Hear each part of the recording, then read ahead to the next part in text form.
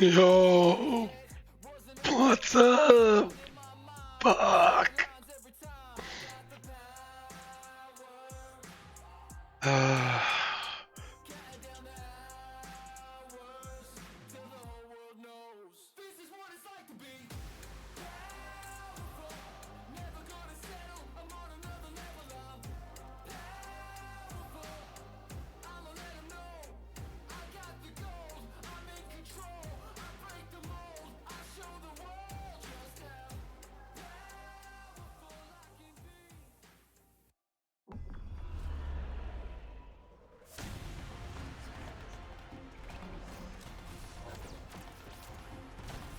Okay, we're almost there. Holy shit, dude. I can't.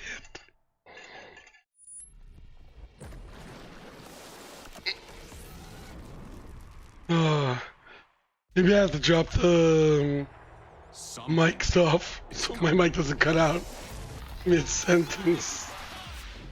It's building. Rising from within. We'll see. It fuels the Today's gonna be a bad stream. battle. I just know it. Odds. The fire within. Let me throw it down to the ground, make 'em turn around. I'ma look at you from the top, howling like a hound. Oh. He's just too strong. It awakens here. It awakens now. It sucks because this is regular, like, MSI gets really fun and interesting. To MSI. The fact that I don't have a voice.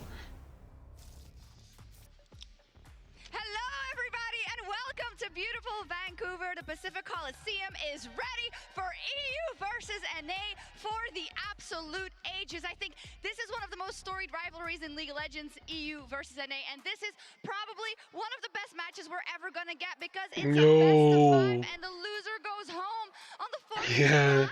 Really? Loser goes home. Welcome to the desk. This is the EU versus NA extravaganza bonanza. Even though some people worked 14 hours yesterday, we've got a full set on the desk and a full set on the cast. This is like Christmas. I'm surprised you're dressed like this and not in all black. There's a funeral about to happen today. You're not dressed like Oh. Really? Bro, this is like Easter for us. You know, it's gonna be so effortless. It's a good time. True. Listen, 4th of July. How did we get here? Does anyone want to summarize how G2 and Fly ended up in this position? Dude, what's crazy is that this first seeds, like the best team from LP on LCK, are on one side of the bracket compared to the second seeds. Seriously. Oh man, Seriously? You want to serious? this is match, dude. CFO went. Yelling LCK teams. I don't know CFO won. That would have been so hype. So, we're going to spice things up a little, right, because of this matchup. Basically, there has been a PowerPoint presentation prepared from the EU representatives for the NA people and the other way around. We're going to start with the ones we have cooked up for you guys, Raz. Okay. Go ahead. Why Let's won't take a you look start? at some of the lies and Explain to slander. us. Raz is gonna Dude, this comps. That series killed me. I just don't believe it at all, by the way. So, Canadian coach equals Canadian win max impact. You guys are trying to make your case that the Canadians will win. I'm kind of with you on the first slide. Estimate higher than Chovy. I mean, this is already looking good. Proof that Canada is better. I like this already. I'm a Canadian. We're both Canadians. Yeah, okay. Yeah, You but- mean Oh, and the rest is Canadian. Actually, okay. Dude, that series was so fun. Yeah? What does that even mean? it's just a hot dog without a bun. Yeah. Who wants that? An inferior hot dog, but your guys are trying to say your hot dogs are better than our hot dogs. I'm sorry. We're calling them hot dogs, so that's already an American point. Caps is greater than Busio. It's not even the right lane, buddy. And then let's go on to the next one. 5 Europeans, but oh, I see what's happening here. 2 Europeans, 2 NA, 1 South Korean. I want to make a very clear point. They left Europe for a reason, for a more competitive region. So, making that point, they got an Oh MVP, yeah, they got a competitiveness. European championship, Yes, they The decided yes to go series for a region. was actually so fun. Thanks to my TED Talk. Dude, There you go. Appreciate okay, that. game 5 was kind of ass. Game 5 was really one-sided, but until game 5, it really felt 50-50. That's crazy. Being good. Like, I never would have thought I would say CFO and T1. Like, even Let's see what playing you got. field is crazy. Genius. Why FlyQuest will fly higher. Oh, fuck me. We have your best. Oh, no! I see you on I would love to argue against this, but it's my greatest fear. I'm just saying, Caps, weather in LA, great. It's beautiful. Oh. Guys, no, we're not doing this. This is my time to talk. You can't just steal our players. Yeah. Game 2 and Game 3 was really one-sided. Which hasn't worked for you so far. Game 4 was close. Game 1, we threw at Otacon. CFO throwing at Otacon. Game 1 is crazy, dude. 2 Canadians. We'll steal more Canadians. We like them. It's the people from the U.S. we're not as convinced about in terms of the 4th of July and Canada Day. Okay, yeah. That's good. It's good power. I think the scriptwriters have put this together so this is double embarrassing. They didn't want to hit just Canada. They didn't want to hit just the U.S. They wanted to hit all of NA with this embarrassing loss. So we had to put this perfectly here. So close to Canada Day on the 4th of July. Look. That's why I'm running out of meds. Oh no, I do have more meds. In the stakes. Fuck me. Sorry, oops. Production did warn us there'd be a pop quiz. We moved on, but there's a pop quiz, I think. No, Shall we do it now?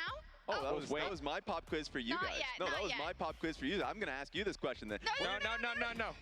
Oh, I made that. That's in mine. You did this for later. No, that's okay. All right.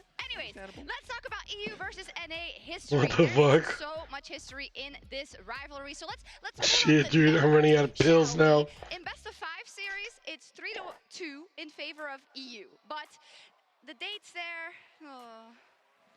It's been a while. it's been Been a while. You can say it. We're all thinking it. We're all thinking EU's it. living in their past glories. Absolutely. You would live there too if you had. Wow, this is tier 1 versus tier 2. It's first and second seed. It's a little bit cheating.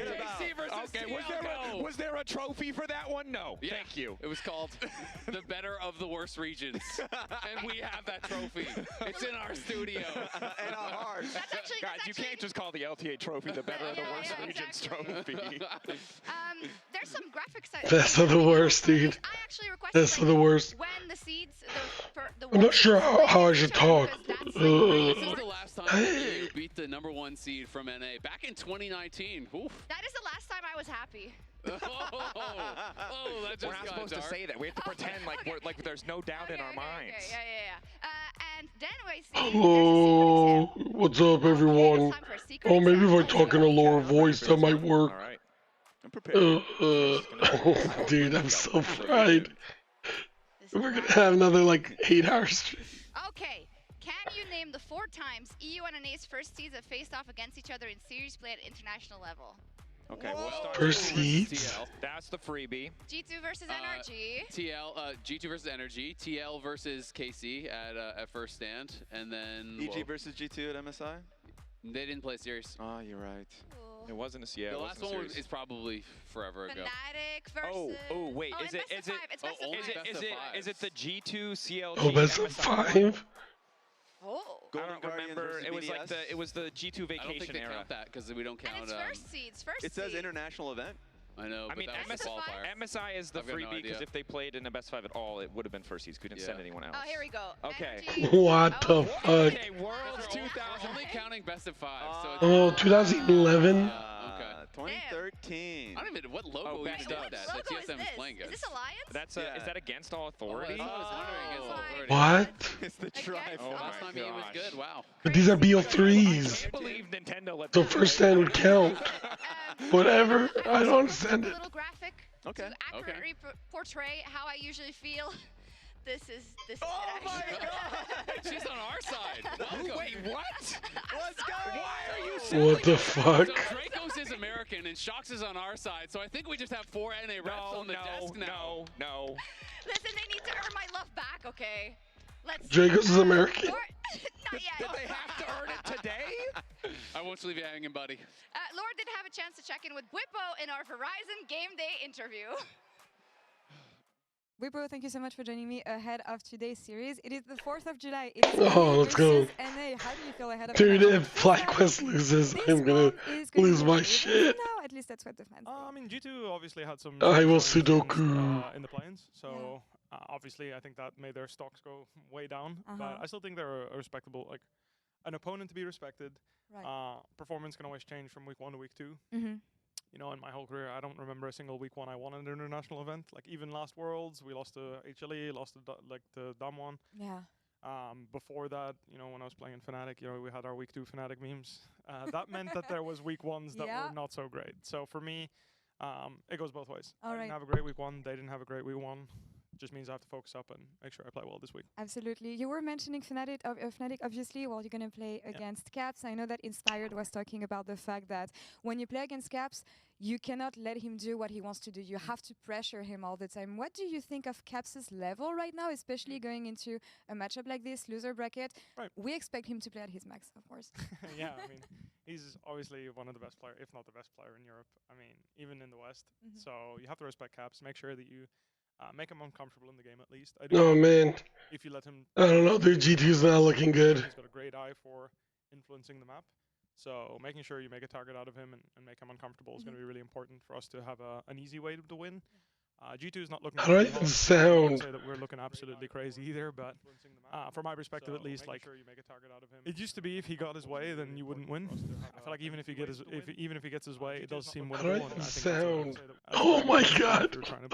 I see. Any take on the top lane matchup, you versus Broken Blade? You like to take risks in lane. Let's call it that way. And Vivi hasn't doing so hot lately. How do you think this one's gonna go? I'm not sure. Like I said, I'm just going to focus on my own game and play my own style. I think that historically, whenever I get in my own head and start worrying about what the other guy's doing, I play worse. So I'm just going to make sure I play my own game well. I play characters that I know I'm good at.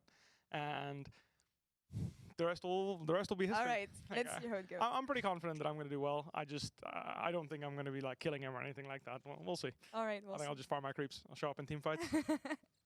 And good things will happen. Thank you so much. Best of luck on this FlyQuest G2 matchup. Shocks, over to you. Thank you for your work, Laura, because he doesn't like to think about it, but you just reminded him. Great. Our secret agent is active. And whose side are you on? What? No, she made Wipo uncomfortable. I know, He's but just a second ago, you're like, it's not a rivalry. They always beat her. They do, okay, until they don't. Let's see how the fans have voted. I thought Raz was the flip-flopper. I thought Raz was the flip-flopper. At mastercard.gg on X. They are calling the vote for G2. Yep. What? Yep. You can see the fan prediction rate has been plummeting, though. Common sense prevails. Because of things like this. Actually, they also predicted MKOI to win, so that's why it went down. Their track record is 67% correct. You can vote every day at mastercard.gg on X to lock your predictions in too. So without further ado, let's get to our predictions here on the desk. I'll start because yes, I'm very self-deprecating, but I still think they're gonna make it 3-1 G2. Oh my god, you and the fans are all delusional. I have it as 3-1 for FlyQuest. You make a case right now. Why do you think that G2 is going to win? Is your prediction my prediction? Is that what you're saying? Oh, I'm saying 3-1. I'll take the time. I'm gonna need this camera. Let's keep it simple. Okay. This is Rasmus Winter. He's the best player to ever do it in the West. And so far, you haven't seen the real demon. Because now, he's angry. He's angry. He's here to mess you up. Eyebrow. Those are terrible eyebrows. But or is he quizzical? Is he asking the question, are you really ready for this? It's not clear, but what matters is he's ready to go. And he's about to tear this. Oh my God. I completely agree. I know what's coming. I mean, G2 is one of the best teams in the world. You know, they're world finalists. They won MSI. They've taken down the likes of, sorry, 1 second. I'm being told that it's no longer 2019. That Masu is the GOAT, that EU has never made it out of the Swiss stage at Worlds, and that NA runs EU. Of course, it's going to be a 3-0 for FlyQuest, baby. Let's go! Let's go! He can't keep doing this Testify! Oh. Just tell him like it is, brother. I'm so excited. What happened to you? What happened to your roots? You're from Portland. You're from America. Why did you have to be the I did what JoJo did. I left for better League of Legends, and I do not regret that. Wake up! Wake up! Wake up! I'm just telling you right now. Oh my God! You guys I just want him to have a wake-up call at some point. Here's your headphones. Do you Wake think up. we're not awake? Do you think we're not awake? Imagine this. Yes. You win MSI, you think, oh, NA never beats us. Then it's like Fnatic loses to NA, but that's Fnatic. And then your first seed loses to NRG and they can never beat NA again. Do you know the world I like live in? this story. What about Mad Lions? What happened there? No.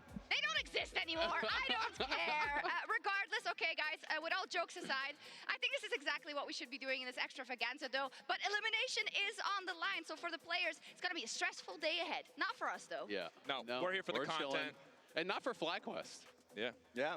Unless we build a time machine, because I am going back to 2019 if I can, brother. I believe we see it in this series. Fair enough. I hope you all enjoyed the craziness that is this pre-show for EU versus NA. For G2 versus FlyQuest, the loser goes home.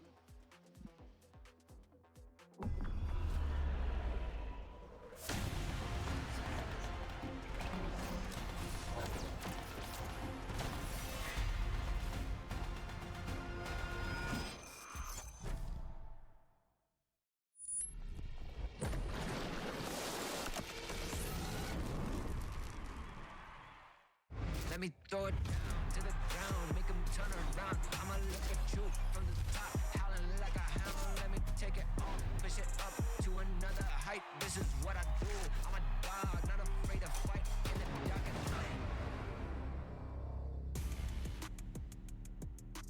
Ladies and gentlemen, welcome back to lovely Vancouver, Canada, here for MSI 2025 in what is now the first elimination match of the main stage of the competition and the latest installment of 15 years of International League of Legends, EU versus NA, FlyQuest versus G2. I'm Captain Flowers, here for the call alongside Kobe and Vedius. Gentlemen, I am ready. So am I, Flowers. Vedius, I feel like we should hug. And, you know, after the analyst desk was getting so violent, you know. We'll be brothers till the end. Exactly. We'll be brothers till the end. Let's have a good, clean game here. Good, clean game. No blood on the rift, you know, everybody. Oh, no, I want loads of blood on the rift. Let's go. We on the desk is going to say civil, though. Hey, let's go, let's go. Thick and fast. Already TF taken off the board. So many questions around what the priority is going to be in this draft. We were talking about the jungle priority especially. How high up is the Maokai? What about the Xinjiao? What about the Vi? Where do these all fall for these two jungles? Emotional shark. Because, you know, G2, What the that fuck they did is win that? versus Gen G. That Yone right there, that was a part of it, along with the Maokai that you mentioned. I'll open the predictions. That, like, long range. These should be good games. So much space and really made their team fight better. So FlyQuest targeting that early on in the bans.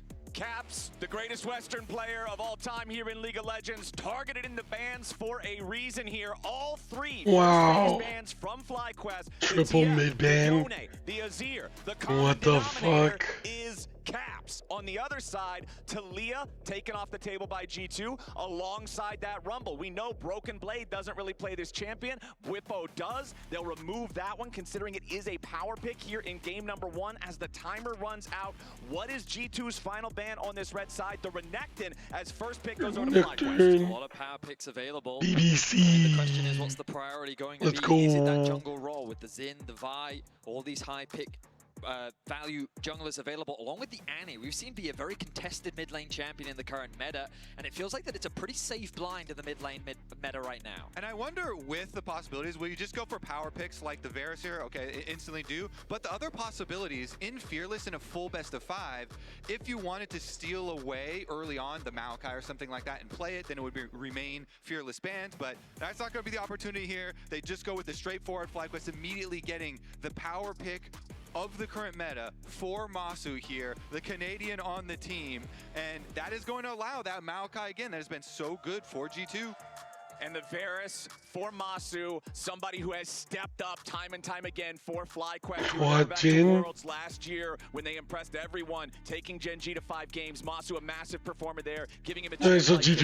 Really good for FlyQuest. But over on the other side, Skewmond on Maokai. G2 is ferocious. About gameplay, yo, let's go. So well around the objectives with it. FlyQuest. To see them lock that in first rotation game 1 as the Rise is the next lock for FlyQuest. The Rise Caps blind is a little surprising, and I just want to give you guys a bit of a throwback.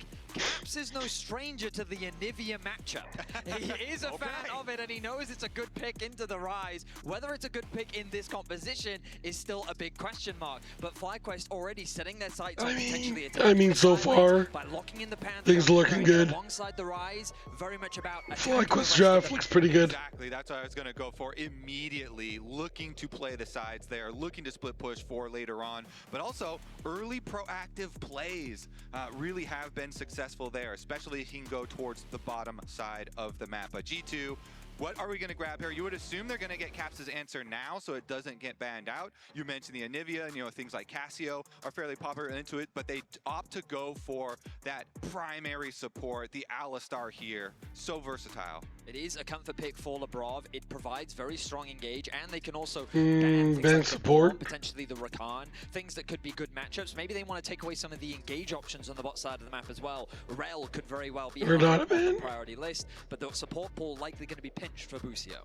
Busio, I would also say, is the second best Alistar in North America. Only Vulcan on C9 I would rate higher. So locking in the Alistar, not just for Labrov, a good denial against Busio too, as Rakan will be the first ban here in the second half from G2, taking away one of those potential big team fight engage options from the side of FlyQuest, who right now, yeah, you have the ability to make picks with a Rune Prison or a Pantheon engage with the Grand Starfall. You have Varus for a pick with Chain of Corruption, but FlyQuest is missing a big go button so far. Exactly, and those two pieces are definitely going to come with either the top lane pick here or that support pick, like Nautilus or something like that could go through for Busio. They could have Whippo just pick his tank for the top side. Everything I take isn't really helping. G2 for some reason wanted to go for top lane Broken Blade at the moment. But I think that would be kind of crazy considering they could just throw down Caps' pick immediately. I mean, things like the Jace is still open. We don't expect that to be a high priority pick for really either of these top laners, but it's always a possibility with the Rumble taken away and the Renekton gone as well. Things like Sion massively raised in value as a second top lane. Exactly. With this Gwen ban here, they are for sure setting up for some sort of tank for Blippo on the top. as a possibility as well. Definitely true. There is that Braum ban to come through from the side of G2, so very much targeting to Where's your voice? good matchups into the Alistar Dude, but I can't give up. To remove some of the AD mid TFO plays tomorrow. Is a long-time favorite for Caps that he's played many times alongside this Maokai. Whether he decides to go for an AD mid is still up for debate. We'll see what direction he decides to go, as we are very much expecting that mid laner to come through now for G2. All right, G2, what will you cook that smile against is a dangerous the Rise? smile. Yeah, Caps laughing about something over there. He looks like he's got something planned. Will we actually see this locked in? I'm not going to believe it till it happens. Casio. No, the Cassiopeia counterpick. So this is big. Not only is this a counterpick traditionally into the Rise, this is the pocket pick against Quad that we see teams ban all the time. G2 is not only picking a good champion for the occasion, but they're alleviating Fearless ban pressure for the rest of the series. Exactly. Get this thing out of there for the whole series afterwards. Now, we're looking at like the Nautilus style, because we are thinking more engage here for Busio on the bottom side of the map, but okay, they're going to go for double poke for a really strong lane here, trying to abuse this Alistar early on. The Karma plus the Varus can be very oppressive. I mean, I like the strategy. Marsu, I think, has been a standout performer on the side of FlyQuest. Why not play more towards his lane with strong poke and an effective diver in the form of Pantheon? FlyQuest is definitely setting up for a side focus type of early game. All right, Whippo, what's it going to be? Is it going to be a Sion or Ornn type of game?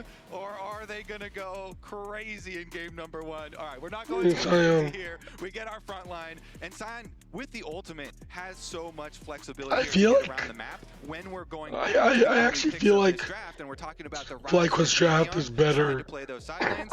Sion here will be a very strong piece. Yeah, and that does mean that FlyQuest is going to need to find the angles for the Sion, for the Pantheon. Again, this is not the guaranteed go button, since the Sion ulti has so much telegraph to it. Oh, wow. On the other side, though, G2, they're going to get their counter pick in the top side. It'll be Broken Blade on the H. No, Caps is really good. So now the drafts are done. The dust is settled. I got to ask but I wonder if this is like a good draft by G2. NA, baby! NA! Cool.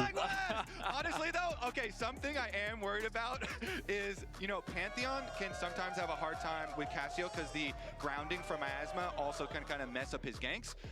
But Inspired is very good about finding some angles. And of course, once he gets to his ultimate, then you get a lot more options for plays. So on paper, the reason why I prefer G2's comp is that I feel that these teams You can just joke need to about fight a boots. lot. I don't I do it all the time. effectively play through the sides, and I think that a lot of responsibility is on Quad and Inspired to make magic happen on these side lanes. And I'm worried that they're just going to get sucked into the team fights, which in a straight up front to back, Cassio Jin with a Maokai Alistair, that is just a very easy front to back style of comp to play. I also really like the Cassiopeia here for G2, not just, again, because of the reasons that I already stated, but when you have Jin, you can feel like a little bit of that DPS is missing for things like the later objective takes. You can feel like let's go. The meatball helper on something like a Scion, it's a little bit tougher. Cassiopeia helps make up for that. Exactly. I don't know who's here, but we got channel point predictions. Like Cassio, If you want to like spend your channel points or predictions, go We've ahead. got the Poke Varus here with the Comet, so is going to be the lethality Varus version versus Jin. Lots of utility down on the bottom side, but we have to expect FlyQuest will be FlyQuest. When you draft something like that, we'll see if Inspire can path down towards the NA, bottom side baby, of the let's play around go. lane 2. Look for the Scuttle Crabs.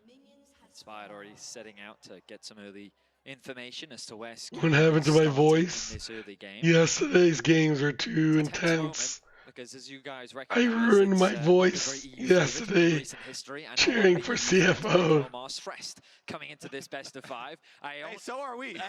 We only have to think back to last year, Team Liquid versus Fnatic. I remember many thinking that Fnatic was favored going into that matchup, and then TL got a very convincing victory. So while we're starting with the graphic though, Vedius, part of the reason why North American fans have a lot of trauma built up is because over the years, it started out with so many EU wins. It certainly did, but in recent history, it definitely feels like that the momentum has shifted towards North America. And what I love about that is it has given birth to the rivalry between the two I don't regions. know. It does feel like that we are fighting. Because it's not the best NA versus the best As EU. the first play of the game, looking for an invade. He is spotted on vision though. Exactly, and it is playing off the draft that they went for. So your setup sucks that we lost, but it is causing LeBron. I don't know. Maybe next time. That you mentioned, they're kind of expecting it and looking for it. And We so have a just match gonna tomorrow. Nothing more. CFO plays tomorrow against Europe, so we'll have to win that one, or else we're out.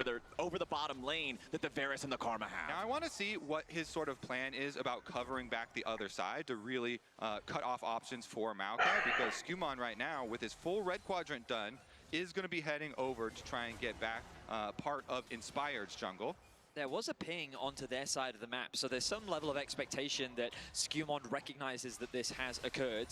Caps going for a nice trade in the mid lane. I thought that the Scion would actually move with his priority top to actually check on the bot side jungle, but he recognizes that this could be quite dangerous. You know, with Broken Play in a position to follow up there, he could end up just But I don't want to do. So the jungle is I don't know, man. I don't want to miss a day. It feels weird to miss a day. There as well. It's like, you know. And Skumon's full red quadrant actually is going to respond a little bit quicker since he just did his. I cannot stream. So his Krugs actually are going to be a little bit. Feels like a waste. I want to watch the games anyways, so. Raptors, so he will have the regular like 4-minute respawn for those, but Krugs will be a little delayed. No ganks yet from either side, though, considering we just have had these trades of the blue buffs, but both junglers are CFO's not taking a break. I can't take a break. Still stuck underneath that tier 1 turret again. The players are grinding hard right now. If I pussy out, then what the fuck's the point? The range in the poke, and it means that FlyQuest have control over the bottom lane. I like Inspired's pathing here. Gotta push yourself to the limit. Towards the top side of the map that he was Whatever it takes, baby. But he decided to just backtrack towards this area of the map. No, dude, that's pussy shit. It's very difficult for Skumon to really contest that, and so instead he's going to be forced up towards the top side as the second respawn of the Raptors comes through. Yeah, he's planned it out really nicely here, so he can just go from that bottom Scuttle Crab over to his second respawn of Raptors we were talking about for the 4 minutes, and Skumon as well reacting accordingly and going for that top one as you mentioned. It's very interesting. The CFO players are still working hard. If I don't work hard, then what's the point? As we see the lane swap coming back out here and Masu heading up. But Inspired actually gave an interview in LCS Profiles all the way back in April with a lot of respect for Skumon, and at that time he did consider him and Skumon, you know, the kind of the best junglers in EU and NA, and so definitely. Why would I need to use an animated avatar? I can animate. What the fuck? Reset onto the map through mid lane. They wanted to wait and see where Masu and Busio appeared on the map. They saw them top, and so they transitioned from mid into top to be able to match. So the swap won't come through, and Broken Blade will continue to play into the Bwipo matchup. Nice spacing there from Quad in mid lane on that rotation of spells. Didn't get hit by anything that Caps could fire back, and still got some good chunks as both mid laners are still dead even on farm. Top lane is an advantage for Mr. Cannon. The wave is crashing into the turret, so should be a little bit of catch-up opportunity there for Bwipo, as Masu and Busio also crashing a large wave into the turret that should alleviate some of this CS lead that Masu and Busio have built up over Hans and Labrov for now. Nobody looking at the Drake super early here, but you can see that G2 do have a control ward down in that pit, so not probably going to be a bunch of focus there, especially considering it's Mountain. That Drake does take a lot longer to get than some of the other ones, and both of our top laners now set up here in the bottom side as Bwipo hits level 6. Do want to keep an eye on this guy, where he decides to go with those ultis. We know that Bwipo likes to get involved in the fights whenever he can. Certainly does. I really like the respect that Quad is showing there, knowing that Broken Blade was missing on the map, positioning nicely in the lane to avoid any potential collapse from the bot side, and playing through. This Jhin is having a hard time to just clear through their respective jungles and continue to ramp up, getting closer to that level 6 mark, which is where I expect Inspired to start making magic happen on the map. Okay, so you can see on the scoreboard right now, Quad just used his ulti for tempo to get back to lane slightly faster. That tells me that FlyQuest is not expecting any sort of big neutral objective play to happen yet, where they would need the Realm Warp. Yeah, and they actually used that tempo to go for this ward right there in the brush. Wait, does that mean my predictions are fucked? They had multiple pings to go for that timing on pushing mid wave that quickly, and that vision is going to see Skumon move over, so not too much as of yet, but it's a little bit of a roam timer there for Busio. Okay, Inspired walks through mid, heads back up towards that top side river. You see the push in favor of FlyQuest in the top lane there for Bwipo's Scion. Considering there's push in mid and top, Inspired should have no problem securing this next Scuttle Crab. There's still 60 seconds until the Void Grubs spawn, however, so it's not like this is going to lead into an immediate neutral objective take. And when you look at the cooldown on Quad's Realm Warp, right around the time the Grubs spawn, it should be a little bit after that the Realm Warp comes back up, but it will mostly line up if FlyQuest wants to try to make a play around those. What do you mean? Darkness there that it's NA. Labrov could have considered flashing. NA. But FlyQuest NA versus EU, baby. Right now, it's allowed Let's to get a go. small advantage, but credit to G2, they're matching it with a good amount of time in response well. Yeah, and a lot of these both side lane CS advantages for FlyQuest are because of the bottom lane, you know, Varus and Karma pushing in first, so then they get the early moves, so they're the ones constantly dictating, and so they're swapping over first, so they get these CS leads for both their Varus as well as for Bwipo getting a little benefit for himself too. So nicely utilized as far as the double range bottom lane there and the poke that we were kind of expecting to come through. And now they rotate him on up into the mid lane. No, dude, what are you talking about?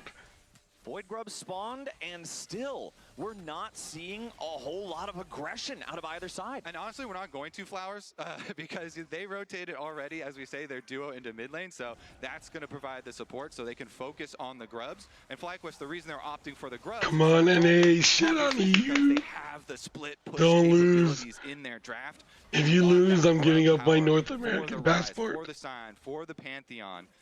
To be able to really put some pressure on the map. And G2, the appropriate response, they will take their dragon.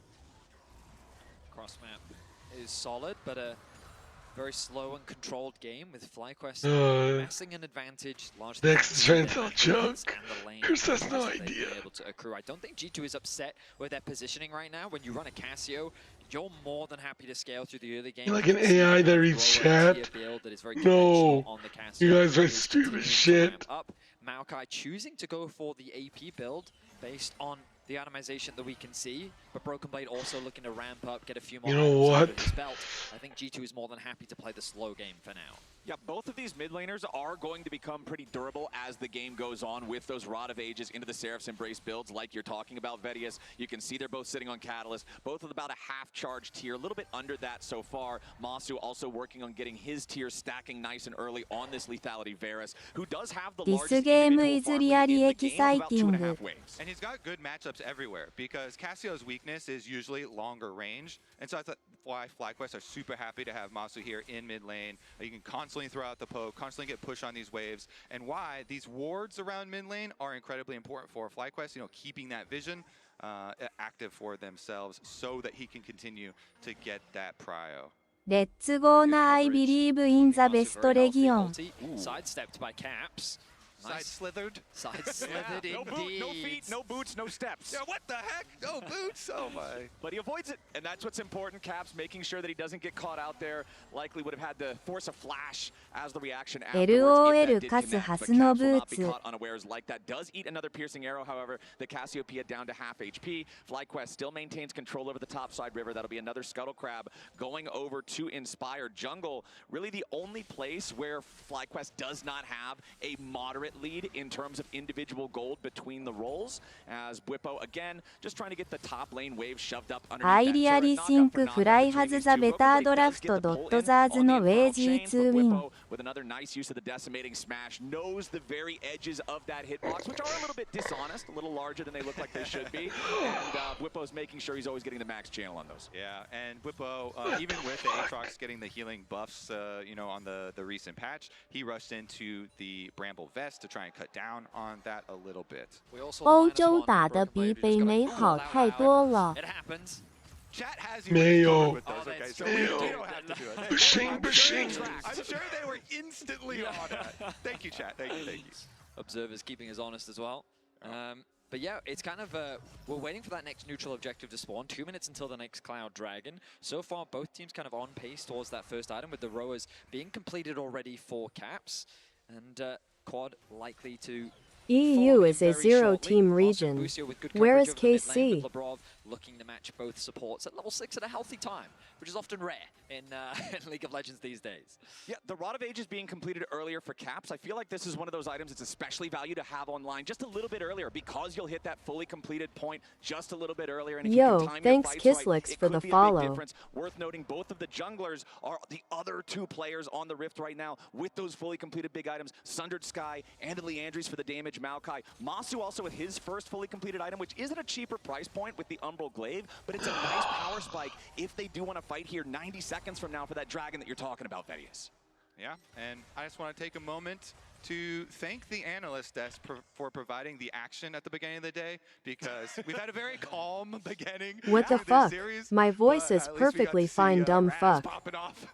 And, I like to think that for both sides, like there's a lot on the line, right? You're representing the regions, and so game one you take very tense. I believe that as the series continues, the action will definitely start to ramp up. They've just got to get the nerves out of the way. They've got to get comfortable on stage. Ooh, the ulti. Yeah, Inspire's ready to come in, but a beautiful ulti coming out from Caps right into the miasma to follow to guarantee that Inspired cannot use the stun. Oh, holy shit. Nice play, Caps. Expertly navigating the situation to make sure that he doesn't drop there. Nicely played. Yeah, I think it is good from both sides. It was a good call for FlyQuest to try and utilize this Pantheon ult now and go for the play, but also a very good response from Caps. And so it does result in his flash being exchanged, which is going to be a super long cooldown. And the dragon is coming up very shortly. So the Cassio is going to have to be very cognizant of positioning if they actually decide to go great. Oh my god, it's getting worse. the table. My voice is getting worse. This is just a nice trade from Quad. The ultimate Pantheon. Not a huge amount to break down here, just the timing was very nice from the Cassio. And of course, the stun duration, just that little bit lower, allowing for Caps to then flash away to safety. And he did need to flash, otherwise the potential fall. Dude, my voice is getting worse. Yep, also I can't, man, I can't. Because of the fact that the dragon is spawning right now, you can see there's still about half of that timer on the ultimate for Caps, alongside that super long flash cooldown you guys are already talking about. So if G2 want to fight Masu, though, nice flash in response. LeBron wanted to go for the flash pulverize, didn't get the headbutt backwards, but it doesn't work out. Now Lucio sees Broken Blade coming in for the flank, but he roots him up defensively. Oh shit, run, bitch, run. Mantra Q hits Broken Blade and LeBron. Broken Blade here on the very front line. Decimate's not going to find him. Caps and LeBron Quad. Is Quad okay? Oh my god, dude. Please don't get fucked. Oh. Whippo. Oh, Quad. Oh. Holy shit. Oh my god. Dude, I haven't left my house in forever. I wish there's baddies. But G2 is right there, Vedius, and so they blast him down, and they're going to be able to take this dragon, unless Masu can snipe it. Let's see, doesn't look like there's any chance of it. Not gonna happen. I said as soon as we saw it in the draft, G2 Mountain, they play so well around but they have Jin. and river fights with this champion. And here's Bastion told me Jin is a bad champion. Broken Blade pretty much missed every single one of his objective skills, rather, but then the ultimate comes through and it forces FlyQuest to split up. Busio Inspired have to take the long way around. Bwipo is left isolated on the front line, and so G2 throw everything they can into the tank. They're able to take him down, and then FlyQuest realize that they don't really have many tools to continue following up in the fight. Yeah, you could tell what the call was for them to go try and go for Cassio, but they exposed themselves on such a wide area on that What the fuck? Umbroglaive? Why does Mouse have Umbroglaive? Angle there from Skewmont. And you can see here, both these junglers are big performers for their teams. Kill percentage, they're responsible for a lot of the action that happens here. Tier 1 games played, though, large difference. Inspired being around a lot longer than Skewmont is now. Looks like Caps has found plenty of damage into Bwipo as the Scion has to try to escape this Cassiopeia. Decimating smash. Oh, Caps! Bwipo! I'm so sorry. So sorry I called you shit. You are so good. Overextends. He goes underneath the no Marcy, no Nico. Yeah, no win. Beautiful. Ooh, A great G2. punish onto the mid laner of G2. Let's go, FlyQuest. Yeah, he has so much armor on him, and Caps is like, great, I can eat him up. Poison Fang, Poison Fang, Poison Fang. With the stacking, just a little bit too far there, but he's right into tower range. Bushing. Oh, Masu.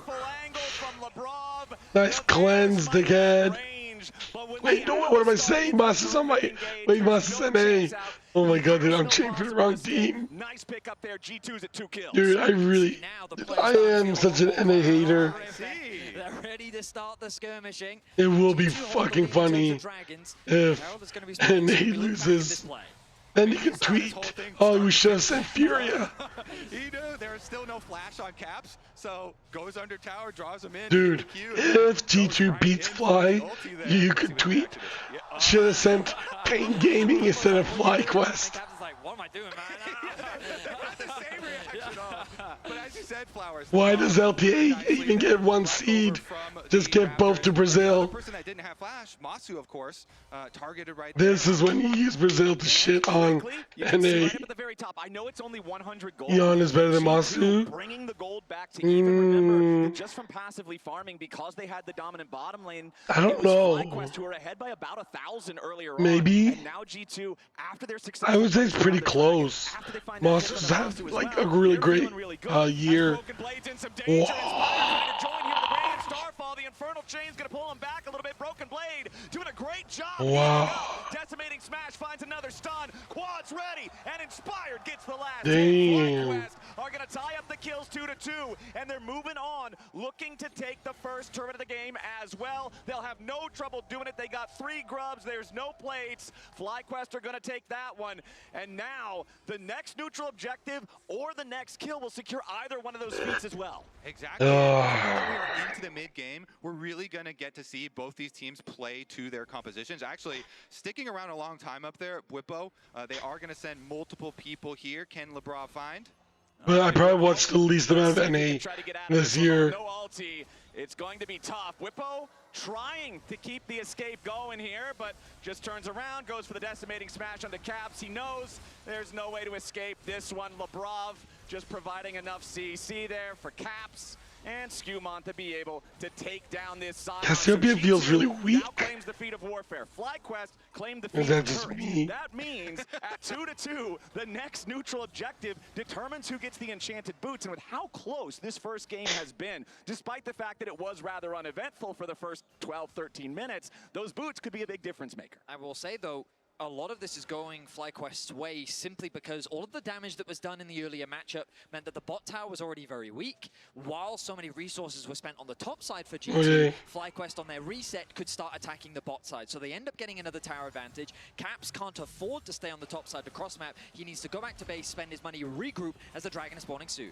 Lebrov doing a good job here, counter-engaging onto Busio as Skumond is coming down. Maybe I'm wrong. Follow-up CC. FlyQuest also going to commit a teleport. Caps, let's see if you can prove me wrong. Under 10 seconds. Busio staying pretty healthy here. I do believe that was a McHale's that he used to get himself out of the CC, make sure he was able to escape before Skumond showed up and provided follow-up lockdown. Quad making his way back out from the base, ready to join up with the rest of the team. The Rift Herald is going to be summoned up mid by FlyQuest, but G2 have already made their way onto the Dragon. Whippo's going in. Looks like FlyQuest wants to take some sort of fight here, but the Drake is already going to be claimed by Skumond. Broken Blade taking what the fuck was that? Oh, Capsu! Oh my god, Jin does 0 damage. What the fuck? G2 and FlyQuest both hurt, both leaving, but G2 got Dude, the big win. no way. G2 is on soul point, and they've earned themselves the boots as well. Right now, FlyQuest kind of harrying them on the outside too, but it's so dangerous. Wait, Masu? Masu's at 50 HP. Broken Blade's going over the wall. Masu gets a shield there from Busio. They all try to escape, and now Broken Blade's going to take a bunch of damage, locked up into the Rune Prison. A little bit more damage would have done it, but FlyQuest don't have it. What is going on right now? Everyone is just so low, but no one is falling. FlyQuest got 2 towers in mid lane at the very start of the fight. Remember that the Herald was used to engage the fight. So with that out of the way, it then went back to mid lane, started sieging onto the towers. And while the scrap was happening in the river, FlyQuest his greatest talent, Masu. securing another tower in mid. After that, FlyQuest walk away with the 1.5k gold. Busio too. With a fast and furious engage with Rift Herald plus Cyan Ultimate as the engage for FlyQuest, and they go into the pit. In the end, though, like you mentioned, because G2 are able to get that Dragon, it really does play into their strength. They're the one with the Casio with a very strong front line. They want to be able to draw FlyQuest to them for the Dragon Soul fight so that FlyQuest can't utilize all of their globals as effectively. I will say that no, I mean, they got pretty good. Yeah, towers mid. It was pretty good. I don't even think it was that bad for FlyQuest. So there's still a lot of things that G2 need to reclaim. There's only one the neutrals, but the reality is that Dragon. doing a really it's not even good Soul. job of punishing the decisions of G2. Still winnable. Getting other things elsewhere Still on the map winnable. good map control overall. And I want to see FlyQuest here in the next few minutes really utilize this Pantheon ult being up. It puts a lot of pressure on the decisions for G2 because FlyQuest will push on the side lanes. And I get it. As long as Inspired stays out of it, they always bring up that, oh god, Swiss.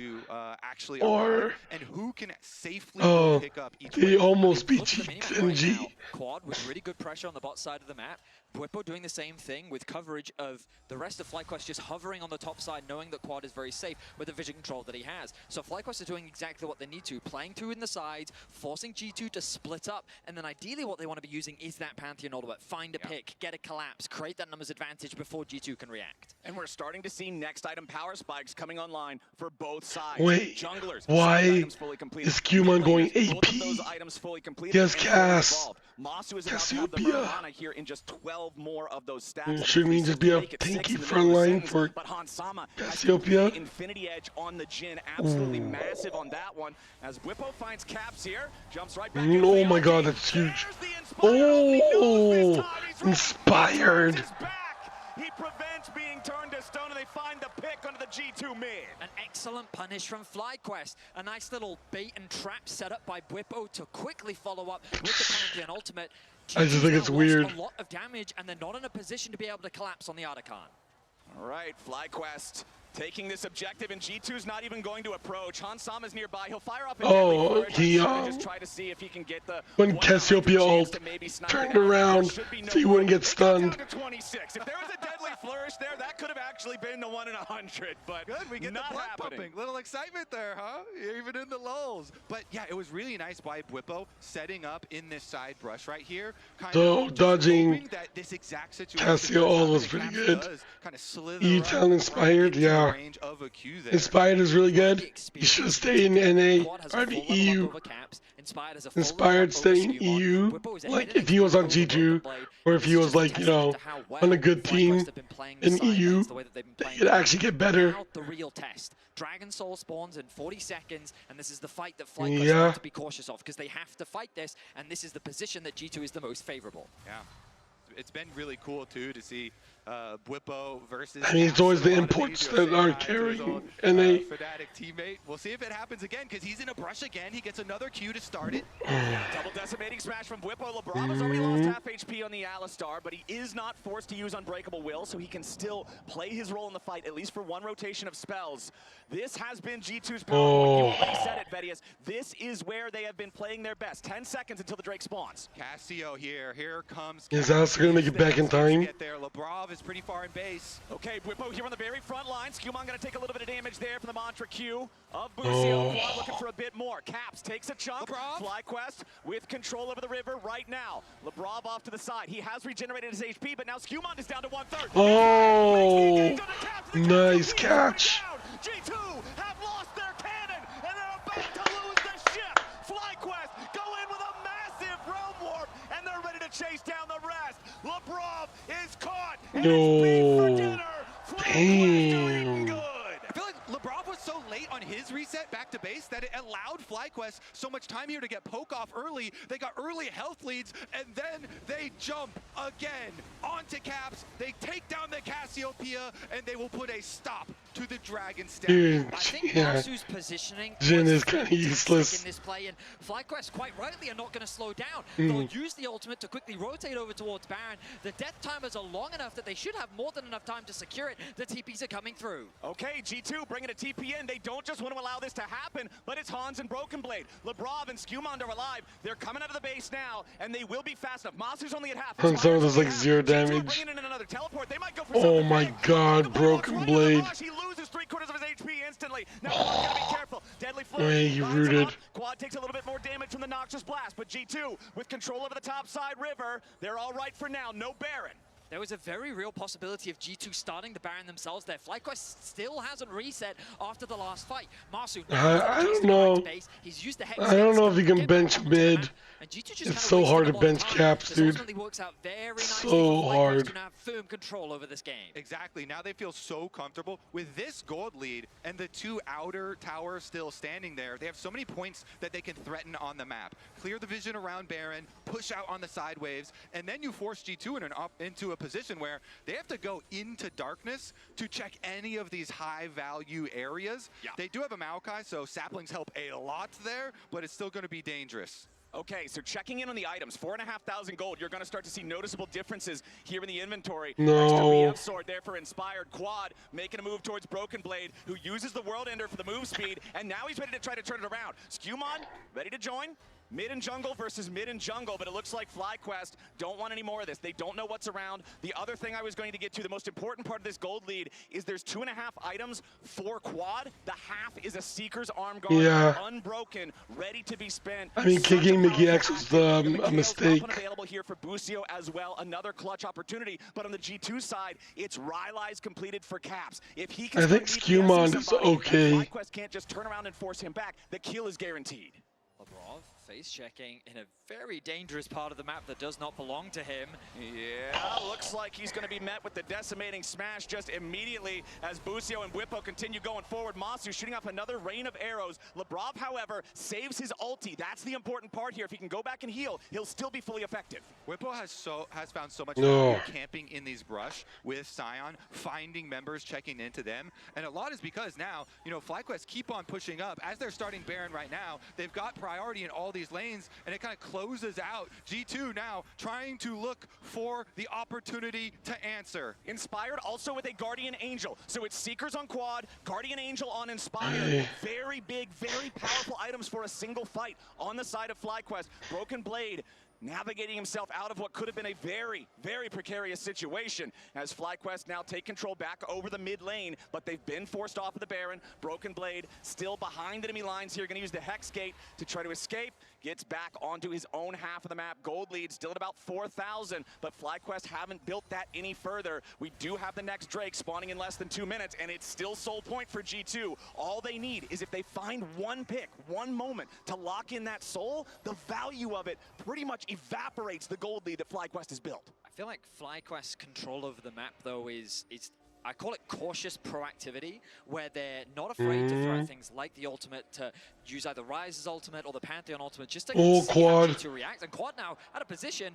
Yeah, Quad is in some serious danger. LeBron ready to set it up and catch the Ryze immediately into the petrifying gaze. Quad using his arm guard for a whole lot of nothing. It's a kill plus a wasted active as FlyQuest had nobody around in time to try to back him up. I don't know why LeBron flashed. I mean, he flashed a W knockback. As Busio and Masu try to pelt them with skill shots on their approach. Whippo and Inspired making their way up, but keep your eyes on Broken Blade. He's coming out from the side, but Inspired's ready to intercept him. Busio trying to get away. He's caught in the nature's grasp. Broken Blade's low, but it does not matter. He's Aatrox. He's gonna heal right. Back up. Caps low, but not in that much danger. Seraph's giving him the shield. Oh my god, they're taking so much damage for Baron. And Inspired trying to help. Wait, why are they doing Baron? Okay, come on, Inspired. Look at, oh my god, Master, stop missing your Q. Inspired tries to go in, but the Miasma's already ready to try to take care of him. Inspired throwing up the shield. Wait. Oh, Baron. Oh, we got it. Baron. What the fuck was that? Broken Blade wants to get away. Inspired back to life for the Guardian Angel. Yo, let's go. What the fuck?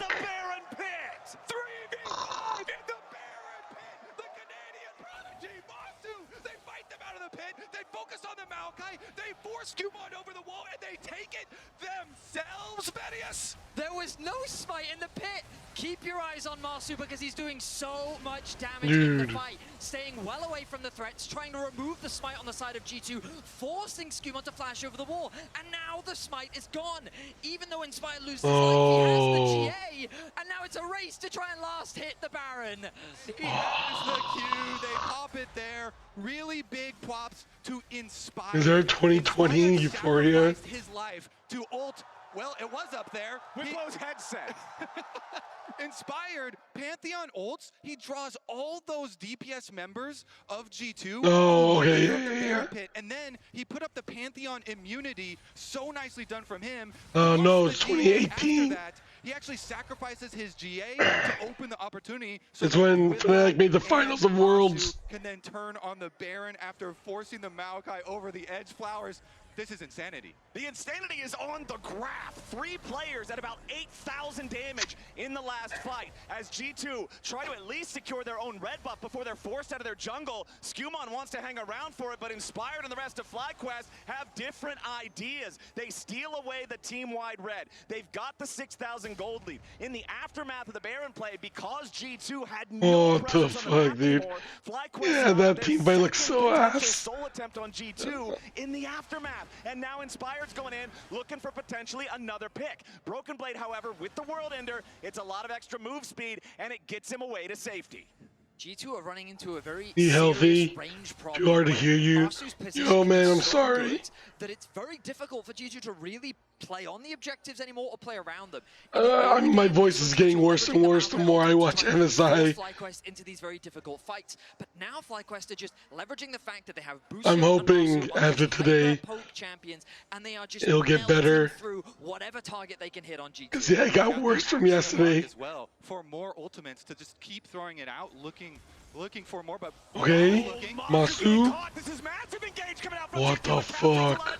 Before Masu dies, Whippo's made his way onto the G2 mid laner. LeBron and Jin. Oh my god, 0 damage, Jin. KDA Jin, dude, this is a KDA Jin.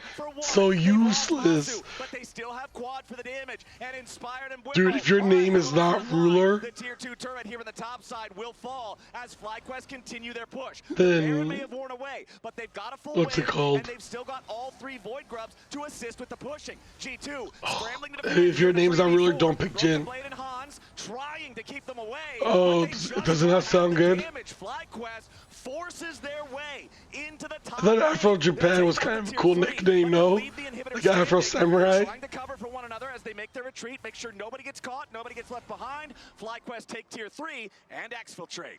Whippo is just so damn okay. To me, it sounded cool. Notice that even though they ended up losing Masu, it really doesn't matter. Quad is still free hitting onto multiple members. Dude, the CFO series ruined me. I kept screaming and yelling like, oh my god. Doggo, Penta, Driver, Rest, Honky, Jinja, Kaiwing. Dude, I was getting so excited. That train has had such an impact in this game. You know, his brush camps. It completely ruined me, dude. I could not stop screaming and yelling. The original one, but he is really the crux of the team fight. And now, as we move forward, people are still going to keep thinking about that Baron Vedius. He doesn't stream that much. Let me link his Twitter. Inspired, Whippo, and Masu, all so much credit there because on the stage when all this pressure is on, they were so focused. Yeah, Veshin, he's really good. He does the casting for LCP. You should definitely check him out. It was on Summoning Insight. From here, though, even with this large gold lead, it does feel very comfortable for FlyQuest, but G2 did have a comeback opportunity previously. And I like how you mentioned the large gold lead, because that gold lead, about 6,500. 4,000 is Inspired on the Pantheon. Absolute monster. Death's Dance now completed alongside that Guardian Angel. This makes him so hard to kill. There are 35 seconds on the clock until that next Drake spawns. She is someone who's never played LOL for the co-cast. Goes for the soul. That's going to be a massive turnaround point. This time around, FlyQuest. Yo, where's Moon and Star? Actually, Star plays a lot. The Baron is not going to spawn until a 20-second. Star plays a lot of League. So there's no chance for G2 to try to sneak. Yeah, where's Toko? Toko hasn't played League in forever. Maintain control over this river, but it looks like the response from G2. Send Caps top, try to see if you can grab a turret, but Inspired seems wise to it. Yeah, he's wise, all right. Immediately finds some good damage there on the Caps. Just chunks the Cassiopeia to half effortlessly. Yeah, I didn't know what the fuck was happening, dude. In retaliation, you gotta play the games or else you don't understand. Unless it was like a FPS game, like a shooting game. It's easy. What the fuck? Okay. Inspired, looking to put the pressure on, throws up the shield. 0 damage. Doesn't have to spend it. Jin ran away. Where's Jin going, Hansama? Oh my god. So useless. Oh my god, Scumon's so squishy. Scumon barely staying alive. The curtain call is open, but the show does not go on. FlyQuest continuing to retreat. Broken Blade. Sorry, you need to get on and cast these games. FlyQuest don't lose anybody. G2 don't lose anybody, but it's still FlyQuest with control over the dragon. Yeah, they're resetting. Inspired's coming right back out now, so they should be able to get this dragon as well. Not open it up for a possible. What the fuck it is there X? Why is there Stair X on Scion?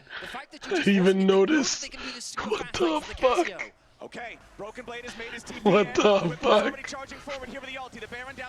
Is it even good? Remember, Inspired still has the Guardian Angel. Whippo here in the front. Nice punt away coming out from LeBron. G2 still going in, looking to take the Baron. It's secured by Scumon. Okay. G2's gonna try to fight their way out now as Scumon is locked up in the room prison. Yeah, just let him die. Sam down. LeBron has the unbreakable will, but FlyQuest will break him. Hey, fries in the bag.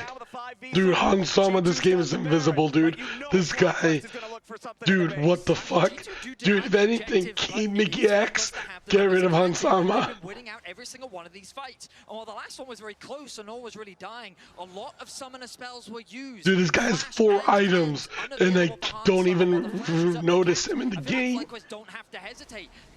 Nope, they won't. As soon as you say it, Betty, Caps is already under the Okay, come on, Hansama. Caps is dying. Oh, you're running away again. Nice. Oh, good ult. Yeah, they're all full health. He'll try to clear the wave a little bit with it, but Inspired Oh, you're running. Run more. Oh, save your KDA, Hansama. Save your KDA. Exactly. Let's go, FlyQuest. Insane performance from Inspired, the MVP of the league, the MVP of the finals in North America. What a beast. He got such a big gold lead and invested it into the Guardian Angel. EU is trash, dude. Masu was the standout for me. Well, I ever G2 my pick'ems. Yeah, I did too. But there was this one dragon fight where he was just in the face of Caps and he was just non-stop. I think you had an extra EU player there, Odor. That's okay. I know you can't count. Broken Blaze wash, yeah. He kind of sucks. Masu from Inspired. Everybody on FlyQuest coming together in this first game to secure the win. And now we're going to send it over to Lore and the analyst desk to break that one down. Quick reactions on this game. We're gonna talk about the Baron still. How did you react to this one? It was a tough game, honestly.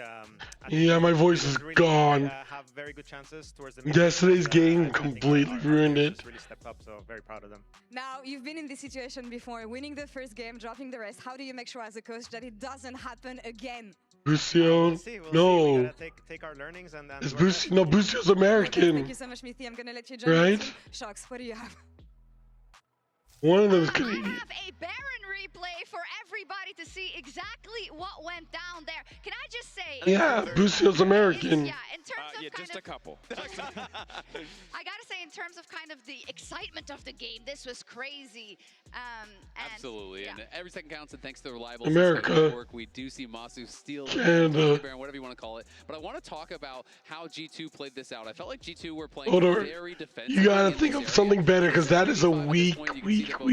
As well as Busio are dead. Busio, really feel like even if you have to give up your life to keep the FlyQuest members away, they should have postured more aggressively. We can actually start to roll the clip, and you'll notice G2 are all. But that's not how America works. America is different. If you are born in America, you are American. That's why America. Everyone can be. Anyone can be American. Anyone can be American. Well, the rest of the team is kind of. It's a different country. Still had ult. So in my mind, the mistake really was that. So you're saying if someone is Asian, they can't be American? You fucking dumbass. Oh my god. As a result, Skewmon is stuck over the wall. He had to flash to the pit. America is different. America is different. The whole point of America is that anyone can be American. That's like the fundamental philosophy of America. The entire game, they didn't give it up, and even if your parents are Scottish and they give birth to you in America, you are American. These important moments, no such thing as American made up, then nobody's American. What the fuck is your point then? I don't know if they can fix it today. Like, dude, that's the stupidest shit I've ever heard, Odor.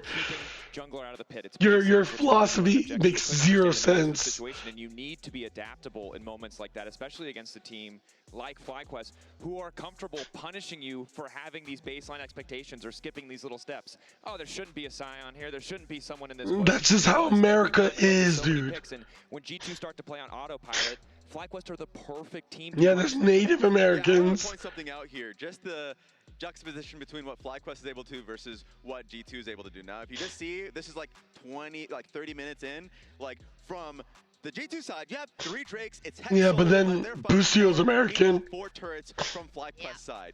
They're able. Dude, you can't just be like, oh, your parents aren't American. Dude, that's so stupid, man. Then how do you become American? I think G2 didn't necessarily play around that. The best top laner is what, in MSI? In MSI, or are you talking about in this game? Such an impact in this game, Dracos. Yeah, he absolutely did. And this is the thing. This one, overall, this was personal. I think any other nameplate, and I think that takes it down a notch. Because what are you doing? Is it cheating to say King? Ultimately, this is what starts it, though. And for the rest of the game, he's hiding in a Flange has been pretty good, too. Nightmare, Boss, Scion. But it's also G2 continuously falling into these traps. And while a lot of these things, stock standard, good map play, so many of them... Dude, it's the 4th of July. Yeah, it's insane because, these are the ones that worked. There are a lot that he was trying for, just seeing if anyone's walking into him in position. This drag... Dude, I don't want to hear shit about America. Okay, I get it now. Oh, my pick'ems are fucked too.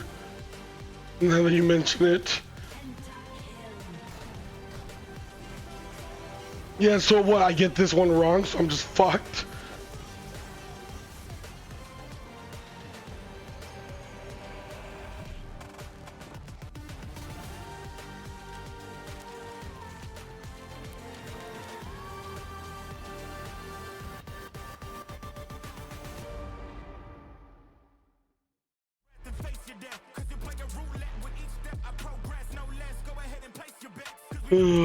Fuck you, Odor. Yeah, let's go, dude.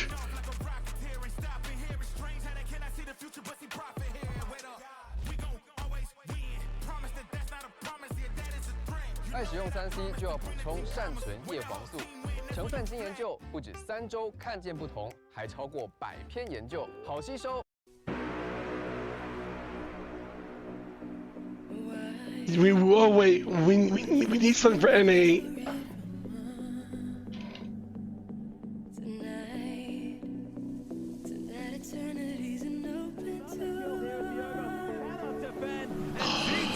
On the precipice, finishing touches on the Nexus and pushing himself into the top 8.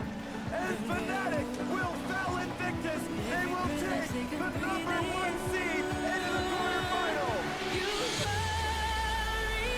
Oh, this game. This is going down, and ladies and gentlemen, this is going all the way. Rise top. Oh my god. Oh.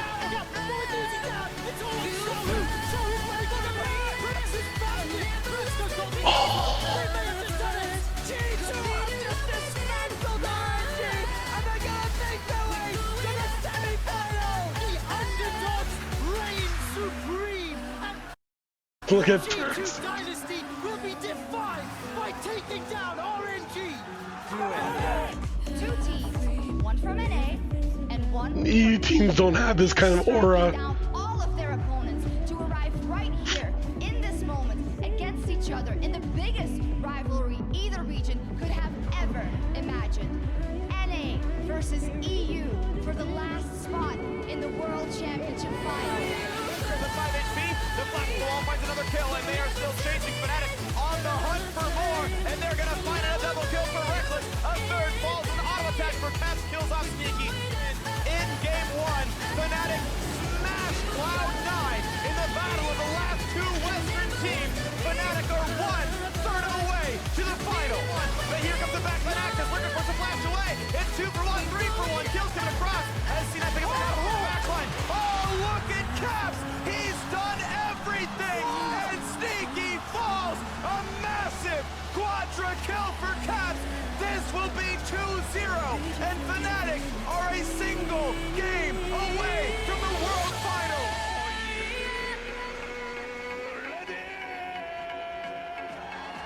Aura, man. Holy shit.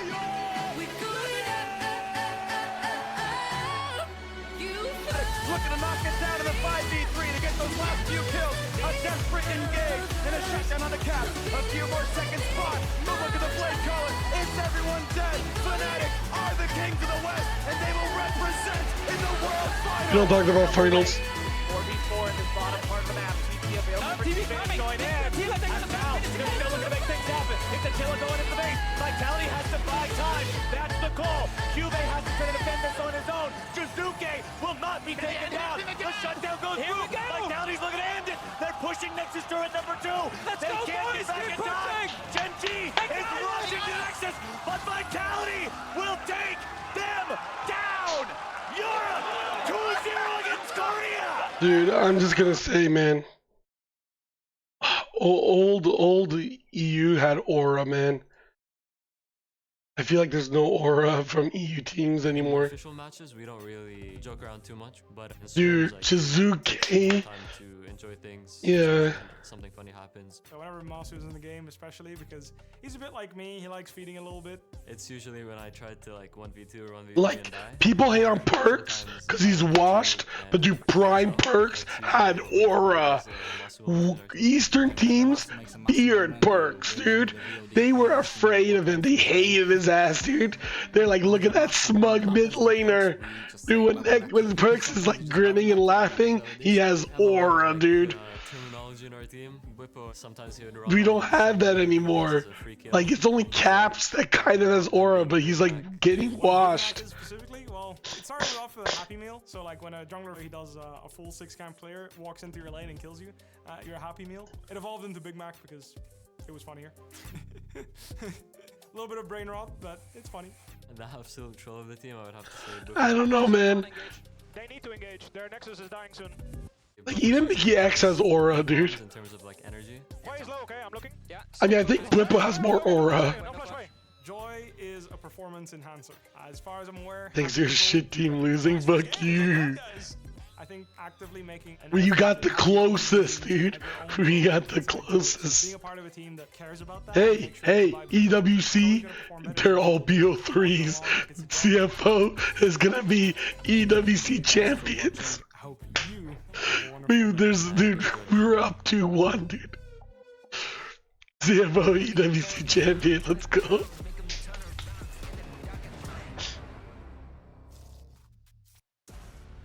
Well, first we have to be MCoy tomorrow. To MSI 2020. I didn't run ads. We just got done with game I gotta run ads. I gotta run ads. Main stage elimination best of Oh, here between dude. FlyQuest and G2. It stayed very If we play like last night, if we fix Game 5 draft, like, I think we can win, dude. I think CFO, that'd be our weakness. Is like, dude, it wasn't even a champion pool issue. We had the champion pool. We just kind of fucked up. The fact that they were going to be forced into these neutral objective fights, I didn't think it was the best position for them. BO5s are hard, man. Well, they had good map control, But it's okay. and the patience that they displayed, specifically from Masu, the poke damage he was getting down was sticking, and it was lethal. And I really think it set up FlyQuest for success. Yeah, we have to be sure to use Masu moments and Big Macs one anyway, in the so. next game. Okay. G2's going to need some button luckies, boys. He flashed for the XP! And they're going to have to bounce back here at No, he game doesn't. 2. So tell me, No, how no, do he you want got to it, see them didn't he? do that, Fedius? As the EU representative here at the desk, what is the magic for G2 to even this series up? Well, I kind of like the draft. That was so wild, dude. Maokai is our default, so with that out the window, we're going to have to change things up to get a little bit more aggressive. Okay. When I think about Skumon, he is someone that can be that carry player. He is kind of like, I mean, he follows a very similar trajectory to what EU Inspired did when he started in EU. When you give him the tools to be a monster, he can be that guy. So I want to see him more on the Xin Zhao. Yeah, damn, dude. And kind of get G2 off to a good start. If I was to take your perspective as well, I don't know how you feel about this. What but the if they fuck? got Caps onto, Dude, rest is a game, Chad. champion, you know, like the Annie or something like that, so he can also be one to start out fights and be an initiator. Might be a better look than the Cassio was last time around. Don't worry, don't worry. Sides are flip-flop this time, but MCoy's not as good as T1. CFO, I believe, dude. I still believe in CFO. Is taken by G2, who removed the Yone themselves on blue side, which shows me they don't want to first Would blame you and you for the rest of the time. plays it, Broken Blade, not so attuned Dude, spam. I don't like quitting. I don't like giving up. So yeah, the stream sucks. I will agree, my stream sucks. It's annoying, but I don't want to quit.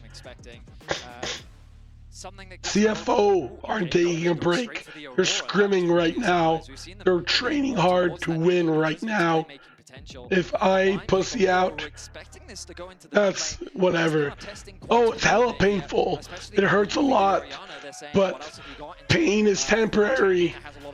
Pride is forever. And then we're thinking about the AD jungles that pair well as with I don't give a fuck. I'm gonna try my best to get through these games. That are still up. And oftentimes, if you pick the Vi, yeah, people like playing the Wukong with the clone into the Vi. So we'll see if any plus. Stream sucks, but I don't feel anything. Oh, I have a bunch. Very potent. They want to snatch that early. So it's lemon, but works out. I have like pills. Have a problem, but we do see the Senna immediately locked. Yeah. Second pick of the draft for FlyQuest. I got Japanese. Oh shit. I got Japanese pills. You know what? There's early enough that there's still plenty of AD jungles to go through, and they don't have to jump on. Yeah, I got some Taiwanese like packets. So I'm just like, limited champion, and you have to kind of like play tricks to I don't know. angles on your opponents. If Senna gets all the range that she wants, she's never going to be in range of those tricks anyway. So I feel like that's got to be at least part of the thought process here for the side of FlyQuest as G2. We haven't used stream in a week. They're happy to take the Vi here. I mean, like, I'm gonna watch these games anyways. You know, especially when you're playing against the Auroras, if especially they get some side lane priority, you have What the fuck is any Senna? of them, so they can't get towards. That's some pussy-o shit, dude. So here, I am still expecting the Wukong for FlyQuest here, because a lot of people do like playing it with the Annie as well as into a Vi, but they have been cooking. I think it's putting a bit of pressure on FlyQuest. I have a bit about predictions. If they want that support pool pinched, or if they want to lock in the jungle, because either way, one of those two roles is going to get. Would fasting Senna be better than AD carry Senna? Like the Tom Kench specifically, Tom Kench with the Senna into Vi, very well known response just because of the single target protection that the Tom Kench does provide. On top of that, like they could consider removing the Nautilus as well, another very common and effective pairing that goes alongside the Senna, especially given that G2 are very avid Senna players themselves, so they're very familiar with some of the best support pairings, and I expect that to be targeted in the next phase. Yeah. I imagine they can look to try and attack the AD carry pool a little bit. Maybe they would consider removing the Draven. It's something that we haven't seen recently from Hans Summer, but it is something that he is willing to bring out into these slow AD carries. Also, Born. the here for the side of G2, considering the fact that that typical counterpick of the Alistar is removed by the Fearless system itself. You're going to feel better about just being able to lock that one in blind. Considering Senna does not have any flashy movement abilities, she can just turn invisible, right? Annie, yeah, she can haste herself with the shield, but again, no dashes. I don't know. Easy for Rel to try to find big engages on these I guys. don't know if I would want on top for either team. With that Senna, similar to the Tom Kench like you're talking about, obviously doesn't have the same protective capability, but a big engage mechanism. That one's removed by G2. I think Kai'Sa might be a really good ban from FlyQuest right now. You can say what you want about Hans Summer's Kai'Sa, but I think that it just pairs really nicely with the Rel plus Vi combo. A very effective backline access, really good dive, and looks like FlyQuest are going to align with me. I'm expecting Tom Kench to be the last ban coming through from G2. It's just such a good pairing with the Senna, and it's so good into the Vi. It just makes the most sense to me.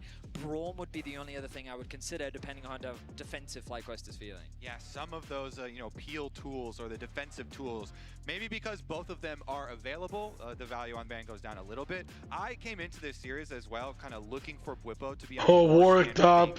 Oh god, no. You know, he was doing G2, don't do it to me. And they were not working out, and so things like the Scion and the Renekton I think are really high priority for him and for FlyQuest, and so that's why I do also respect this Renekton ban that they throw at him again, even though it does leave open a lot of options. Ooh, Poppy support would be so good. And the option they're going to go with is the Bard. Ooh, some more roaming, some more side lane stuff here. Yeah. Bard? Normally, when I think about Bard, it's into champions that have low mobility that you can either use as an engage What the fuck? or you can set up for picks on. Leaving Senna isolated, I think, is okay, especially with how much swapping we're seeing in the early game in particular. Senna's quite happy to move around the map, and I expect Bwipo, kind of, what is their composition missing right now? I guess a little bit more engage. I mean, they have the Wukong plus Annie follow-up plus a Bard. Hey, They do have a lot of Kasante. flexibility in terms of their engage, so I guess Bwipo could do whatever he wants.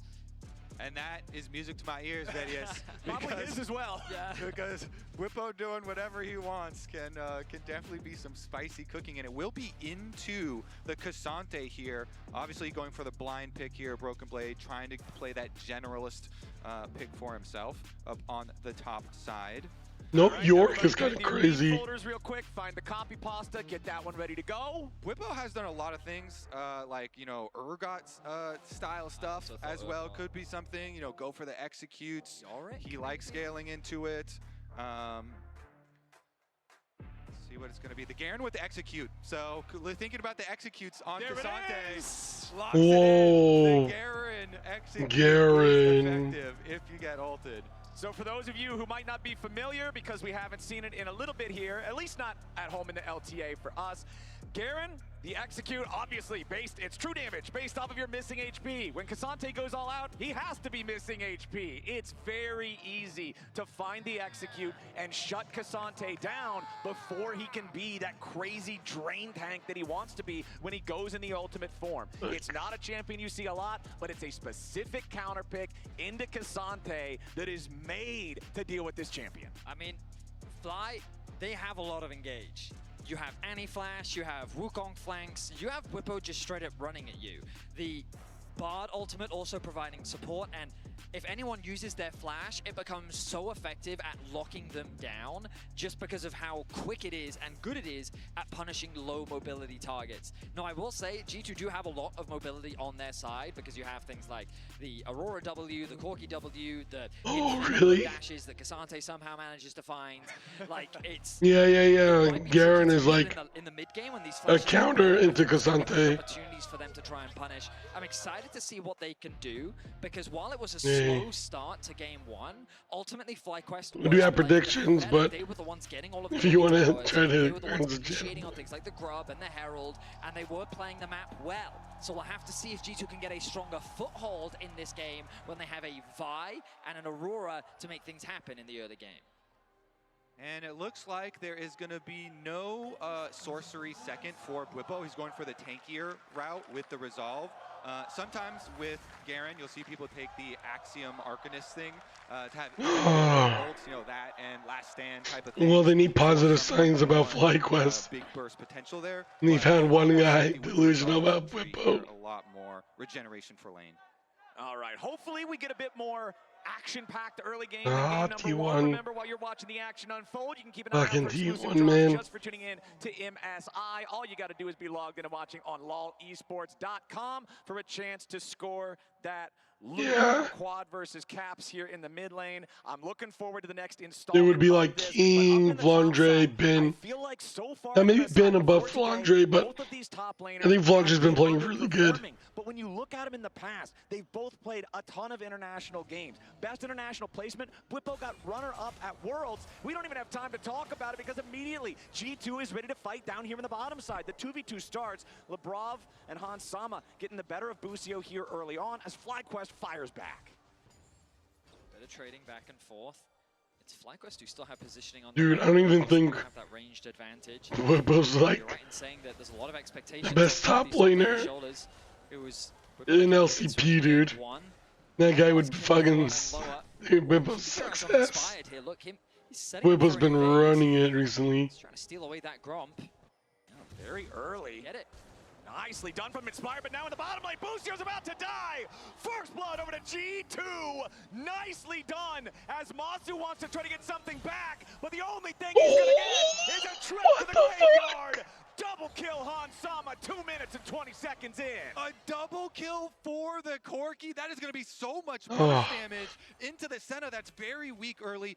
What the fuck? Has to start collecting souls. Dude, what is wrong with these teams, man? You pick Senna Bard. You have Senna Bard. Because the lane is incredibly dangerous. The fuck? Hansama even executed. I guess to go back. Recall. Yeah, I guess it's faster than recalling. Meanwhile, Inspired is just That is crazy. stealing away as much as he can from the camps of Skumond. Rather than actually move towards his bot side, he's committed to securing that wall. Oh, He will at fuck. the very least get something back. But Inspired doing some damage on the top side of Skumond's jungle. Wow, I wasn't expecting a double kill at level 1. Hans Sama wanted a bit of revenge. He was put behind a lot in game 1, and he comes out the gate swinging here in game 2. That's because he picked Jhin. He was playing like a KDA player. Bring up for brush priority. Yeah, Lebrov goes right in. They didn't hesitate either. As soon as he got the flip back, throw down the ignite. Hans Sama following up, and then with the barrier too. And the barrier almost did nothing. Able to answer. And then he moved into the fog of war as well. Really good job on the side of the brush there. Yep. Very well played. Masu also using his cleanse, I believe. Dude, Hanson was playing like last year upset. The extra ones. Enemy detected, KDA in danger. It's a not like this. Yeah, Oh man. Masu, obviously, in the game, remaining calm, composed, needs to focus up. A small blip in the radar. Mithy gives us the true feelings on the inside. Meanwhile, on the rest of the map, we KDA Jensen, new member. The K-pop group. True to true. Except he just runs away. He never fights. Meanwhile, in the mid lane match, He's gonna ult from like a million miles and do 0 damage. Old school Annie versus modern day. Be like, my work here is done. He didn't do anything. My work here is done. Busio hovering around the mid. Yeah, on a wall right now, so Caps just trying to play it steady, waste as much extra time from the enemy support as he possibly can. Double Scuttle Crab as well for Inspired, so really off to a fantastic start in terms of the matchup, and here comes the early swap from FlyQuest once more.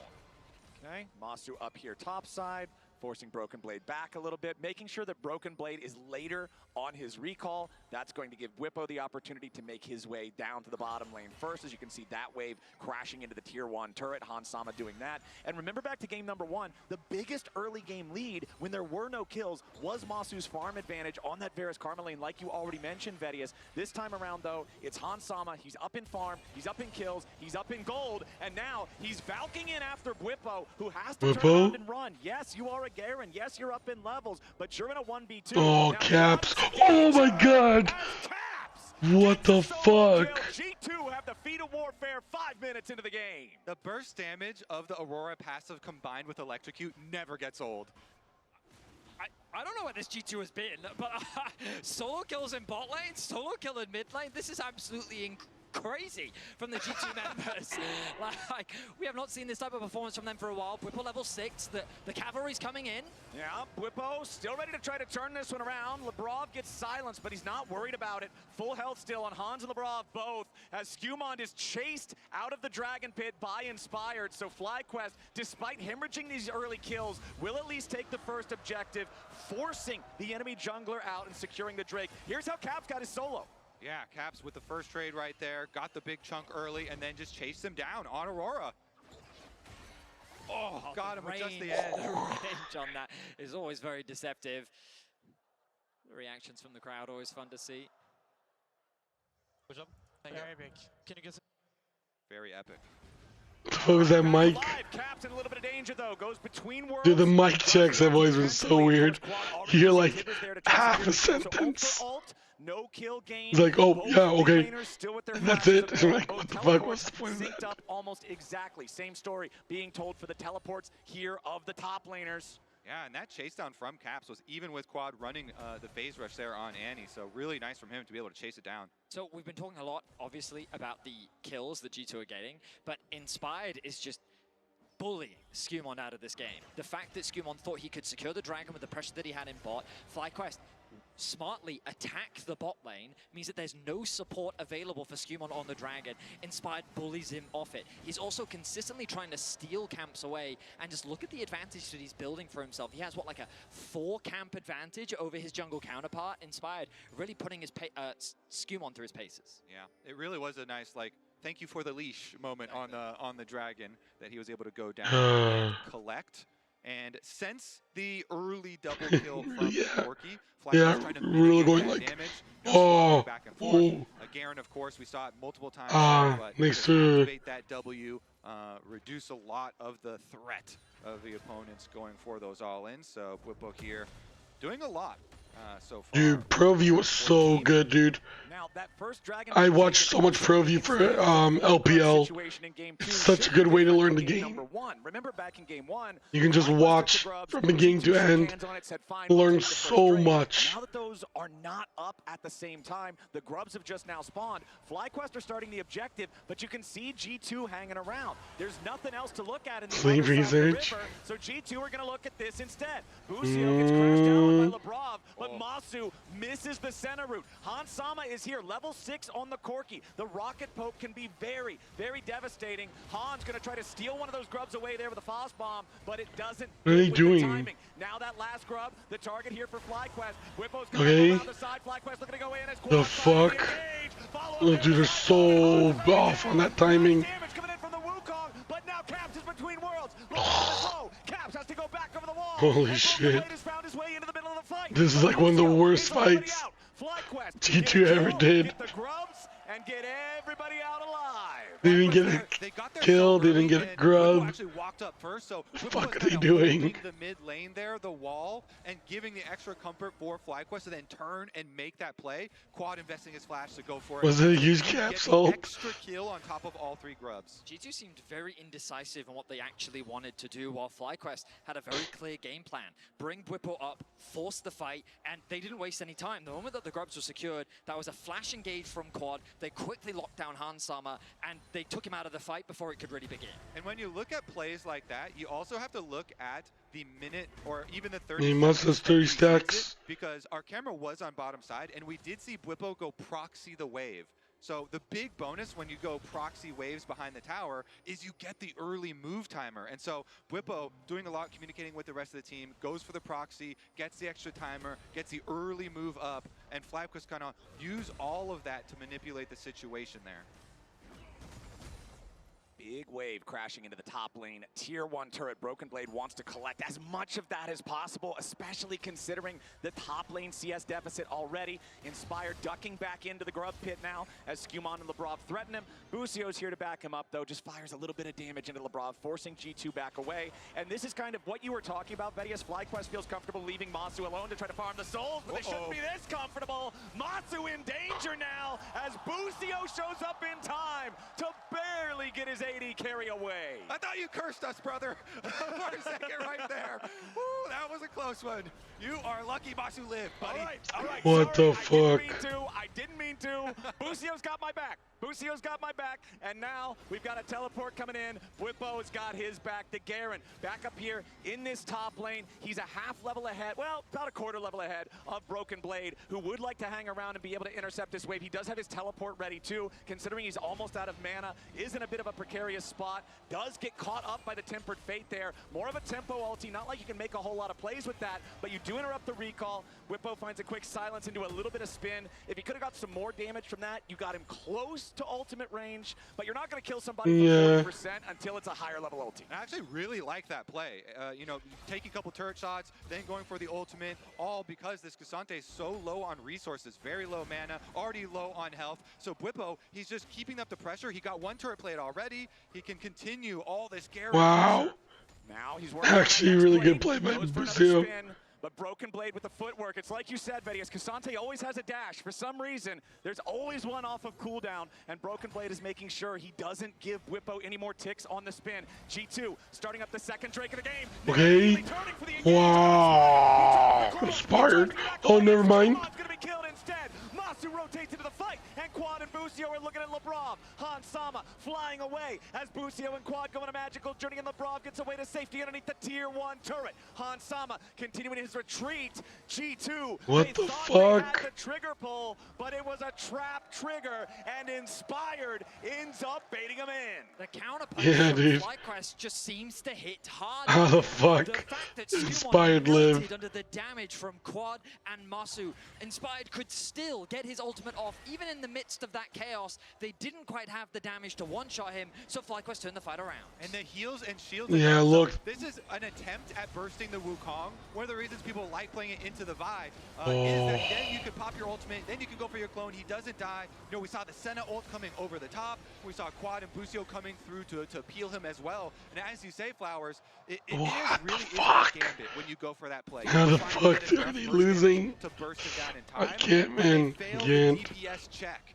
and FlyQuest get another dragon. And those kills that G2 is Yeah, able that's to find crazy. really don't mean anything at this point. Inspired was already getting the better of Skumon in the early game, and now he's ballooning that lead into a significant advantage. We've seen how every single objective fight has gone the way of FlyQuest, largely because Inspired is on the objective first, and he's setting up his team for a nice fight. Yeah, some key items, Vedius. You know, you're talking about the Trinity Force there for Inspired. Also, the static Shiv for Senna, relieving, you know, some of the early early deficit that he was put in. Now it's so much easier to deal with minion waves. Plus, gentlemen, we are back to one of my favorite game states. 1 feet for one side, 1 for the other. It's a battle for the boots. This time, though, for the first turret. There wasn't a ton of damage done pre-turret plates, except for that top lane tier 1, which after FlyQuest got all 3 grubs... I wish we could see FlyQuest versus MKoi. If FlyQuest can secure that, they'll earn the boots there. Bwipo starting to use the spin before Broken Blade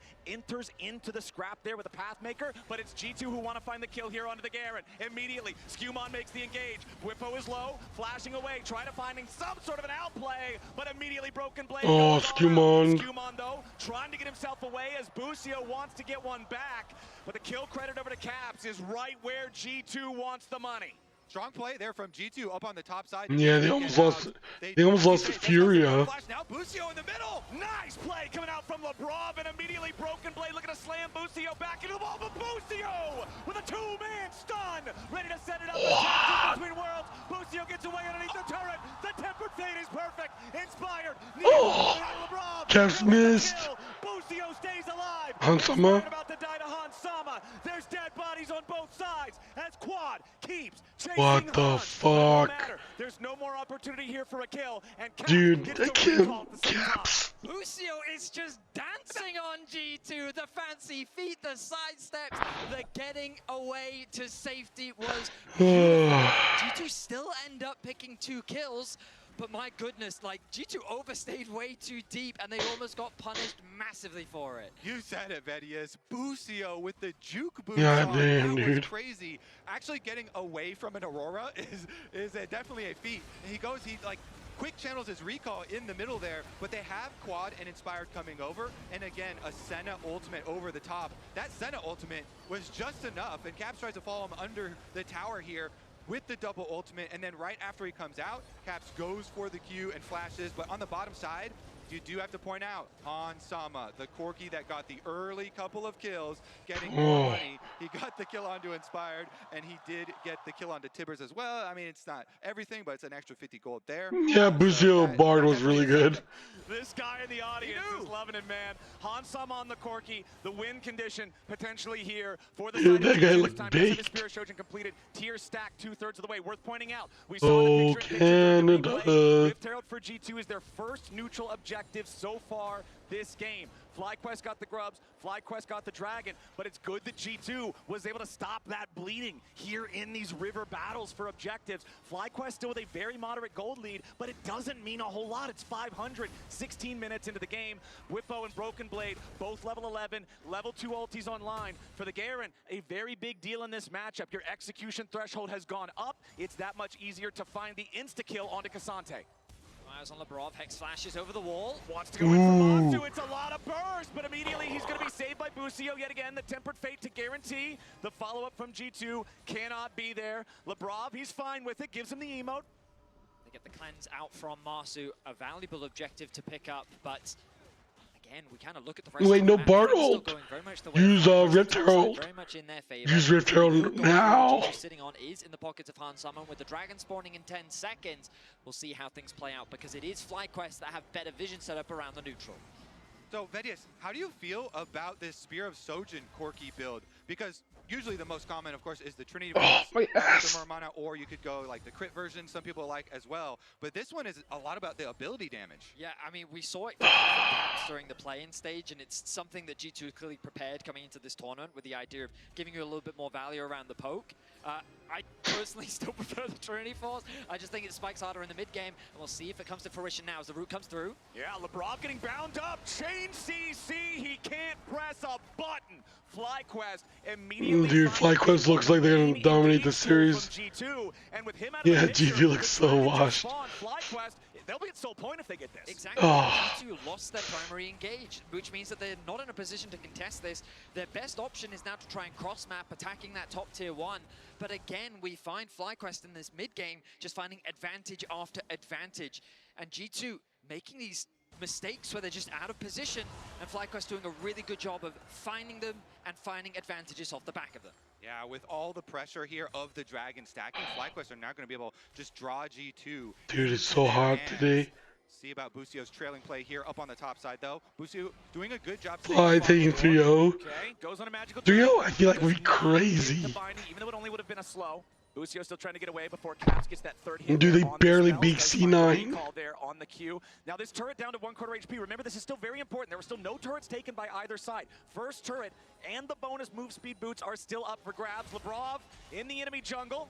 Tries to crash down to get himself away. Busio again, not gonna find the binding. Magical Journey through the wall. Skewmon coming up beside them in the fight. Ready with a Vault Breaker. But nobody to be found. No fight here. Top laner still on the other end of the map. There is no teleport for Bwipo. FlyQuest knows this. There is the teleport for Broken Blade. If FlyQuest opts into a fight, they could instantly be a man down. They want to avoid these types of fights. And for G2, if you I mean, I feel like Inspired is like to take the lead. way better than Skewmon. For the Bard ultimate. Inspired, gonna find Skewmon there. Oh. Throws back over the wall, but now Quad could be in danger. Immediately drops the combo onto G2, but instead it's the full engage. Tempered Fate looking to stop that engage now as Han summons under pressure, but Inspired has to try to get away. The Senna ulti over the top, as now the turret is destroyed under the bottom lane at the same time. G2, they get the shutdown back on the Quad. It's 1 kill so far, 1 kill for G2, nothing for FlyQuest. 1 turret for 1 across the rift, but G2. Yeah, Inspired is the best. First turret, they earn the feats. They're gonna drop the rift turret in mid lane as well. The play favors G2. Yeah, the getaway driver there. Broken Blade jumps in the rift turret. True, Dylan is Canadian. Radius there just cruises on through to safety. G2 get their play, they get out. Bwipo, of course, after the teleport up to answer, does at least okay. Oh, fuck me. The first-hand experience of playing against Canyon driving a Rift Herald was definitely something that G2 have learned from. Broken Blade able to get away from that situation, and G2 securing their first tower of the game. But FlyQuest respond with 2 of their own. Yeah, it does feel like G2's is not consistent. They have good moments, but they're just like so bad. They're so inconsistent. He quickly realizes that he can't really win out on this 1 versus 1, but after they get that kill onto Quad, the arrival of Bwipo is enough to deter G2 from sticking around in the Rift Tail looks so funny. HP in the extended engage, and so Open jungle style. I don't know, man. Skewmon is just getting completely. I don't know. Inspired is like running circles around him. I mean, to be fair, I feel like most junglers would lose to him. But I also think Gen G was like game 1 issues. Because Gen G always looks like shit after a long break. Some of those slow stacking games himself as well. So let's see how that Senna factor does come in. If Gen G is not consistently playing, he just looks so bad. And like that's why at Worlds they just like struggle. Damn, Kevin, yo, man, what's up? I have a suspicion. Broken Blade smelling something funny up here in the topside river, as G2 are gonna show up with enough men in enough time that FlyQuest does not feel confident finishing the objective. At the same time, G2 did grab that turret down. Oh my god. 2-2 in that count. Busio with a nice 2-man bind there. Make sure he can get himself away as Labrov and Skewmon prowling around the enemy jungle, seeing if there's anything they can steal away. The gold essentially dead even, very slightly favoring G2. But the big thing I'm looking at, it's 1 minute until the dragon spawns. If FlyQuest Trying to get a Death Valley in your throat. Yeah, pretty much. Dude, I mean, it's gotten better. Like the way I talk, I kind of figured out how I can talk better. But yeah, at the start, I couldn't really communicate at all. Like when I first woke up, like I couldn't like, dude, I tried to go to the convenience store I could go to the convenience store, and I was talking to the worker. He couldn't understand a single word I was saying. I had to pull out my phone and type out what I was trying to say. 1,000 gold lead and 1,000 gold lead respectively for Bwipo and Inspired. Meanwhile, 1,500 gold lead and 1,000 gold lead. It's getting a little bit better, but it's still like really rough. Trying to deep throat me, didn't work out. I feel like if I was deep throating, it would open up my throat so I could talk better.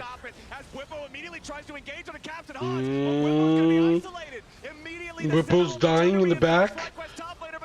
Ooh. Okay, Caps. Dude, what the fuck? Caps has stunned himself. Oh, wait, never mind. They're all dead. Oh, Skewmon. Oh. G2 hold on. G2, oh my god. It's G2 that holds strong. Dude, I'm not some fucking whore, dude. I don't do it to everyone.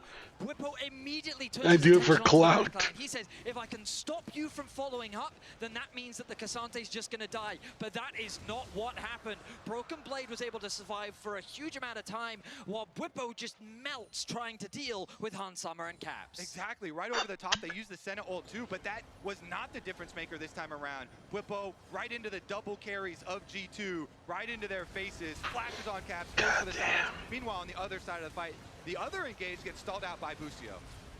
A lot of time was spent trying to deal with Broken Blade on Lebrov, and it was like a 4 versus 2 situation and 3 versus 1 on the other side, and G2 just went out on the 3 versus 1, and then we saw some Casante gaming right there as Broken Blade isolates the Annie. Yeah, that was so bad, dude.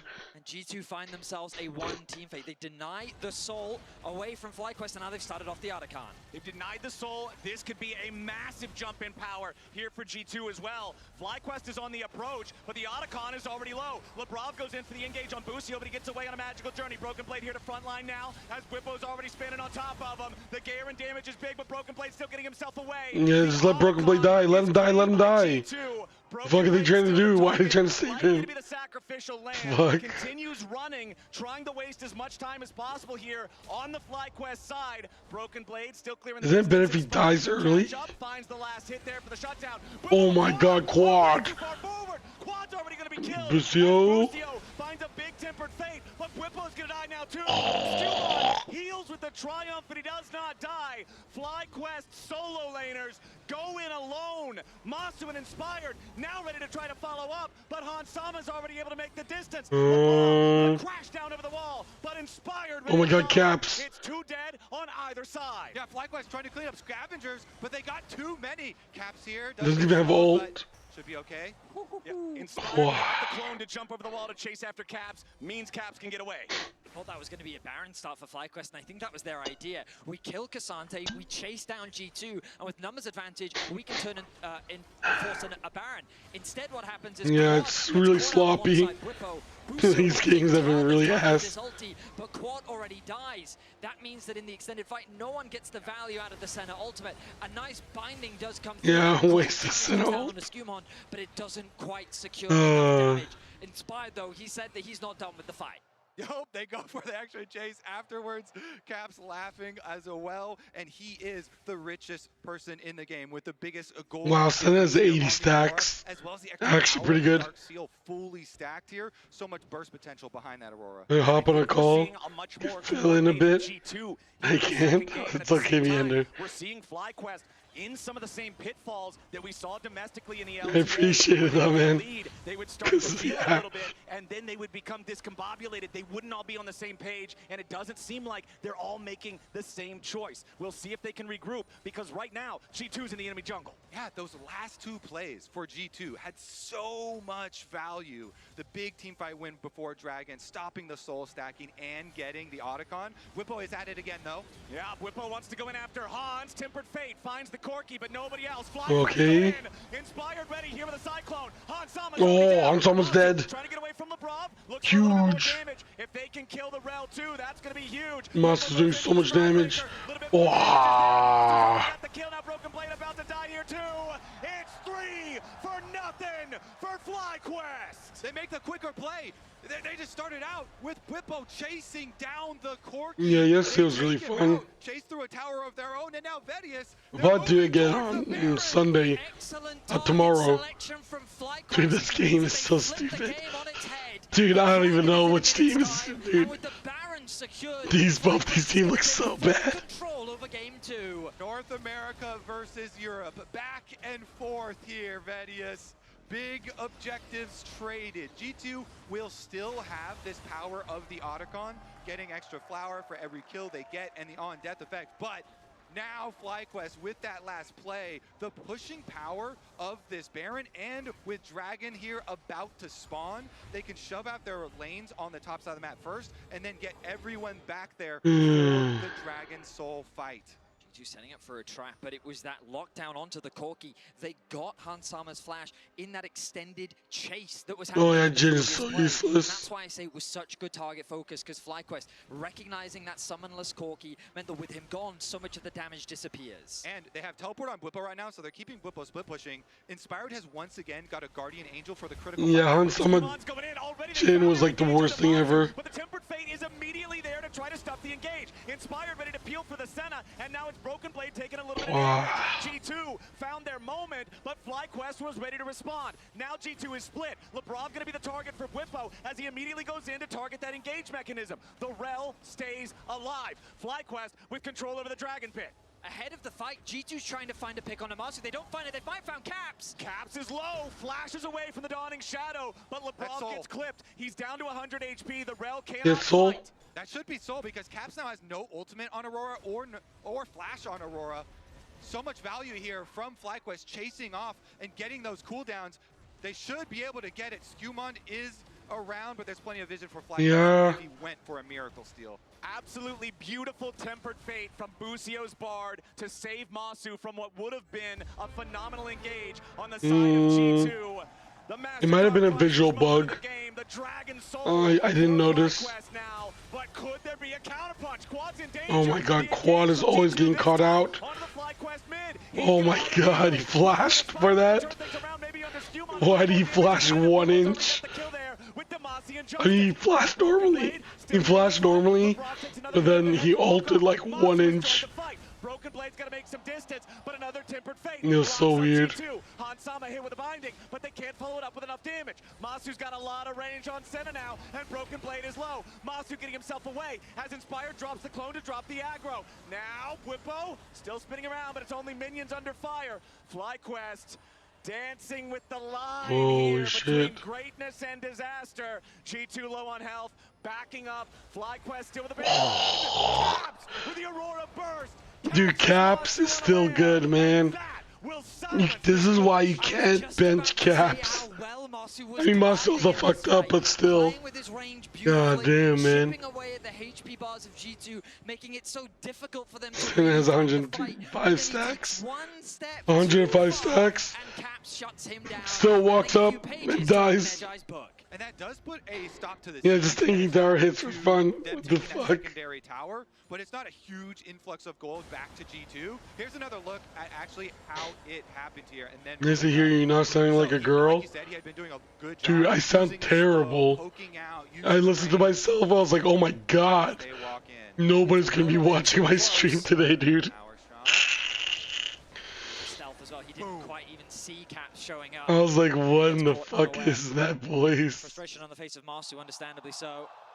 The siege slows I'm down. rooting for Fly here. Dude, I was rooting for Fly, but I thought it'd be so funny if G2 won. If G2 beat FlyQuest, that would be the funniest shit ever. They also have the upgraded boots. But we're already into a fight. Inspired finds the engagement. Senyo Man's been chain smoking. Dude, I don't even think I sound like that. Cause like those chain smokers, they have like the deeper, raspier voice. My voice is way weirder. Like an old lady. Like a lady with, you know, like a 50-year-old lady with 10 cats. Meow. G2's individuals just get caught out in the mid to late game, and it's no different in this matchup. FlyQuest continues to punish them in spite Like a chain smoker, I'd be like, hell yeah, dude. I would sound like an adult. Broken Blade is going all out. He's in some danger himself. Busio trying to lock him up. Cool from a bad horror movie. But FlyQuest bring more men. Inspired. No, I was hearing on CFO yesterday. I got really excited. I was yelling too much. Chat was triggering me. I kept yelling. I'm like, fuck you guys. Like, I was like, fuck you guys. CFO's the best. We can win this. Very difficult for them to navigate. It just feels like G2 have lost control. They don't really know what they want to do on the map. Their members are isolated. They're trying to cross map where they can, and it's this Dude, Hansama, I don't know, man. Where they just kind of lose I don't know. focus of what they want to do, whereas FlyQuest is fully locked in. They are moving as a unit. Busio is moving around the map looking for picks. He's fishing for another one. There he goes for the Tempered Fate on Skewmon, but he won't land that. Whippo chasing after Caps, but Caps just chunks him for 1 Oh, okay. Level 16. The pass Yeah, I got sick just as the MSI started. So I haven't had a day off to recover. If either side gets a big win here, they I'm so unlucky. know how threatening that is. FlyQuest finally forced down the tier 2 turret here in the mid lane. But now the Elder is the focus for both sides. Like my voice has just been getting worse and worse. Yeah, Baron in 12 seconds. Not that Oh. Elder. I goofed it. You're right. It was purple. The icon was purple. I thought it was a dragon. Bard? I don't know. I feel like Bard is like good and bad. There's no ultimate on him right now, of course. Like if you're really good on Bard, yeah, he can be good, but if you fuck up some of the ults or the portals, you can get your whole team killed. Trying to get a pick of their own, but Whippo reads the play. Like if you give the enemy team a free Zanyas, it's like so bad. Does it actually hurt to speak though? Yeah. It's pretty rough. In this game, 0-1-11 is the scoreline. He's been involved 20 years, yeah. Pretty much, dude. His ultimates have been both defensive and offensive in his ability to Velia is better than Skewmon? Nah, dude. I think that's Cope. To give FlyQuest a huge advantage. I think if Velia had to play against Inspired, he would look just as shit. It's Inspired, dude. Inspired would fucking turbo gap Velia, dude. He is very, very scary on this. Has 3 items fully completed. Working on the rapid fire cannon, I would have to think here next. As G2, they'll at least pick up their own red buff. But at least seems, you know, Skewmon's a rookie. I can forgive Skewmon for being shit because he's like a rookie. He's had good moments. It's more like Lebrov and Hansam and BB that I'm just like, what the fuck? I like your voice like this. It's turning me on. What the fuck? Oh, oh, Caps is giga fucked. Wow, 3-man and he's done. Oh my god. Oh, dude, Masu lives. They fall ever so short, but it is just enough for FlyQuest. The front line of FlyQuest does so much there. The double spinning to winning is able to cut through them, and Masu actually survived the entire thing, kiting back, and with the sustain, and with the peel, FlyQuest triumph. FlyQuest keeping their AD carry alive by just 100 HP. He then heals himself up with his own Qs. It makes a massive difference. And FlyQuest now with G2 dead. Dude, that's crazy. They can take the Baron. They can walk over the Elder. FlyQuest with a big win in the team fight. Inspired. Look at that fucking Senna, dude. What the fuck? With the top side of FlyQuest being the point. I mean, I think Dylan's a really good coach. But yeah, Skewmon, he's been up and down. TF, the fuck? Oh, it's game over. GG. G2 is looking to go, FlyQuest is looking to go to match point. Caps, that's the first time he died in this entire game, but so many times in League of Yeah, Legends. Caps dies, the team is fucked. Team is just like, yeah. Oh, he did, he tried so hard. He just leave Caps to die. 200 HP, oh. G2 did get their focus, which was taking out Dude. 3-man root. Onto Masu, but the fact that he lived, Busio ready to What provide the protection fuck? as well. And Hansama was grouped up with the rest of his team, making it even easier for both Whippo and Inspired to turn their attention after dealing with Caps. Just a beautiful team fight from the top side. And once Masu had space, he started. Holy shit! Some of the 0 damage. They can both put out so much damage, but also both have so much CC that you get the knockups into the silences, and by that time, they're able to take out the key carries and move on to the next target. Now, with the Baron buff here, FlyQuest pushing in. Masu. 0-3. So much power 56 diff. 137 souls. FlyQuest on the push towards Yeah. in 2 separate lanes. Baron buff on the minions with the Elder. Yeah, I guess NA first seed is better than EU second seed. G2 under pressure, dawning shadow. Gonna guarantee the first kill. Skewmon's already down and Inspired. His legendary broken blade goes all out as Whippo's gonna be in some danger. The shutdown credit goes over to Lebrov. Inspired. Inspired is far forward. He's likely to burn down here, but he's already got the Guardian Angel. Broken Blade continuing to kite out, but it's not enough. FlyQuest lose their top laner, but they'll take Broken Blade and Skewmond in trade. Fly, they still I felt like G2 had a better draft game too. themselves set up in the enemy base. Inspired, low on HP, stealing away some camps to try to heal back Well, up. we better hope Caps can carry. Continues pushing Nexus turrets. Masu has Are you so a much praying man? G2 can't get anywhere near it. Yes, sir. I pray all day. Oh, pray harder, cause it ain't working. Oh shit. Oh. Match point, dude. It was a bit of a scary early game for FlyQuest, but they fought back valiantly. They found some massive picks, and they bring us to match point. Yeah, you're like the only one that thinks that. 2-0 lead for FlyQuest after a Oh man. game 2. Lore, analysts, what are your thoughts?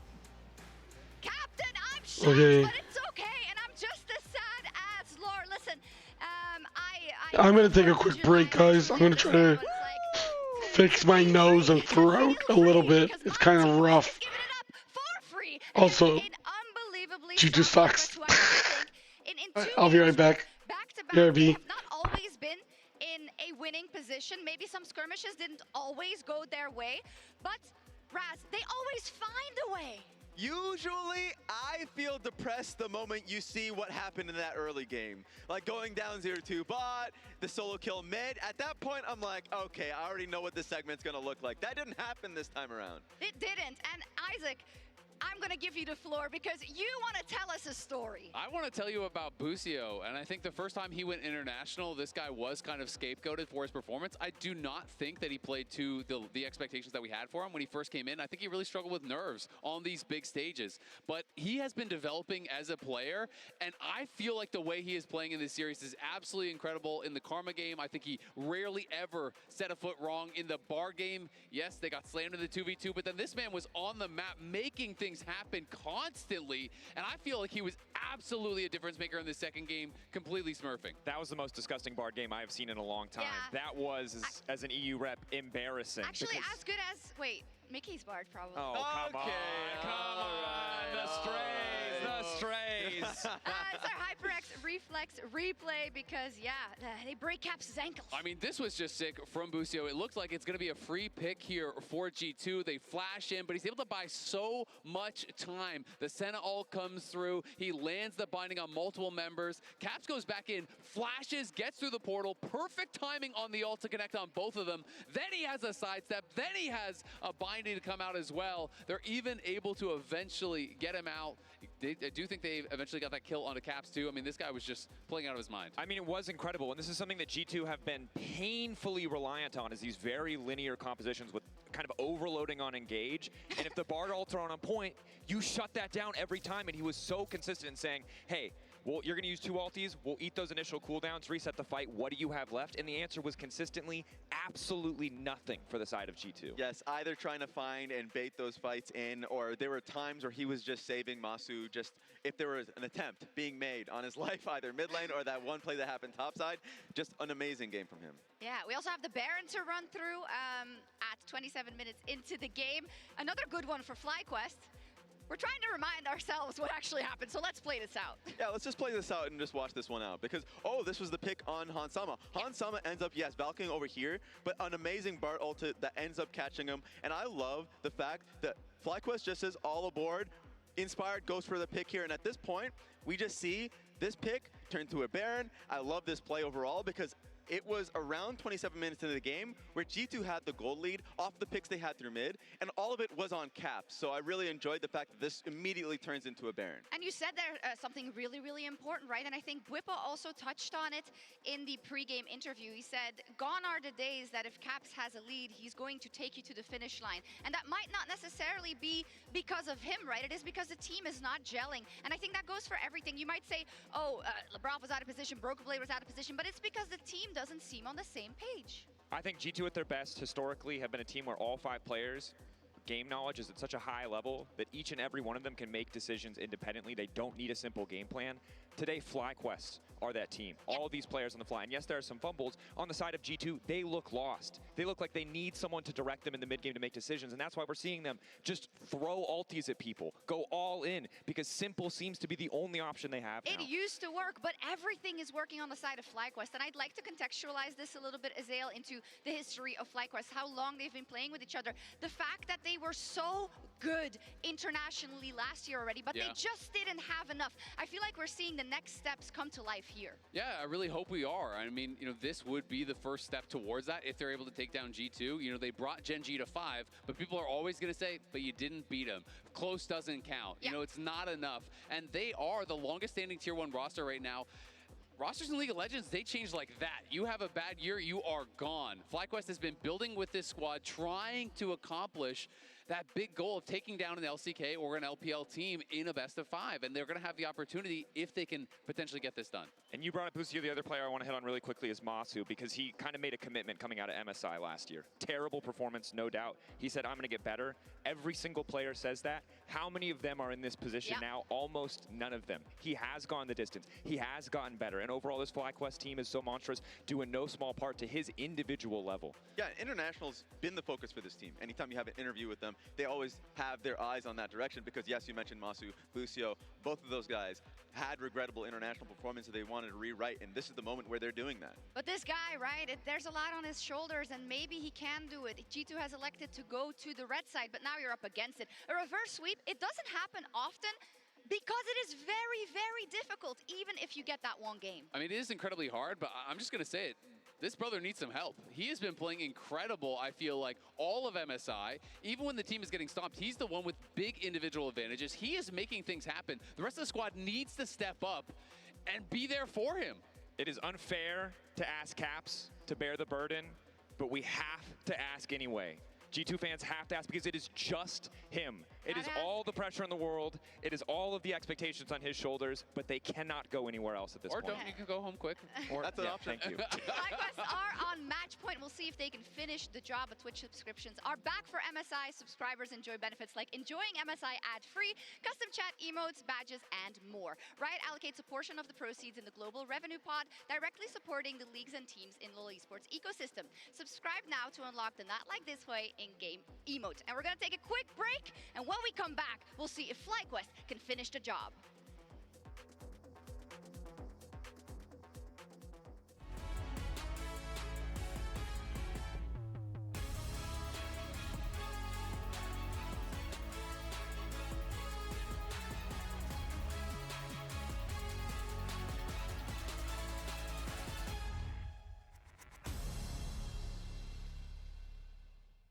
Alright guys, I just landed in China. Let's go.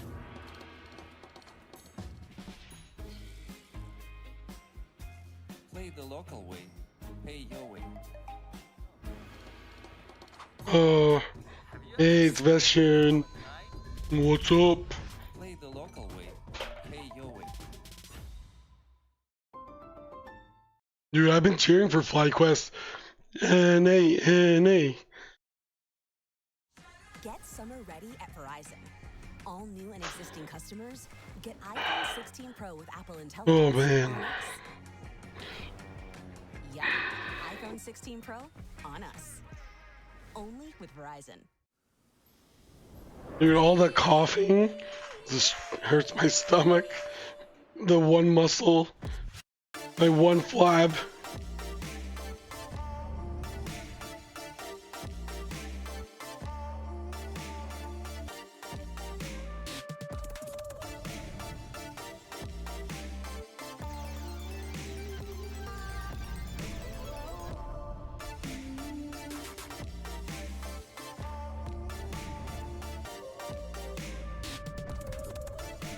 Fuck G2. Oh yeah.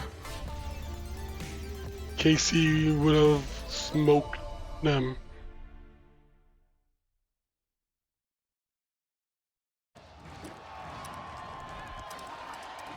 Yeah, KC is better than G2.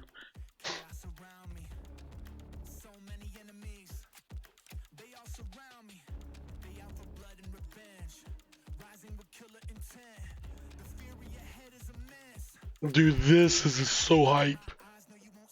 AL versus Gen G. Whoa.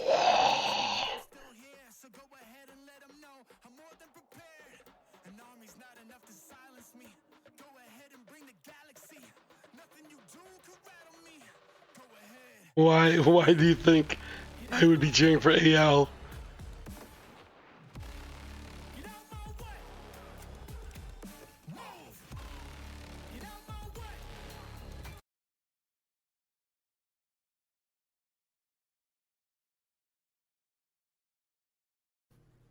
First of all, I think that C9 is not going to make playoffs in either split. Maybe they will get it together by the summer, but I don't think that they're going to have anything together. They downgraded in both of the slots. It's time to start the show. Dude, NA, man. They're going to get better. I believe. Otabe is the GOAT. So is Chovy.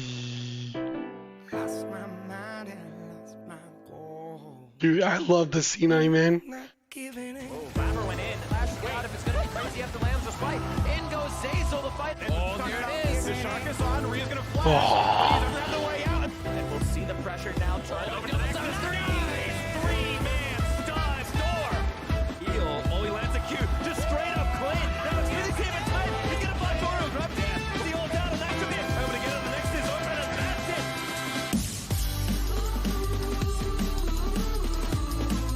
So good.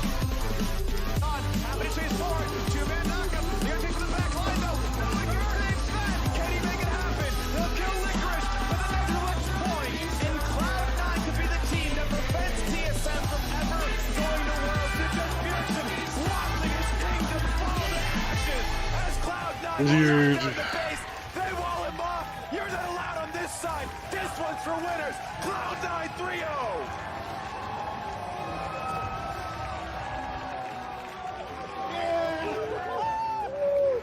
Place to finals is a great story, but Cloud9 will do you one better. 10th place to Worlds. With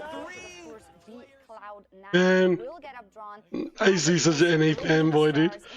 Oh, hell yeah, dude. This Cloud9? Hella aura, dude. USA, USA.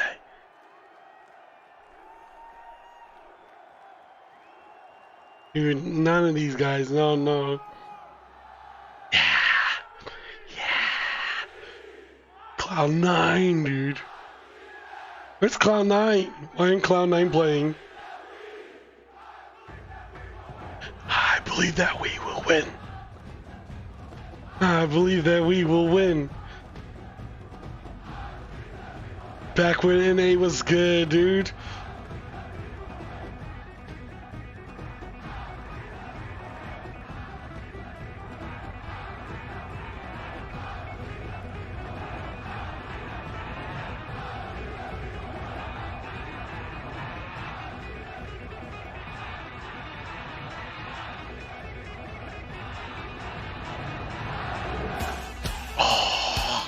Dude, I love this Cloud9, dude.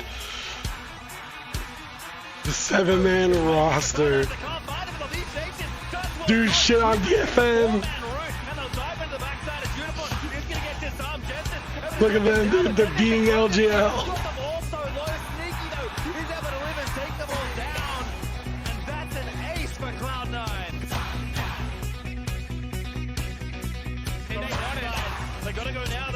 Yo, this is them being Gambit.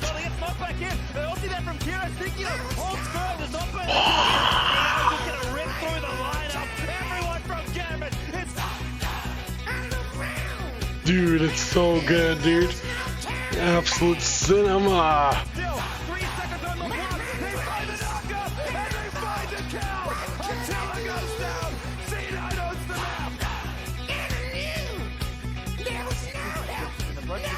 Oh, Genji! Wow, Jensen! Let's go! are turned away immediately as Licorice is in the front of the fight. The enemy Haru's gone. No Oh, this is a real team, though. and there goes Licorice right into the fight. It's gonna be Zazel. Follow. Cloud9 takes down Genji. Oh, I miss these guys so much, dude. Svensger and Jensen. Oh, this is your GOAT? No, dude. Look at that, get fucked. Oh.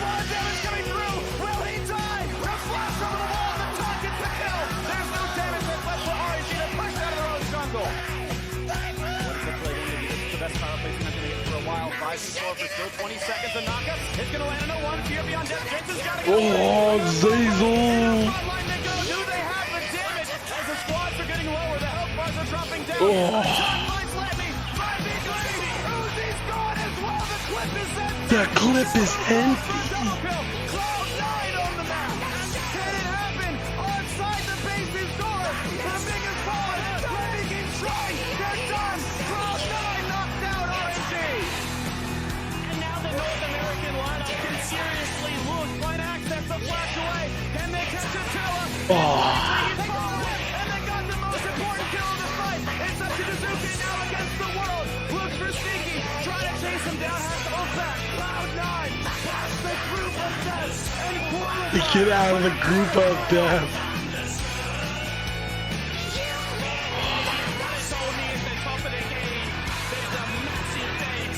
Dude, he's chopping down teams, dude.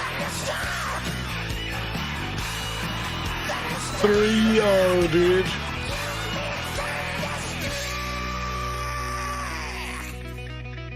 Oh, man. Dude. Dude, these teams had absolute aura, man. First of all, Now. Ugh, we don't talk about now. In that early firepower. I mean, inspired, you know, Vippo. Hey, maybe not Subucio. I don't know about Quad. On the Nico, Busio is very good with his map movements, with his. Yeah, they're just been chilling. And we go into the York. Okay, we were talking about these Whippo blind picks. He is one in North America. He was the first one, at least in our league. You know that. Oh, GG picked red side. GG. As well, even with 3 armor nerf. He's not here on the desk with us right now, but I can hear. Oh, C9 support buddy Fufu. Already.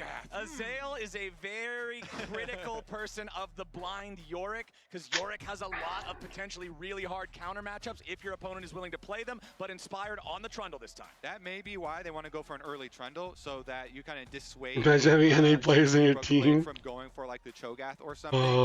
Because some of the other like counter matchups are ones that people mention that are super difficult, but you don't see in pro play. Like an Aurelia is so risky, even though you can dominate the matchup, because it makes Aurelia doesn't have her own escapes, so then it makes it hard for you to like play side lanes later and team fights and stuff. And so looks like they're not too worried about that one, and they want to get the Nefiri first. That champion does have so much mobility, but even so, we have seen decent Trundles across the world go for invades even against Nefiri and chase them down sometimes. I mean, Trundle, simple champ. He gets close, he takes a bad idea, and then he bonks. Yeah. You know what I mean? He's fast, and he can put the pillar up to make I am, because it was him. Put that dog in the kennel, all right? Like, he is... Dude, you know what? Low-key true. But it's funny, in Japan, if you say you're Japanese, they don't want you either. In Japan, if you're not Korean, then you might as well just not play. Like, why would we ever get a non-Korean on our team? We want less Japanese people. The less Japanese, the better. Very safe on the bot side of the map, also just synergizes well and opens you up to allow the Nico to start roaming around the map. Dude, I could be the worst coach ever. If I'm like Korean, I'm in, dude. So you're really just concerned about the most threatening ones that pair up Dude, Zazel's fucking huge, dude. See 80 carry feels super pressured until game 4, game 5 of Fearless. Meanwhile, on the other side here with G2, since you do have this Nefiri carry, Zazel, man.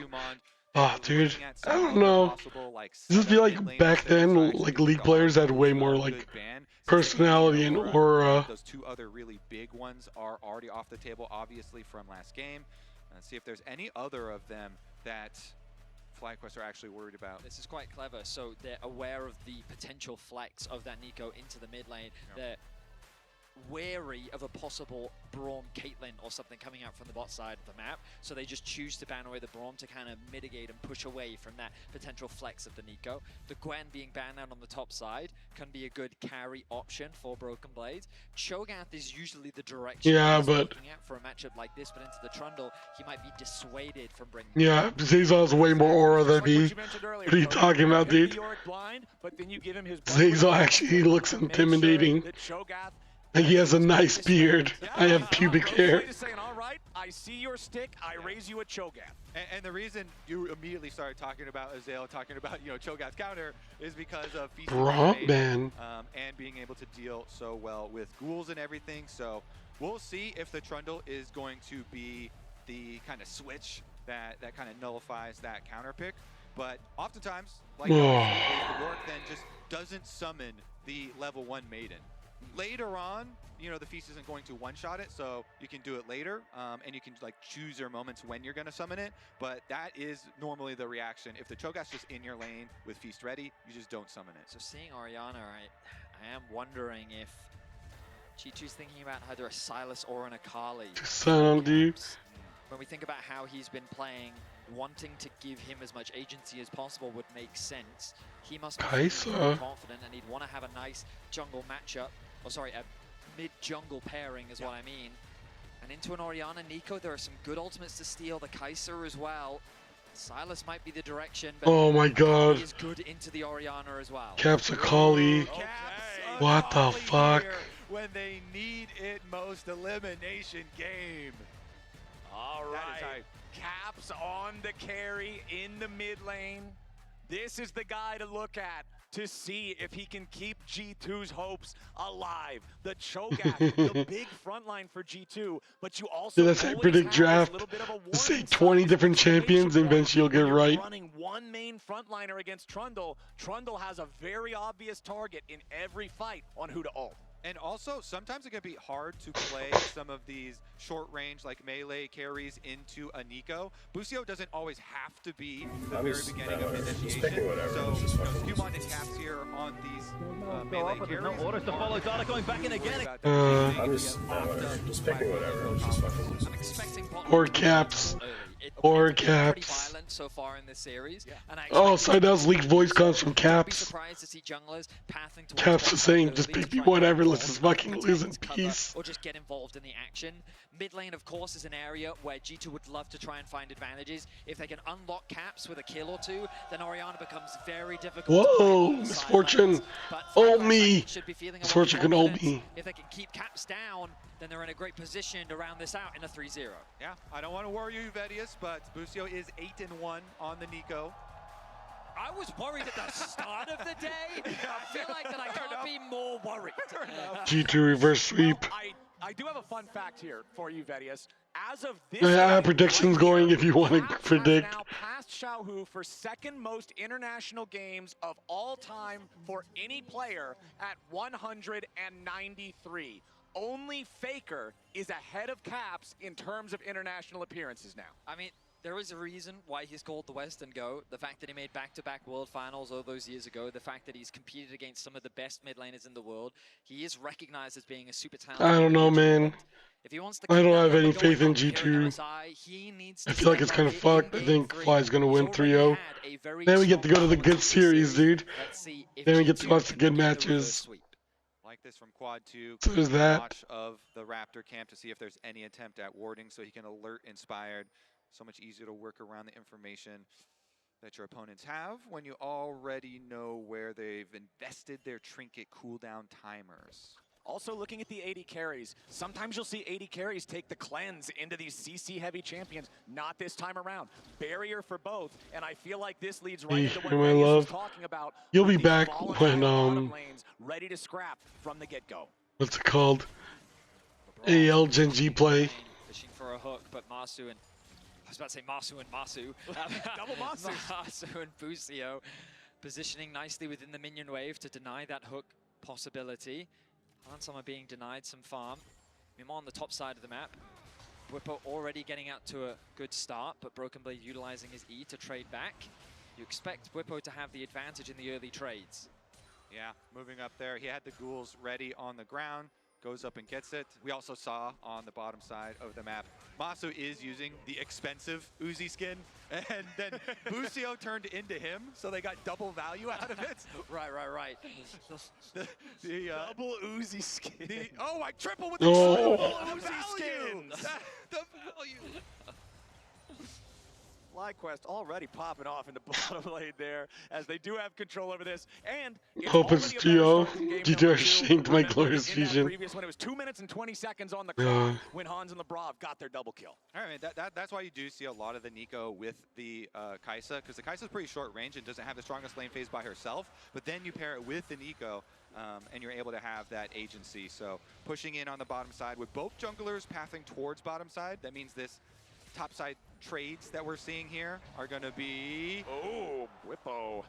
Nice damage onto Broken Blade there, but he'll still heal some of it up. Again, you kill the ghouls, you get the proc your passive, you heal up on everything that you kill, even if it's a little trash ghoul. Quad gets Caps very low though, down to 100 HP, continues shoving in the mid-wave. I like the aggression from Quad. It's what you need to be doing in this early matchup. But we talked about the junglers pathing towards bot. Inspired has done a full clear and has made his way down. He's using the pressure that he has from his bot lane to move into the enemy jungle, and he set his sights on the blue buff. Okay, smited away by Skewmon. Nicely done. Yep. This is what we were talking about. The pushing lanes for Trundle is always so scary for enemy jungle.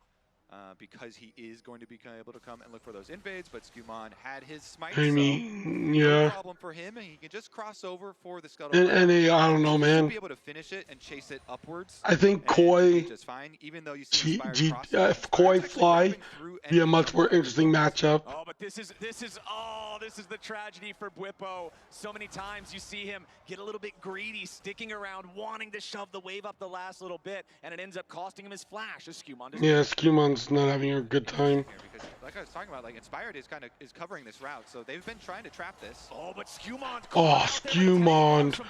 Oh, you're a mega fuck. One more hit from the club, and it's first blood to Inspire. And that is why he saw it coming.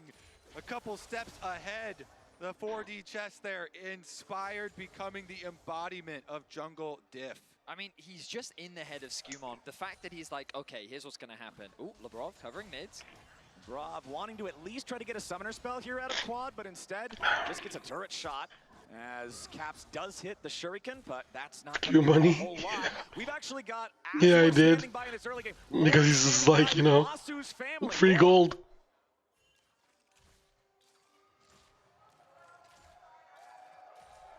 Right now, alongside his mom. How does it feel watching your brother play here at home in Canada? It's a very emotional time for sure. I just want to say that we're proud of him, irrespective of him or the team winning or not. Thank you so much. Hopefully he can close out this one fast. Casters, over to you. Nice. Don't jinx it. Don't jinx it. Family come out to support the players like that, especially here on home turf in Canada. Already up to a 2-0 lead would be an awesome moment for Masu and for all of FlyQuest if they can close this one out super. Well, I mean, what else do they have? Play through G2 to do it. Cap's gonna take his Hey, Masu has a nice family. Okay. Keep your eyes on him. What does CFO get? Nothing. We're looking at him to be that X factor. And that X factor moving up. Oh, I've seen that. He's got his Gromp and Wolves ready, so He picks Canyon every time. ping here from him as well. He's setting up. Yeah, Canyons is really good. Play. All right, we've got one real Inspired farming a frog. We've got a fake Inspired heading top, looking to give some grief to Broken Blade. Blade, though. Secured by Broken Blades. Yeah, the feast is ready to go on the Cho'Gath. Masu takes a little bit of damage, but nothing to really be super scared about. Nice tangle barbs there from Busio. It means bottom side is a possible target. You saw Skewmon kind of heading down there, but they decide we are... Wait, he's going back to the play now. Oh boy. They're going for the maiden first. Okay. Whippo's maiden at 500 HP. Whippo trying to keep this wave from crashing into the turret. Drops the cage, but Whippo's down to 300 HP. Skewmon. Hit him. Skewmon taking damage there from the turret. Whippo kills him. Skewmon gives a free one over, and Whippo buries him there with a shovel. Now up in the top side. Busio. But they still get the dive. Feed of warfare claimed by FlyQuest as Busio does drop to Broken Blade at least. Oh, and he has these barrier. Oh, just doomed. Oh wait, the ghouls! The ghouls! It's the brush. The vision. Ghoul. What the fuck, dude? That is, I feel for you, you know, because Nefiri What the fuck was that? not broken if you don't press Why it did he force it? power. They really wanted to force it in, and props to Whippo for moving up towards the minion wave, you know, and forcing them to go in and blunder that tower dive. Goodness, Bwipo handing the shovel to Nefiri. Dude, being like, hey, Nefiri just took 2 tower hits before he even connected. So brutal to watch. Like, the idea is solid. You get a lot of good damage down onto Bwipo, but as you rightly said, like, he got impatient. He went underneath the tower, and now Inspired, level 6, moving into the enemy jungle. Labrov flashes. Labrov with the flash, trying to lock up Inspired. They want to try to get the Trundle here, but Inspired wants to turn it around. Subjugate, already used. Labrov, he takes some damage, but FlyQuest Hey, flash for flash trade, not bad. So it'll be Labrov's flash, excuse me. Oh my god, dude. It's so doomed. It's so doomed. Look at the lane assignments that we're getting from FlyQuest right now. Whipper with the pressure on the bot side of the map. They've also moved their mid lane in. They've moved their bot lane into mid to keep caps underneath this tower. They're fine playing the Orianna into the Lucian because they know that Quad can just continue away from it, and this gives complete access to the grubs. FlyQuest throughout this series have controlled this objective, and it looks like G2's not in a position to challenge it once again. And I just feel like Busio has been so good for this team. The bottom lane together, of course, you know Masu as well. But Busio, there's been so much talk about his improvements. At least it's a short day. True. He's just been so good in North America and showing it with the map control. Hey, you know what? G2. Thanks. Oh, Genji. 3 games, 9 grubs. Genji. FlyQuest, total control over the objective. As back down here in the bottom side now, Broken Blade a little bit behind Whippo in terms of experience. As Whippo hits him with the shovel again, but the extra HP will be healed back up as Broken Blade continues to farm these minions.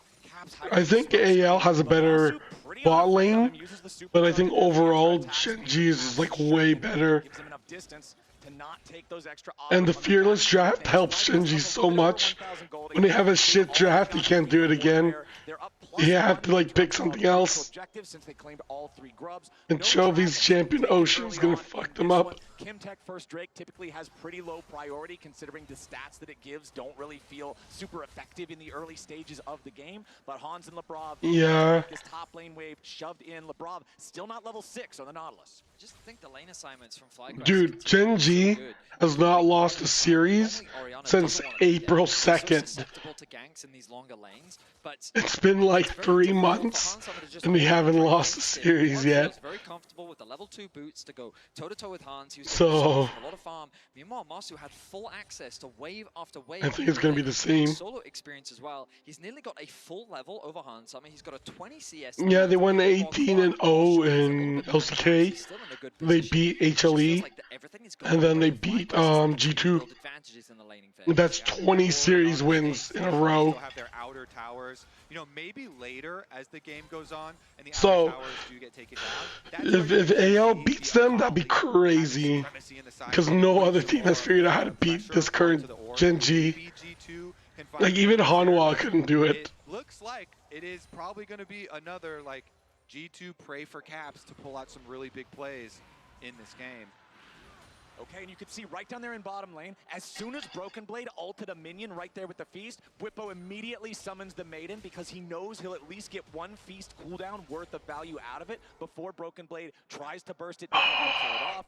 Whippo maintains control. Oh my god. Lane 1v1. Gold lead still stagnant where kind of helps. Still a moderate lead for the side of FlyQuest as Inspired, not real Inspired, but fake Inspired, now real Inspired. Both of them moving up there towards the top side, but Cavs will be reinforced by the TP from Labrov. That's the best part, Flowers, because the fake Inspired is always with the real Inspired because Busio plays so well.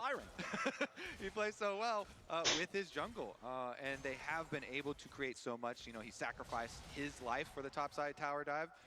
But also, as you mentioned, you know, and we were talking about in Champ Select, like the Yorick here, Bwipo, early on, not summoning the ultimate when he did have to face Broken Blade and the Feast was ready, and then choosing his moments, you know, in the 3-1 and after the Feast cooldown has But been used. I think AL Genji is gonna be a really, really hype match.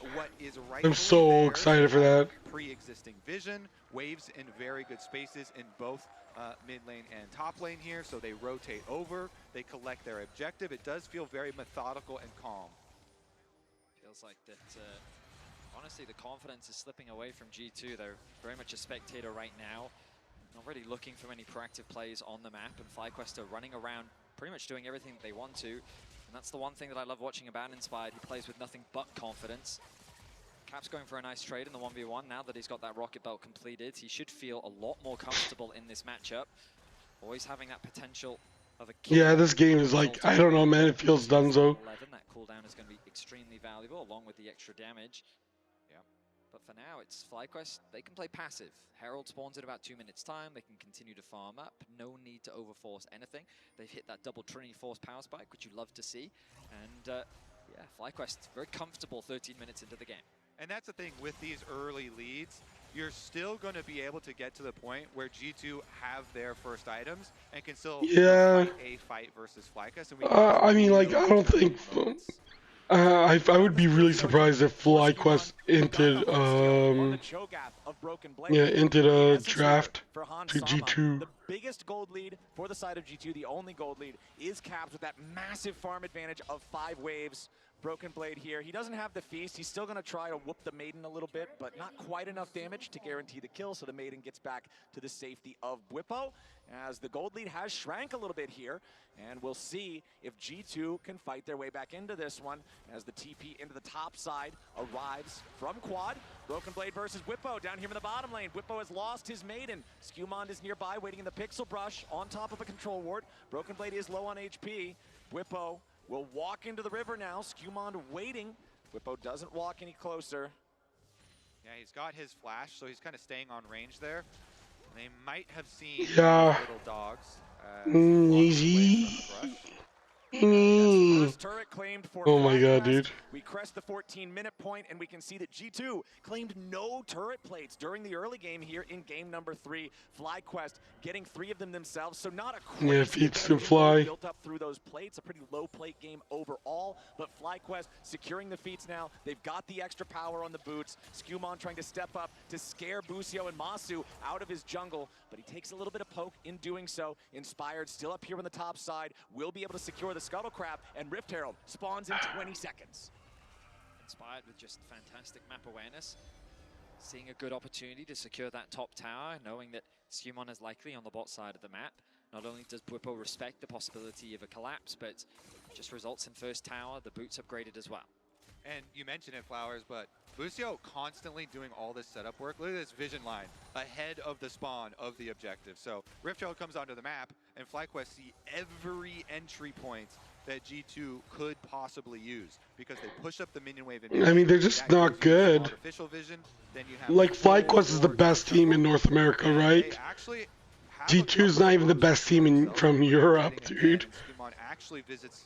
This is how it is. Yeah, Broken Blade goes for the rupture, does not hit it. Bwipo getting away, but he's already feasted on Broken Blade. Nice kill on Bwipo. All right, the feast I didn't expect that. Effective on the York himself, not just the Maiden.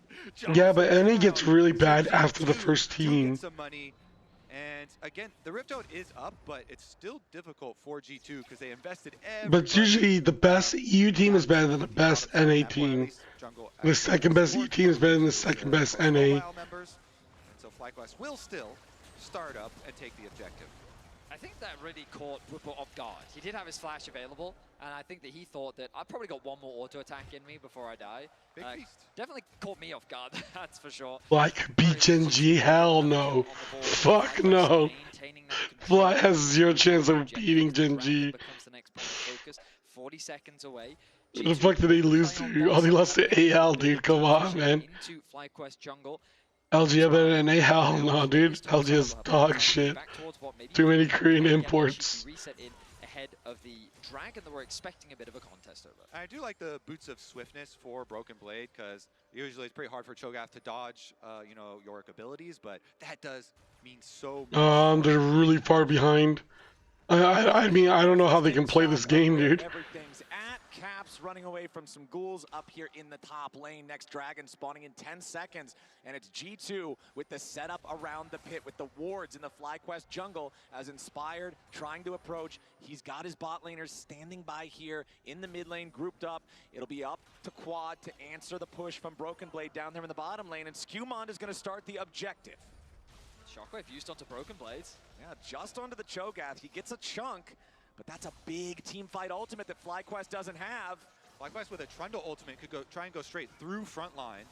Okay, the Dragon's already down to 2,000. Inspired gets the shield. Lebrov tries to go in. Okay. The Dragon's already slain by Skewmond as Lebrov tries to get away, but there's the Pillar of Filth. The Hex Gates activate, but that's not Masu's in there. tries to escape, but Masu puts the last shot in his back as that's a 4th kill of the game. Yes, for okay. FlyQuest. G2 take the objective, but True. lose the support. And you could see the idea from the beginning there from Inspired. No, I mean, the rest of the NA teams are really bad. He walks forward like he's gonna go steal it. But it's always been like, you know, usually like the best NA team usually is like, you know, slightly worse than the best EU team. It's when you start going down that list, and it gets really bad. The Rupture silences him up, beats him down, and eats him up. Nice shutdown for Broken Blade. Hey, Broken Blade playing like the boss. Holy shit, dude. Bigger, but Caps being The isolated same champion bull is the boss. really where you want this Akali to be. Lucio. Lucio in trouble. Pop Blossom as he's about to die. Pillar to make a little bit of extra distance, but Skewmond's already got the first kill. Now Masu's the next target. Whippo and Inspired trying to protect their AD carry as G2 comes to life. A 5-man play around the bottom lane tier 1 turret. They might look to go for the dive. Caps coming around from the side. Masu knows he has to try to walk this one out the long way. Lebrov and Caps isolated. Lebrov trapped inside the Yorick cage. Lebrov dies. Teleport coming in for FlyQuest, and now it'll be a 4v4 with the odds even. G2 heads home. These pillars here from Inspired, they trap another one. Okay. The teleport timer not respected by G2. They wanted this moment to be their full comeback and reach a little bit too far. I feel like Caps was just a little too antsy there. You could see he TPs in, he sees an opportunity for a fight, and then If I lose this game, want a game 4? Dude, I don't think G2 are making a comeback. Resistance as well. It was an ambitious play, and Inspired rightly punishes it. 5-4 still the kill advantage. Let's look back at the collapse. Yeah, Genji versus AL is way more hype. This is, of course, after Broken Blade already got that early kill on the Quad, but you're looking at the death timer ticking down, and the teleport. Yeah, I'm pretty sure FlyQuest is gonna lose. They're doing some damage. There's still this minion wave that G2 have to deal with, so that buys the necessary time for Quad to revive, and FlyQuest make the call. Okay, we'll attack the other side and try and push them off of this dive, and then a Yorick cage and a pillar afterwards as well. There's no exit path. There's just this team can create too much terrain behind you. Inspired is tanky. Like, this is not ideal for Akali when you're playing into this much magic resistance. And it's going to make it harder for Caps to have any real kill threat on Inspired at the very least. Of course, that's not going to be his target. Right. But with the Seraphs also finished for Quad, these defensive items are quickly being completed, and Masu having 2 fully finished items along with the upgraded No, items as fuck well. me. Like, FlyQuest is looking poised and ready for the next fight. Yeah, they certainly are. I mean, you mentioned it's hard for Caps. It is also hard for Skewmond to get in there because the Trundle with these low range. Wait a second, they're actually walking on over now towards this. It's already gone. Yeah. Otacon taken in the darkness before G2 can respond to it. 17 flowers up to 31 after the Otacon harvest them all versus the 6 of G2. Plus 25 flowers is like an extra 2,500, 3,000 team gold difference as Whippo gets caught by the Rupture, flashes away, respecting the feast burst from Broken Blade. Dude, this match, I don't know, man. I don't believe it. Another freebie. This tier 1 turret in the bottom lane about to fall though, and Broken Blade's gonna head home because he knows FlyQuest is setting up in the jungle of G2. Immediately the turret dive would follow if Broken Blade stayed around. Skewmond passing through, but his blue buff has already been stolen by Like, I don't think this is winnable. He can literally do no wrong. He's playing around his pressure beautifully. The vision control they have means that G2 are aware of what's happening on the map. G2 is quickly losing so much control. It's 3 towers to 0. And Inspired is an absolute monster on this trundle. Meanwhile, again, we talked about it earlier. Masu has a 1.5k individual lead over Hans. Yeah, and he was helping Inspire do that counter jungling. They're playing as a team, and Masu with a killer instinct jumps in on Caps, point blank range. Caps, however, can make enough distance to get himself away. He has to use perfect execution defensively to do it. So ulti for ulti, no summoner spells used between the two. Zenji soon. Red buff claimed. I mean, dude, I don't know what else to say about this series. Spawning here in about 20 seconds. G2 has control over the river for now.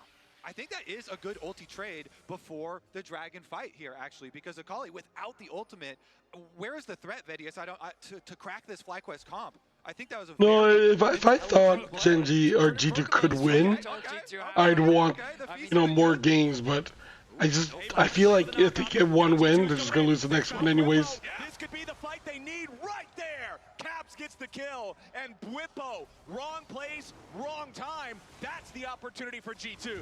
Look at the minimap though. I think FlyQuest are making the right choice. Immediately push towards the mid lane. Set your sights on that tower. Just get more map control. G2 are desperate right now to get a foothold back into this game, and FlyQuest have a lot of options. How much health does he have? Good damage done onto that tier 2 in the 4.8, but I don't know.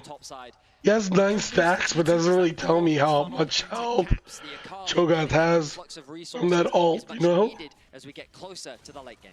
And nicely for G2 as well. They rotate Hans and Labrov over to the mid lane in time to keep the tier 2 turret standing. It's not healthy. It's about to topple over, but that's gold that's not in FlyQuest's pocket. So G2 is now up a Drake, but FlyQuest still maintains their 1,500 gold. Yeah, and also less games for me to talk about.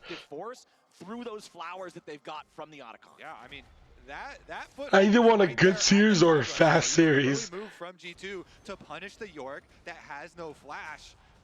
This is not a good series, so just make it fast. And I can be like, oh, well, short day today, time to go to bed and fix my voice. And then just tomorrow's be like 10 times worse. In a smite fight, FlyQuest have to be careful. Not only because of the feast, but also the unsealed spellbook on Labrov means that there's 2 smites plus a feast. So if they're going to contest that objective, they need to have full confidence that they're going to be able to secure it. Skimon and Labrov setting up a bit of a trap of their own. I don't know if you can really trap Inspired, given how lots of water and sleep, you'll be chilling. Yeah. Topside jungle though. Because like originally I had a fever, but I don't have a headache anymore. Like I feel completely fine. It's only when I talk. Talking is like rough.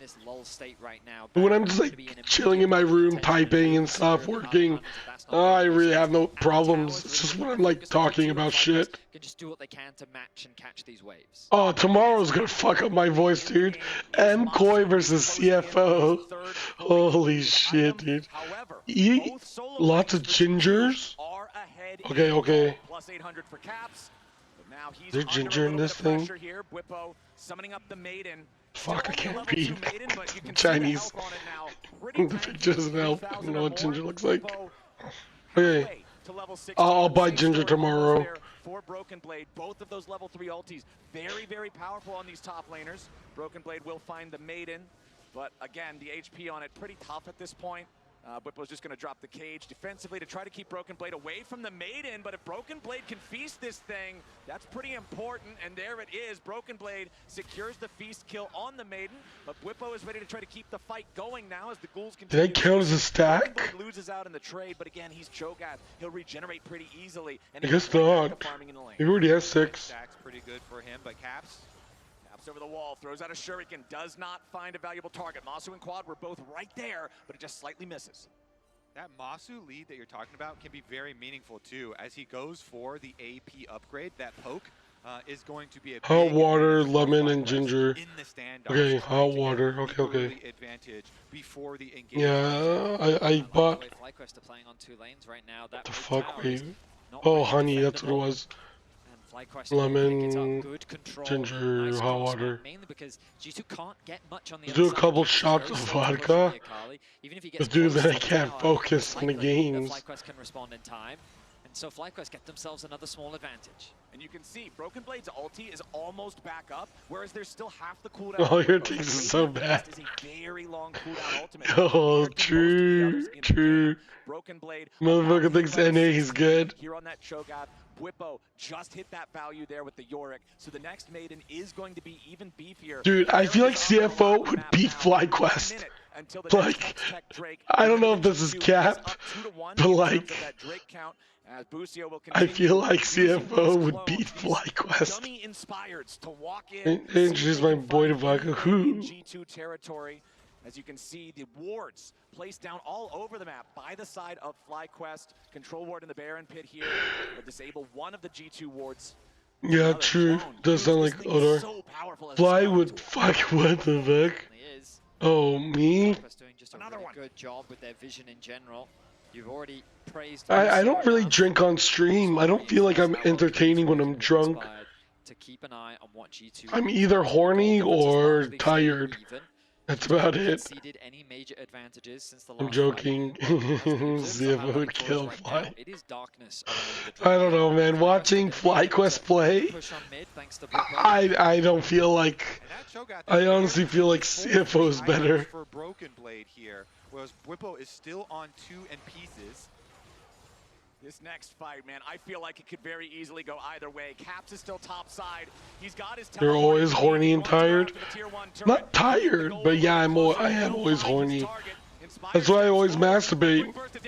It makes me. Oh my God, LeBron. Oh, Caps isn't even there.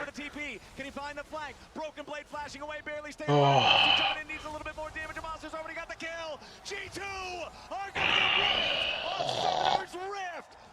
Dude, that game? What the fuck?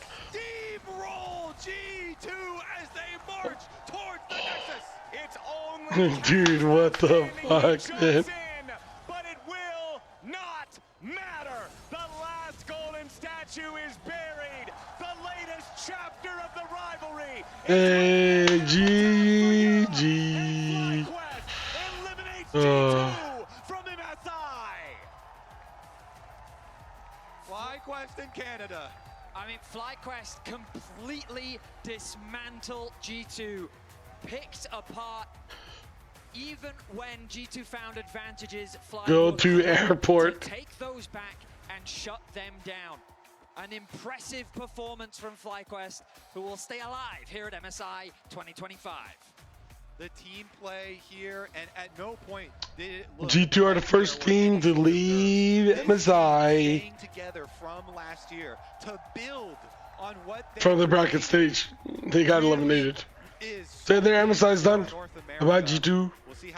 Wow. Oh, tomorrow. Dude, if both EU teams get knocked out, that would be crazy. Against a team that for the longest amount of time was best in the West. Every time we saw them at internationals, G2 was running the show. Obviously shakier in recent years, and this time FlyQuest triumphed. Going into that last fight, I really did think it could have gone either way. G2 had found a couple of picks beforehand. FlyQuest, though, found their moment. Oh, Azale just texted me as well. It's no longer 2019. Just a reminder. I mean, it is a significant fall from grace even from last year. The G2 players and the organization made roster changes with the intention of having better performances internationally. They thought that they had reached the ceiling. Can it happen? See if we're gonna pop off tomorrow? G2 made top 4. Dude. Top esports in the lower bracket. So what if CFO wins? Should we just be like, you should have sent KC? Dude, that'd be so toxic, dude. Bracket on the first round. They're going to feel frustrated. They're going to go back home with their heads held low, and there's a lot to work on for this G2. Dude, KC not being here is crazy, dude. I legit think KC's a much better team. And for G2, you know they want to return better. You know they want to return stronger. They will be man, tomorrow. Competition. FlyQuest will move forward, and I do believe that their next matchup, it only gets tougher from here, is going to be first game. BLG versus first game. So 3 p.m. my time. I mean, it's an exciting it's 12 p.m. Pacific time. They showed some moments of brilliance against AL, and you would imagine that given what we've seen from BLG and T1, I'm hoping that it will be an exciting matchup regardless of who wins out. KC's garbage. Dude, then all of Europe is garbage. Because KC's like the second or first team. Like the best or second best team in Europe. Right moments, right? We look back, we think to that first game, we're looking at Inspired, right? Well, honestly, Inspired kind of had the insane. Can't watch it, yeah. But Masu constantly finding the angles he needed to find. You think to the final fight in game 2, barely staying alive on the Senna, getting that done. Busio's Bard just completely. I still think EU is better than NA. Yeah. Scion kill on Caps back in game number 1 at the very edge of the turret range. Everybody felt locked in. Everybody felt like they had themselves exactly where they needed to be, both on the Rift and in their own heads. And even though you're gonna have to play either T1 or BLG, those are the teams that you have to beat in this tournament if you want to progress. There are not any softballs, you know? And this Shopify was harder for FlyQuest. And they've set their sights and their goals to look upward. The tournament only gets tougher. He has better players? Oh, yeah, yeah. FlyQuest has shown what they're made of. Now it's time to join Lore on stage with NA's own Masu and Busio for the Verizon post-game interview. Vancouver, please, a round of applause for the victorious FlyQuest. Guys, congratulations. What a statement series today. I want to go to you first, Masu, because regardless of the fact that G2 was taking kill, that they were grabbing objectives, you were always one step ahead on the map. Tell me about communication and your spot on macro this series.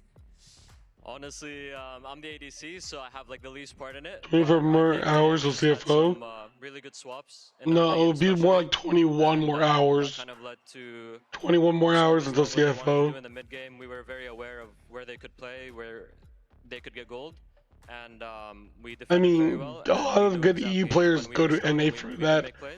Moolah. Beautifully done. And Busio, I was looking at you backstage between game 2 and game 3.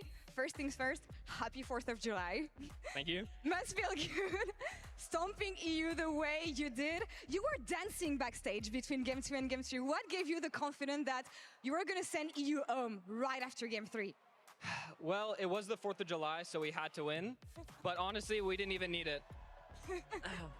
Matsu, you came to MSI saying oh, that was supposed to be like a banger line. Western team, but you weren't confident in the fact that you had reached your ceiling yet as a team. Would you like to revise that statement now? No, I still think individually I have a lot to work on, and as a team we also do. So I think we still have a lot more room. Any more on the improvements that you guys want to make as a team? Still just like communication, planning, and just playing as a team in general. All right.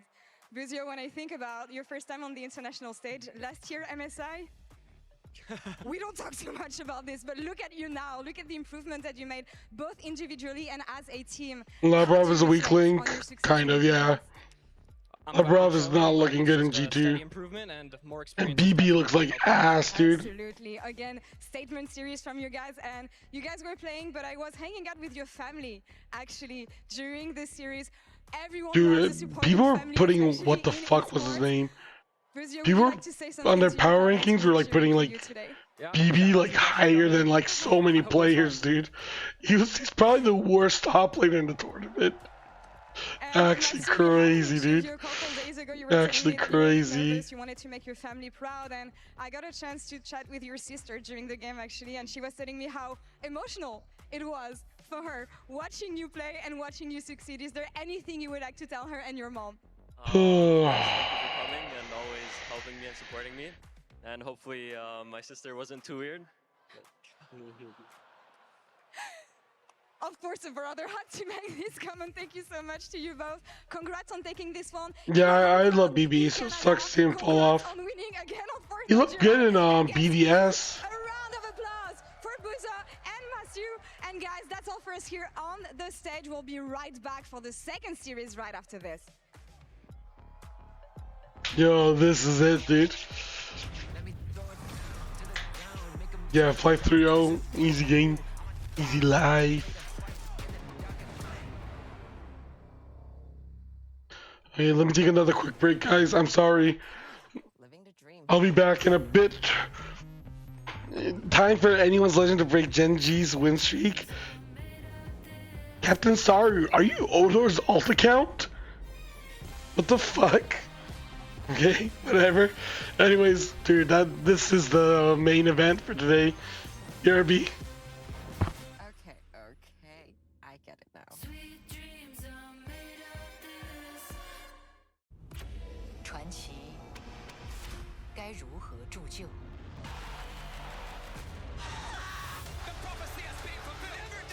He changed the meta. He pushed the limits of the game.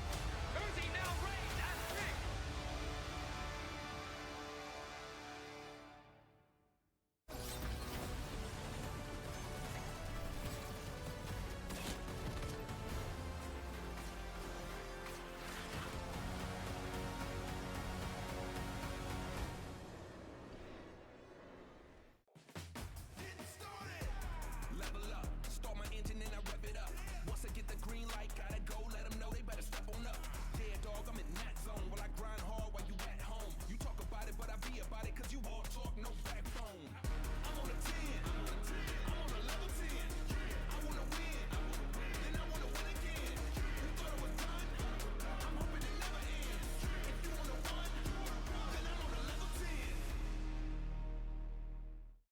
An update is required. Financial system updating.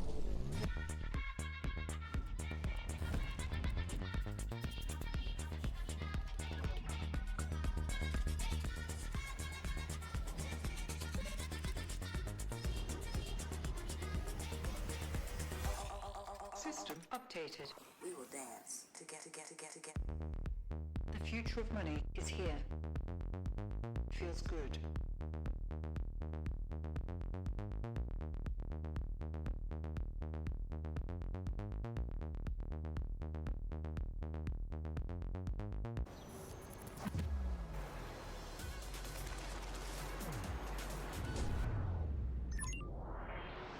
Hunter in the dark.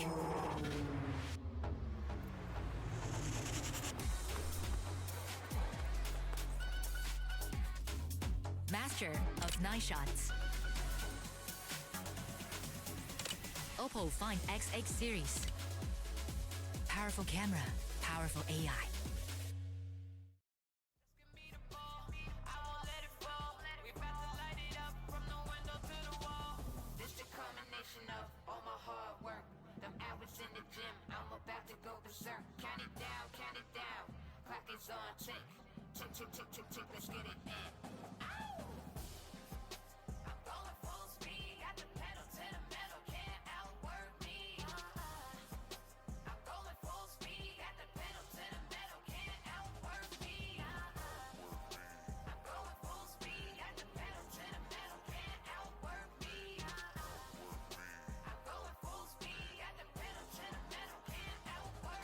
He's a beast, he's a monster, he's a force with the man. I scanned the room, forming up the plan. Fire in my eyes, got him stuck quicksand. I don't play to lose, I just play to win. It's that hard work, effort that I'm putting in. I don't play to lose, I just play to win. Sound like broken records against me, let them records spin. Yeah, I gotta get it 100%, nobody gon' harder than me. Do it on purpose, I got the people depending on me. Mama mentality, got my game face on. Every time I step up on this court, you know that we won this time. I'm going full speed, I just pedal to the metal, can't outwork me. I'm going full speed, at the pedal to the metal, can't outwork me. I'm going full speed, at the pedal to the metal, can't outwork me. I'm going full speed, at the pedal to the metal, can't outwork me.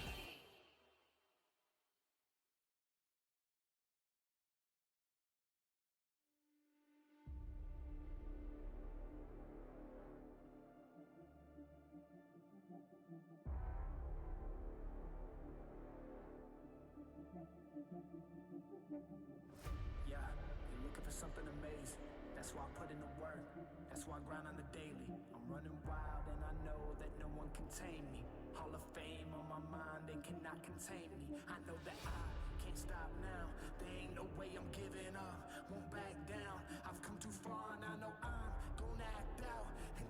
standing on the top. They hear me now, they hear me now. Let them know. Nothing can hold me back. Hold me back. Let me throw it down to the ground, make them turn around. This is what I do. I'm a dog, not afraid to fight in the dark and light. And welcome back to MSI 2025 for our second series of the day, a clash between the LPL and LCK first seeds here with Genji facing off against anyone's legend. Guys, yeah. I don't even want to talk to you right now, but I guess I have to. We just got our Europe versus NA finals. And now we're getting what a lot of people were looking at as a possible tournament finals for MSI. So we're going from hype matchup to hype matchup. Hell yeah. Right? It's crazy that so we you can get put your this mind at ease to something else entirely. Yeah, it's fine. I get good League of Legends. Let's look forward. To focus on this one. And there's a meme actually in the LPL. Okay, let's go. LPL has Shanks. LCK has Chovy, and they are featured matchup in today's series. Shanks versus Chovy. Let's go, Chovy the GOAT. Shanks faces off against Chovy. AL's mid laner had a long and difficult journey to his first MSI. The solo queue prodigy languished for years on World Elite, putting up strong performances with nothing to show for it. When finally given the chance to contend for a title in 2025, Shanks jumped on it, proving that he was one of the very best mid laners in the LPL, but to prove yourself on the internet, To meet this CFO fan. And guys have a CFO, yo. Thanks, comps. That means a lot, actually. Dude, I don't know, man. I love the way CFO, like, players, the staff, management, everyone works so hard and does their best to, like, always perform. Like, we're underdogs, right? So I understand. Versus Shanks, the Like, Chovy who brought MSI last year. yeah, like T1 is the better team. You know, basically Faker's salary can pay for all of CFO for like 1 or 2 years. Like maybe like 2-3 years. I don't know exactly. But yes, Faker's salary can cover everything. Of course. But we all just went in like with the mindsets like, yo, we're gonna play our best no matter what. You know, win or lose. Like as long as we play 100%, it's okay.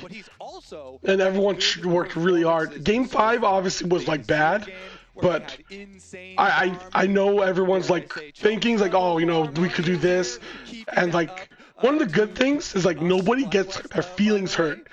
Like if you tell like, you know, like, hey Honkyu, you play like shit, he's not gonna be like, oh fuck you. He's gonna be like, yo, my bad. I gotta play better. You know, we're gonna grind solo queue, work hard. You know, we do 1v1s, VOD reviews. Like we do so much to like improve. Like Junja's like, you know, helping Honkyu. Honkyu helps Junja. Our 2 top laners work together to try to improve each other. They do 1v1s against each other.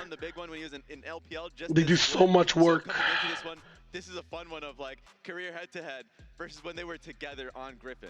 Exactly. Those Griffin days, lots of people remember it fondly. Of course, that's a lot of games. That so, yeah, like we got close. We didn't win. So obviously it doesn't really mean too much, but I think next time will be better. Versus Canyon also. Yeah, I just use Honk as an example, but it applies to all the players like Doggo, Kaiwing, Junja, our coaches even. Like, you know, it's like, hey, the coaches, you know, we're not perfect. Obviously, you're going to have bad drafts, right? That's normal. Every team has bad drafts. But you try to limit the amount of bad drafts you have. Against Chovy, so I'm really curious to see how this one is gonna go. What do you guys think about the matchup, actually? Well, Scumps, nobody watches LCP. Do we all have the same ones? Yeah, probably. This is supposed to be an Attack on Titan reference, but, you know, I mean, amazing drawing good skill. one, actually. No, it's awful. As insane form. But, like, if you watched LCP, you would know that CFO is, like, a good team. Yeah, we have the issues, right? But it was like, for example, the Talon 5 game series, like Honkyu wasn't playing well. But like, everyone has bad days. Everyone has bad weeks. What matters is like you work hard to improve. So I knew, like, yeah, Honkyu, you know, you played bad, but who gives a fuck? Next week you'll do better. go. Gen G versus AL, 2 tournament favorites coming into it. Gen G head and shoulders above everyone else, it feels. For AL, definitely. Well, the thing is, Zeka completely shit on Hankyu. Emily and the wonderful chronicler. It's about like respect. Dude, I'm pretty sure you guys know the East does not respect the West. That's just how it is. Eastern teams don't respect Western teams. So it's not like, oh shit, we're against Caps. That's not scary. Oh shit, I'm against Zeka, Chovy, Faker. That's scary. Like Shanks, Knight, those are scary names. Caps, Quad, Jojo Pion aren't scary names to Eastern players. I really liked it. Was what the least. Yeah. No, but Scumps, it's understandable. But then for anyone's I mean, I'm gonna be cheering for CFO tomorrow. I think they're scrimming right now, right? Like they're still practicing, still scrimming. They're working hard.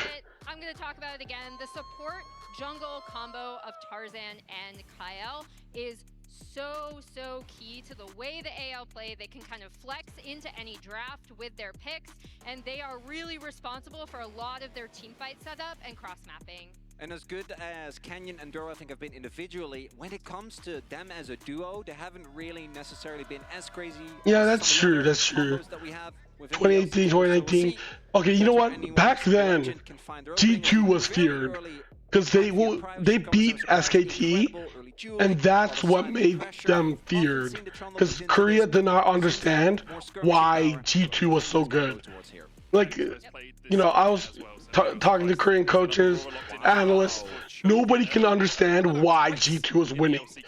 They just didn't understand why that team was so good, and that's why they were feared. It also, like, you know, the aura, like Wonder, Yankos, Caps, Perks, Mickey X, they were actually like respected because nobody understood why they're good. They were beating Eastern teams consistently through like their style, and Eastern teams couldn't replicate it. Fnatic, a little. Like, Fnatic avoided the really strong teams that year, but yeah, they were like, okay, making it to the finals was pretty impressive though for a Western team. That you can pick into the Rumble, that considering there's also a Pantheon on the enemy team already being able to match that global. But like the Pyke top, for example, nobody understood Pyke top. Like, who the fuck does that shit, you know? Like the weird flex picks, putting Syndra bot lane instead of mid. Like, no other team in the world could do that. So that's why that 2019 G2 was like so special. AoE team fight power from AL already. You look at the equalizer, the follow up with the Grand Starfall into the. Yeah, well, that's why Perks is feared. Well, that's why them copy pasta with the smug. That smug mid laner, he's smiling after they win, you know, because Perks just like had that thing about him where, like, you know, you lose to Perks and get fucking tilted. Other teams, like when they lose a game, they're just like, oh, whatever, we lost one game, we'll win the next, don't worry about it. It was just that aura, that like presence of G2 actually tilted Eastern teams. Otherwise, if it is a Galio, I think we do have a pretty good idea of where it is going to go, as the Silas taken away here from Shanks. And we'll see if AL themselves want to remove that Galio potentially. Yeah, I got predictions open, but guys, let's lock in, dude. We're in the year 2025. Dude, I love that 2019 G2 so much, dude. I was so sad when they lost in that Finals of Worlds, dude. I was actually like so sad. Lila. Wait, how do we feel about the draft so far? Dude, oh my god, dude, both teams? I don't know, man. I think AL has the better 1, 2, 3. No real surprise that that's taken away as well. Fly, Phoenix, fly. Yeah, that's true, dude. If the song was Fly, G2 Fly, G2 would have won Worlds. Fun plus Phoenix wins Worlds when the song is called Fly Phoenix. Fly? Yeah, that's bullshit. Definitely for Ruler, that no longer applies. I don't know what you're talking about, Dodor. What are you talking about? You're so delusional. Oh, Odor. This is why everyone hates you. This is why they want AL to lose. And both these picks can play quite safely, particularly the Asriel gets taken away. Yeah, a really nice takeaway as we Oh my god. But it's Ruler. Okay, you know what? Ruler Jin is different. And there is some setup for Jin on this, especially with the Jin Alistar combo, something that we've seen be really, really successful.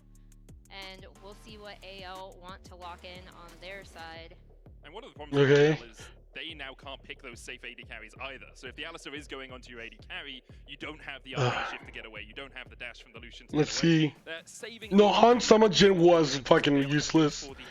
But dude, last time Ruler picked Jin, he popped the fuck off. Dude, it's different, Bastion. Korean Jin is different. Absolutely. Will really slot in when it comes to the aggression, when it comes to the ability of Pantheon to very quickly get to a backline, and it gives you even more potential to play towards those side lanes, right? Particularly once you get level 2 on the ult. Kai'Sa's AP heavy. It is a little bit, but it's fine. You can go AD Kai'Sa, it's not a big deal. Early on, all reliable here for Keen, just going to play for the rest of his team. Not going to be the most fun matchup, but once you get Kanik, you can kind of just absorb those punches from the Rumble. It's a little troll, though, to hover. Okay, but he's done it against HLE as well, right? Oh my god, dude. But I was hoping for perhaps a little bit more of an explosive. Ruler is different. Drafts locked in. What are we thinking, guys? How do we? Ruler's not Han Sama, dude. This is exactly how AL want to play. Trash comp? What do you mean trash comp from both sides? Tarzan specifically to join. Okay, whatever, dude. Plays. It allows a ton of follow-up. Whoever does decide to engage, either from the Annie or whatever. On the other side, I like. Ruler's a world champion, true. AL are really gonna have to watch their. Okay, guys, predictions are open. Put your crusty socks where your mouth is. Either put your channel points on AL winning game 1 or Gen G winning game 1. Stands and falls with Canyon. If you can get to the 5v5 and you're able to absorb the initial blow, there's a lot of Junjo, oh, motherfucker, dude, I can't. As mentioned, Canyon. Dude, Bastion is so annoying, dude. Fuck Bastion, dude. This guy, dude. If you do lose control of mid game into the combat, oh my god, Odor. Into Annie, into all the amount of burst that's there, could be tough for Gen G. Definitely could be. AL, the yeah, Ruler is better than Han Sama. That's not a crazy take. Ruler's like the second best AD carry at this tournament. Gen G and Chovy, the reigning MSI champs, the #1 team on the global power rankings as well. It is a monumental task. After Doggo, yeah, after Doggo. Fuck you. You weren't supposed to ask. You weren't supposed to ask that question. I want to be able to be like, oh yeah, second best AD carry, Ruler, yeah, that makes sense. If you ask who's #1, and I'm like, Doggos, dude, then they're like, oh, your list is bullshit, fuck you. Their coach, Tabe, who has this track record of really transforming. You open the poll, the poll's open, you still have like 7 minutes. Guys, you have, I'm going to close it soon, but you have time to put your channel points down. Dude, do the predictions, guys, come on. I'm dying here. Such a huge strength is the compositions he's able to draft for this team, making sure that they're super comfortable in playing them, and then also using the flexibility of both Tarzan and Kyle. See Meander's in. Easy to forget that only a couple. Odor's not doing it. Bastion's not doing it. What the fuck? Right, then rose up to 6th last year, and then this year. Yo, Noko, thank you for following. I don't know. They look down. Should be down below or up above. Chat. Oh, okay. There we go. And they ended up being one of the big stories from that year. Tabe and his team dispatching of GG not just once but twice. Dude, what the fuck? Series, as we say, they're the reason why you picked the Alistar into the rel. Maybe my predictions are bugged. Cancel that crash down. Not allow that engage just come through without. Yeah, this is the MSI overlay. Both the jungler starting on the top side of the map. Tarzan on this Pantheon 10-2 across his career. Okay, Duro. Has had an absolute ball of a time on it this year. Level 2 hit for Kyle and Hope. Kyle is going to go in. Juro ignited there, down to 200 HP. Hope looking for a little bit more. Could flash forward. The Pulverize comes out, but Hope decides against going any deeper. Flash save for Juro, did have to use the heal. This is something we saw for Gen G domestically as well. Sometimes a little bit too over-eager in the 2v2. Juro Let's go, boys. Gen G. And then the follow-up, very nicely done there by Kyle and Hope to push the advantage, but it is just a summoner trade as Ruler. The cancel. Well played by Juro there to get the Pulverize down, making sure that Kyle couldn't find his engage. Shanks and Chovy trading. Fuck Jin. Chovy okay can just pop that pot. What the fuck? But Jin's auto does more damage. Yeah, and I am It's not about how many autos you do. It's about how much damage they do. At this bot lane with a few sums down, potentially. I'm always looking What for day is it today? early jungle action. Oh, it is Saturday. Never mind. Up both of their clears on this bot side. Juro hits the Pulverize, gets the headbutt back as well. Hope flashes forward, but Ruler blocks the Prey Seeker, the Void Seeker there from Hope. Canyon is looking down here. He's here. Oh, wind becomes lightning dodge, as is the deadly flourish by Kyle. Then comes in with the Shadowing Strike to force Ruler away. Double sidestep there, and Hope giving up his flash, that is a big deal. But with the health trade going the way of AL, I don't think that Canyon can actually look to contest this. JDG hopeless. Yeah, no, I think he's just going to look to cross in mid and then get that topside Scuttle Crab, which will draw the junglers. Again, even clears here. What the fuck? Jari put down 50k on. Meanwhile, Flandre just pushing Keen. Holy shit, dude. In the early matchup. Well, Keen has gone for that no magic mantle for a bit of magic resist. To help him out in the lane. Oh, Bastion. Oh man, that's aura, dude. Tarzan has already backed. Canyon has not been able to do so because he was towards the bot side. Had to cross over to top side Scuttle. And we see AL going for that swap. Wasted level 1 for top XP. That shit still blows my mind. I didn't even post that on YouTube. I need to post that later. The top laners going on the bot side. I feel like AL in LPL specifically, they have had kind of the best macro sense, which they did improve on from Split 1, right? Where they kind of got run over by TES, and then TES did not perform at first stand. But that's another thing that I think they have improved on quite a bit is with some of these early lane assignments. Hope sucks, Odor. Sorry, bud. They've often been extremely tenacious in sticking in games, even absorbing some early laning disadvantages. And don't get me wrong, if they do get early laning leads, you actually don't get to play the game. But it's not something that they always rely on. True, Doggo is better. Keen, very happy to just take matchups like this where... Wait, why Ezreal? And then it comes down to the team. Why did the Ezreal prio go down? I feel like Ezreal's like really OP, no? Oh shit, it's like lost almost every game. Kind of to the contrast of the absolute chaos that is T1. Not unlike the relation between AL and BLG in that sense. Right? He's on T-strong EU education. As we see Shanks Hibbers. Damage onto Chovy. It is comparable. I do still think that AL can be hyper aggressive. EU education worse than E. Support jungle duo when they're able to on the map, especially with early skirmishes. Oh, good knockback by Juro. Stops the flash shadowing strike from connecting onto Ruler. Uses the heal in the end. It's a summoner spell exchange on that top side. Big deal there. Not having to use the clans for Ruler.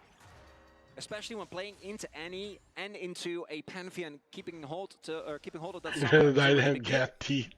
Grubs are gonna be coming up in about a minute and a half. We do see some pings, but really here comes the insults. Here comes the insults. Head aftershock, so not gonna be too bothered. It's 6 a.m. Get the second knock up on him. Matchup I do want to focus on is that mid lane matchup. Those 6 a.m. dude. International tournament against Chovy, who obviously has been to a slew of them over the years.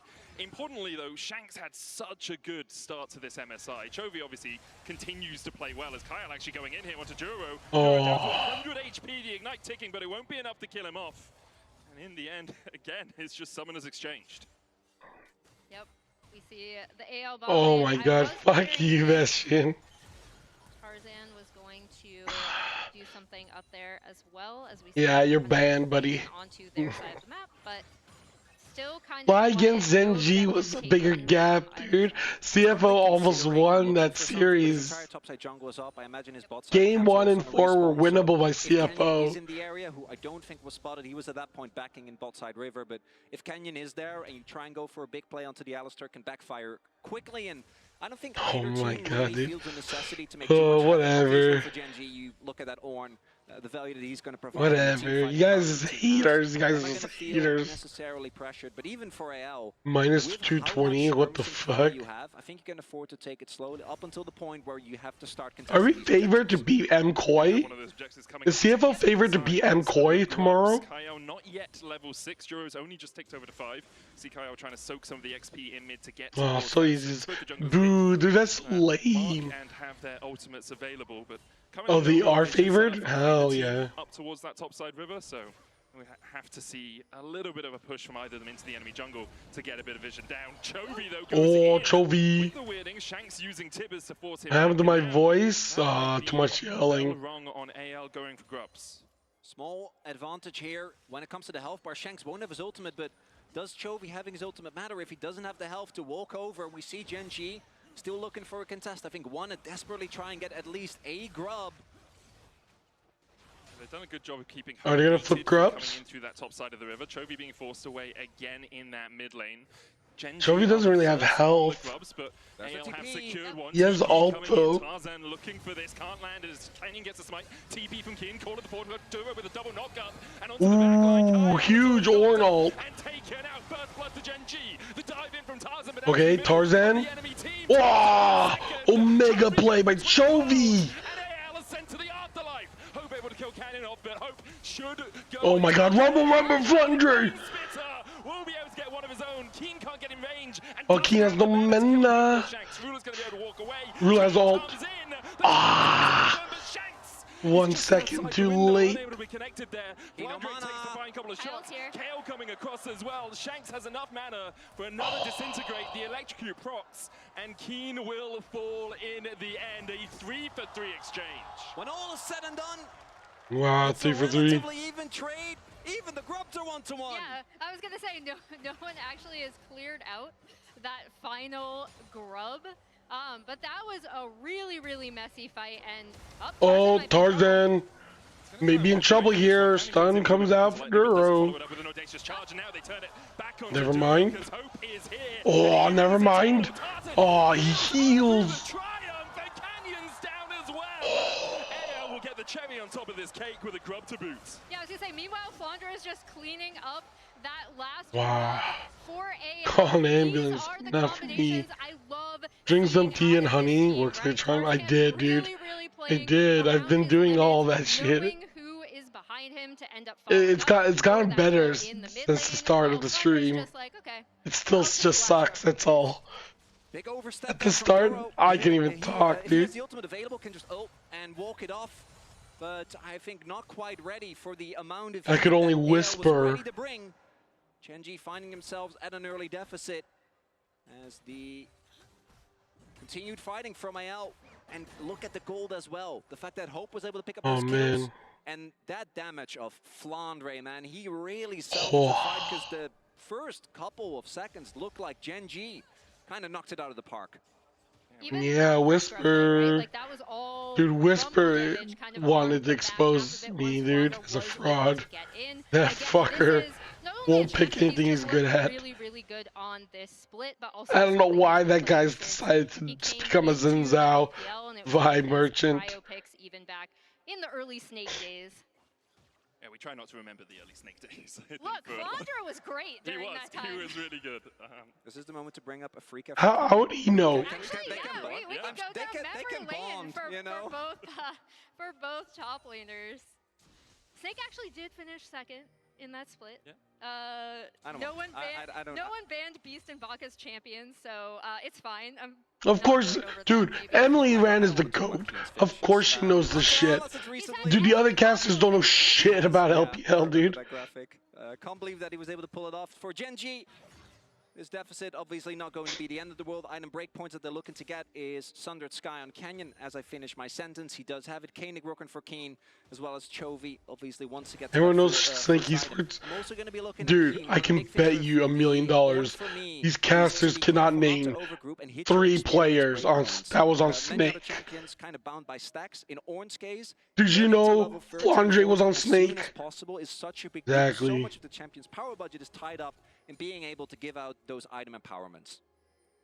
And as we see both teams kind of Ooh, another fight. sussing out this Drake. Yeah, some posturing going on right now, but neither team really committing to it. Canyon did leash the dragon at least, but I got overexcited. Emily's the GOAT because she watches that shit, dude. That's why she knows the history of LPL. Yeah, that's true. How you doing? Hey, come on now, guys. That's outdated narrative. Sometimes still happens, but more often than not, there is a lot of stuff happening, okay? I was gonna say Gen G though. Yeah. Yeah. And not necessarily when it comes to kills. I mean, I was about to say, why are you setting me up like that, Emily? No, I love Gen G. Kevin knowledge test. I'm gonna Such an fail. exciting matchup for me. Just #1 versus #1 as we see AL. AL called before being bought out. First rotation on this Drake, thanks to being able to push in that mid wave. Yeah, not going to be any contest from Gen G. They'll be able to get a plate for their troubles.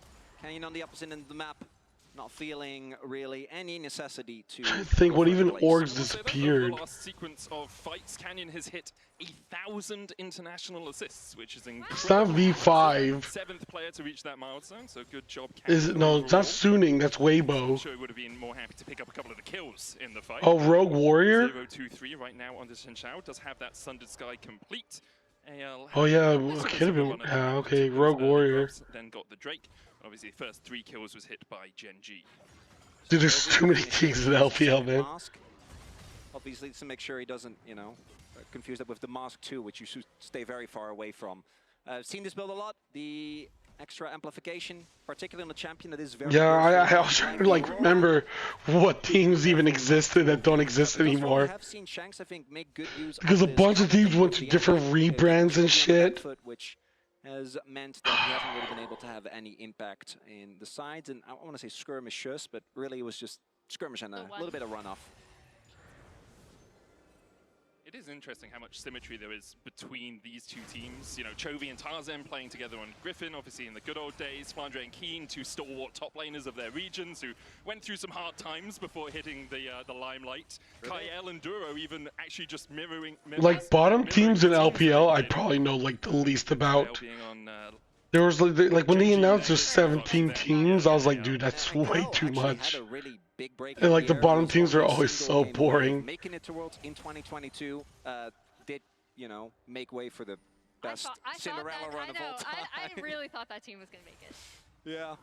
Instead, obviously, got bested by DRX in Game 5, and the rest is history. The rest is history. Duro, the opposite, really. Like LGD were like LPL champions at one point. Sandbox with, or BNK4X rather, with a lot of their issues. Turn them into a pretty decent middle of the pack team. And Gen G also has a habit, right? They did this with Delight as well, as Chovy might be in some trouble here. Yeah, Shanks 1 stack away from having that stun back up. Tarzan's looking for him. Chovy stays around, doesn't finish the recall. Can use the weirding to get out of vision for a second. Jumps forward between worlds as well.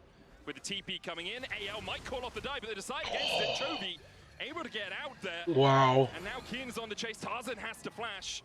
Oh. Able to escape. LGD had Peanut, Shie. Yeah, I was thinking of when they had Imp and Acorn, and the fucking jungler's name was like, I forget, he got flamed for being bad. Wow. Oh, he still dies. Oh my god, what's happening on the other side? Flandre is so strong. Oh, he has to get out. Oh my god, Gen G are losing this fight.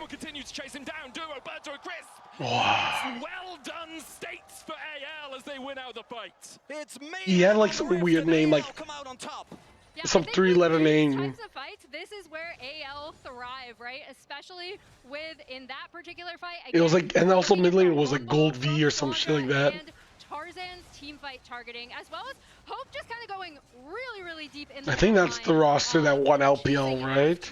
Ruler. Because the moment I saw that Jin No, the setup, I thought that jungler Genji was actually like, had it was the 3 angle, letters, right? Because and he was getting like flamed for being really bad. Taken out of the fight immediately. The equalizer doesn't really hit the mark, and Chovy shows up. But look at that, immediately forced to cancel. Hope follows up as well, ensures that Ruler doesn't I could even be completely wrong about it. It's been years, dude. They didn't even need, right? Duro can't do anything as Chovy gets taken down by his old teammate. A bloody affair so far. Yeah, LGD won TBQ. Oh, it's God V, not Gold V. As well, so those feet of strength WLS? WSL? No, dude. That guy was also a fraud. And TBQ retired soon after. He hasn't really been able to Chovy much in this game so far. Shanks is going to... Overall, obviously, you know, he's farming well and gold's even in that lane, but we haven't seen the Chovy pop-off that we often do. And again, I think the big story for AL right now is, again, this Rumble pick for Flandra. He's had so much presence in these team fights. As Juro's gonna get onto Kyle a little bit. Tibber's gonna come down as well. Maybe just to harass them so they can't go for this full tower dive.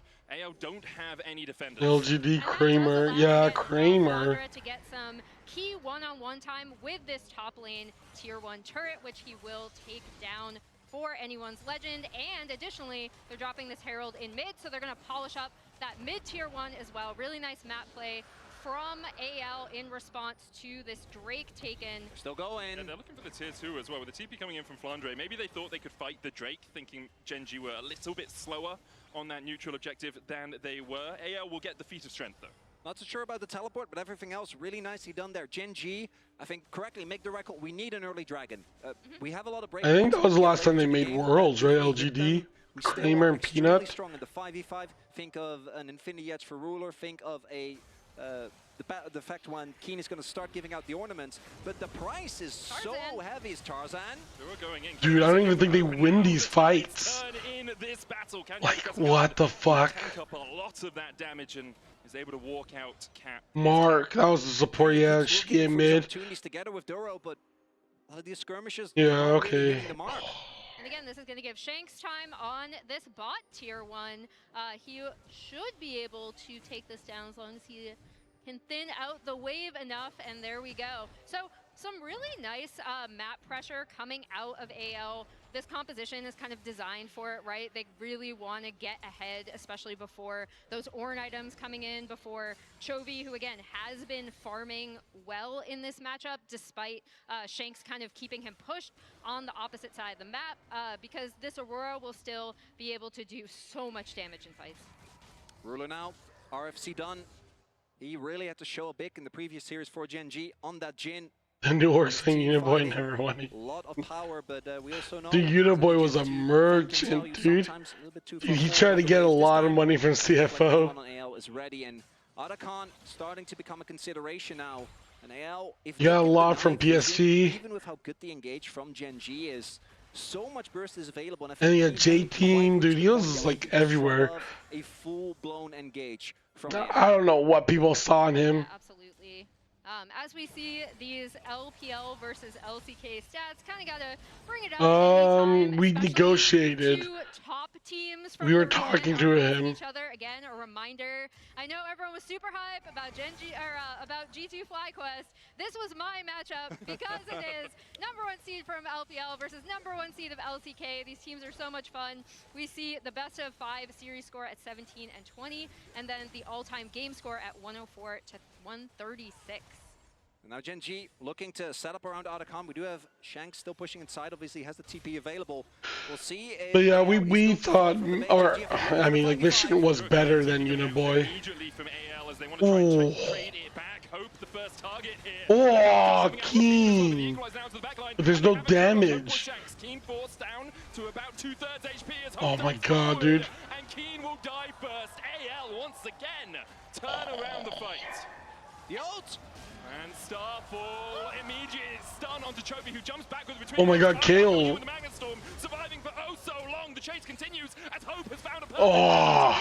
Ruler down, Juro to follow. Chovy flashes to safety, but the rest of Genji do not have that luxury. Canyon has to dash away to the minion wave, and AL will turn their eyes to Atakan. Hope getting revenge on one of the 80 carries he was replaced by, right? I want to talk about Hope for a little bit as we see anyone's legend on this. Damn, AL. It's not that he's been bad, right? It's Looking that good. have always been like, okay, but we found someone better in Viper. We found someone better in Ruler. And here, he's absolutely willing to just dive the backline. It becomes crucial in this team fight. And here it feels like Gen.G definitely wanting to scrap, but the follow-up damage just isn't there. Ruler is immediately blown up by that combination of Shanks and Tarzan. Basically doesn't get to join the fight, and Chovy wasn't actually there. Keen pulling that trigger when one of your biggest damage dealers is not available, particularly when you're playing a free carry composition, the tank not included, can't quite do that, and it was Gen.G that started off this whole sequence, but they punched above their weight in this fight. And I think in that team fight as well, you see how well Oh my Tarzan God. and Kyle set up for the carries. Holy shit. I mean, Tarzan Pantheon? is on his own at this point on Pantheon the damage is Pantheon, crazy, but dude. You kind of saw their setup there. As long as AL have one dive buddy to go with another, they play so well around these kind of pick compositions. And now, Gen.G in defensive mode. This is something where obviously, if you've watched this team even a little bit, they often are able to hunker down and find some great re-engages, but it's the fact that the 5v5s... I don't know, maybe, yeah, Gen.G could still win the series. Does have the TP available. Gen.G, they're down about 4.5k gold. The two items... They're still in this game, though. AL ready to contest this. Flandre on his way has the equalizer, also has the Seekers if he wants to get a little bit aggressive. Keen on that front line. Tarzan has the equalizer follow-up. Duo with a good knock-up, but Hope cannot be stifled. Ruler down. Between worlds goes Chovy, but they just don't have the damage. What the fuck? Supercharges his way to safety, and Chovy once again. You can't kill anyone. Damn. Okay, I was wrong. Down Gen.G, they get the Drake. Keen gets out as well. Hope is absolutely stellar in these fights. They're going to be able to clean up Chovy on the backside of this. So Keen barely gets out. Chovy uses his TP, still doesn't make it. Can't just be the chin pick, right? They're so far down, and they're still very happy to commit to this 5v5. And even though a nice interrupt of the Tarzan means that Ruler doesn't get blown up immediately, once Hope shows up, he's still... Oh my God, can he get the second? I mean, I don't think it would have mattered. That chin damage, you can see the health bars on AL, they're a little low, but no one is actually in danger of dying. Yeah, and again, I'm just so happy that you all get to see this Anyone's Legend on the international stage as we see this cancel coming out, stopping Chovy from backing, and then he is also dead on the backside of this fight. Because this team, again, I think people didn't necessarily know what to expect from Anyone's Legend coming here. Top Esports did have better macro in the LPL finals in Split 1, I promise. However, AL really raised through the upper bracket and qualified, and I think with the international performance that Top Esports had at first stand, people were like, well, how good are Anyone's Legend anyway? They are an incredible team, guys, and they're so fun to watch. This is a perfect composition for them, and you really see how willing they are to follow up as soon as one of them goes in. And I generally trust Gen.G blindly when it comes to specifically how they pick fights and what they do when they're behind in the game, but in this game, Order doesn't like jokes. Order does not like jokes if it involves AL or BLG. Upgraded Ghostblade is in their favor because the damage from AL never really is going to fall off. The lack of front line maybe becomes a problem down the line, but right now they're down. 7.5k gold and Tarzan is looking. Equalizer coming out. Tarzan, the plan got to Ruler. Kyle there for the follow-up. The Magnus. Oh my God. Have so many tools in their toolbox. AL can miss everything and still kill off Gen.G. Chovy and Canyon trying to get back to the safety of their base, but Tarzan's having none of it. He'll pull Chovy back. The chase continues. The spear is ulting into the base. Kyle dashing as well as AL have used Tibbers to tank up that mid lane inhibitor tower, and Chovy falls where he should be safe. AL now on the inhibitors. Gen.G have not been able to protect Ruler in these fights, especially against this composition. Once it got rolling, all eyes are on Ruler. One member of AL is diving, and he is out. This is domination. It's a shellacking. Gen.G 20 series undefeated, and AL come out in game 1. Dude, you explaining a joke to order is crazy. Gen.G can't defend. Holy crap. LPL shines strong. 1-0 in this best of 5. Oh. Oh, I'm so happy at anyone's Legends performance. This is, again, such a fun team to watch, and a team with so many players with a chip on their shoulder. That's right? true. Like, people were saying, oh shit, thanks, Jari. Lost it, you know? Tarzan had not won a domestic final until this, so really amazing game 1. Dude, order. It really was. We'll see what Analysts have to say about that. They don't have a huge amount of No, gameplay you can't. to analyze, I'll be honest. It was You can't explain anything. Oh, I'm gonna die, dude. Don't make me laugh too hard. I'm actually gonna die. Oh, there, dude. The kid. Oh. I love that. Oh, man. One point that I was concerned about to see, like, how bot lane laning phase was gonna go. Just seeing the Kai'Sa, like, seeing how active it was going to be early on, but Dude, I don't know if really held their own and played really well. Dude. Yeah, I mean, they played with so much confidence. I think they did. Even I don't know if he even goes outside, dude. so aggressive. That little thick of bus. Where would he go? He just sits at home watching LPL all day and like all night. You're the best. After play, but really, then it starts to go with these fights. At the grub fight, AL, they're able to split it, and they reset quicker. They make the play after to get a couple of kills. They go back, they get an extra grub, and then they keep pushing the pace of the game. I thought you wanted to show us. Oh yeah, there you go. We have it here.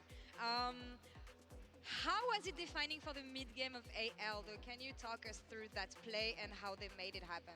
Yeah, so let's take a look at the second one that they did, because this one is also up around the Rift Herald, and it's actually going to start out with Hope and Kyle here. So let's run through this play right now, and we'll see. They get the knock-up onto him. Kyle is going to evade. He flashes and jumps away, and Hope immediately attacks Ruler here. So he put his plasma on him. There's no smoothing commentary. Flash, and then he can follow up flash to finish off Ruler. Stays in his face. Fuck me, dude. Then Tarzan comes in to save the other side of the fight, goes after Chovy to chase down that kill as well, and with Shanks coming through, AL are able to win this one. They kept the joke has to praise fucking AL, then he's gonna be like, oh, that's a great joke. Look at this focus. If he made a joke about how shit Gen.G is, he'd instantly understand and be like, yo, that makes perfect sense, Gen.G sucks. Out of there. Yeah, and then even the Pantheon chasing through, and then Kai'Sa running around just to see if they can get kills off that one. I love engages as well. So. Yeah, exactly. He goes in. He's fine to sacrifice himself so they can keep chasing down this team. The killer instinct. Yeah, I'm gonna take another quick break, dude. Holy fuck. The entire team and with the Kai'Sa. Yes, and it reminded me of the BLC that they had in the finals. Just dude, that's crazy, man. That first replay that you showed. Really Jeez. Oh, there you're great. Yeah, I'll be back, guys. I'm trying to mix my voice more. At least blow my nose. I'm going to support Flandre. Flandre had a great game. Not just those replays that you showed, but the grub fight prior to that. I felt like when he came in through, he was able to get a few kills himself, and they built on that lead. They're seen as a really smart team in the LPL, and so you got to see them really be the team that kept the pace, played fights well, and then were able to end it. Absolutely here. I'm just wondering, what is Gen.G gonna come up with now? Because again, I don't feel like the composition they had was an issue here. What would you have done differently? It's weird because the fights were set up by Gen.G. Like, they're the ones that engaged that mid lane fight, and then it was oftentimes them not being on the same page. Chovy was late on one of the engages that came through. If he was ready for the fight, there with the Aurora ulti, it would have been fine. I think just them being on the same page of the fights they are taking, because this is a slow one, you need to be meticulous with it. Exactly. Craft some more tools here to be able to control some of these skirmishes in the game, because AL are going to continue to bring it to you. Looking at the next game here, what are we looking at on this side of Gen.G? They look really focused backstage here. I feel like they were a bit thrown off by the speed that AL had here in this game one. Who do you want to focus on?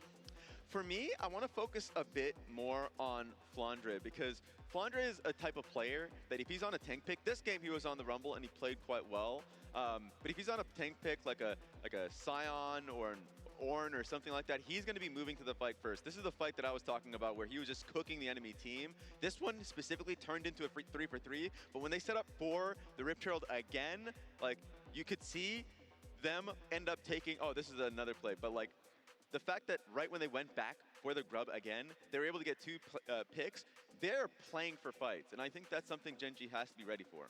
Something that we saw from both these teams is that AL on social media was saying that Gen G is looking really strong. We are actually entering this series as the underdogs. I would like to revise that statement after game 1.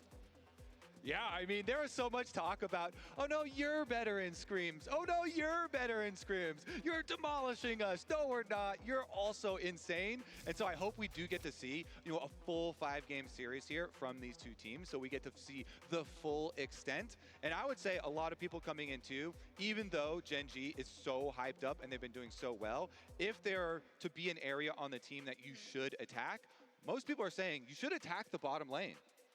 Yeah, you can definitely do that.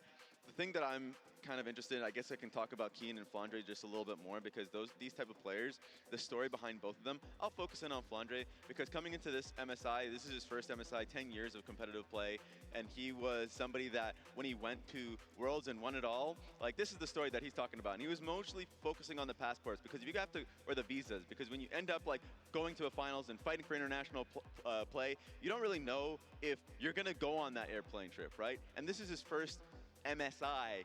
And so for him, it was kind of like an emotional story for him.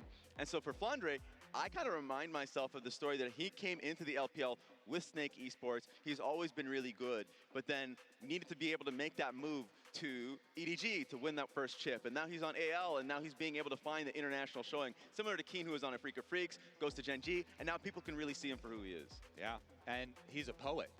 Yes. If you've made up your mind which way you want to go, doesn't matter which way the wind is blowing, actually just hits so hard. It does. Looking at next game, Gen G is going to be on blue side. Would you think that there's a specific first pick that they want to target here? For me, I feel like Azir is such a great blind, and it is so good for Chovy. So if you want to go towards that direction, and the game pace is slow. So more scaling in that. I will be expecting to see more tank picks come from Flandre. So that's one pick that I'm looking for, is the Azir. So far, AL opens up the score in this best of 5. We'll find out in a few minutes if Gen G can come back. See you then.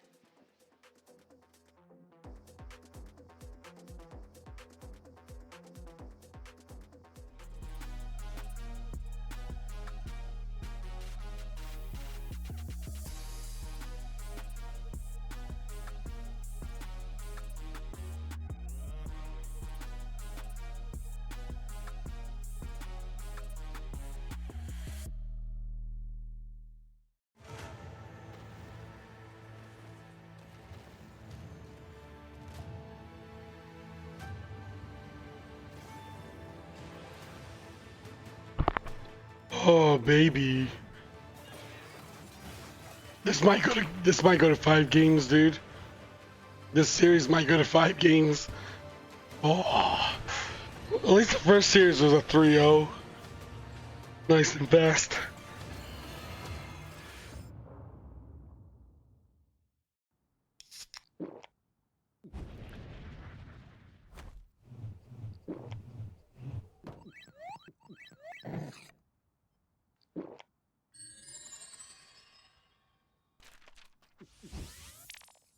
Three 1 EL. The fuck. Okay. You say so.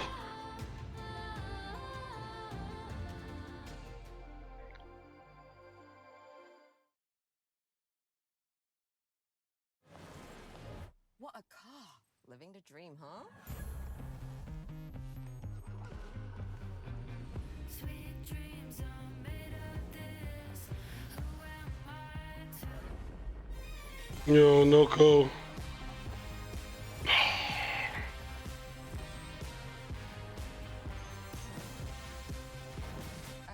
Okay, I get it now. Sweet dreams are made of this.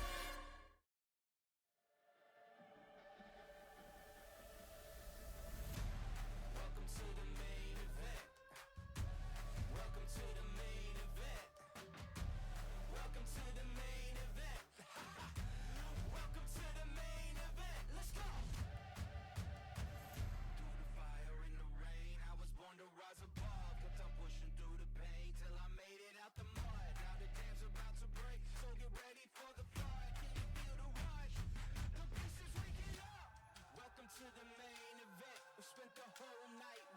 No.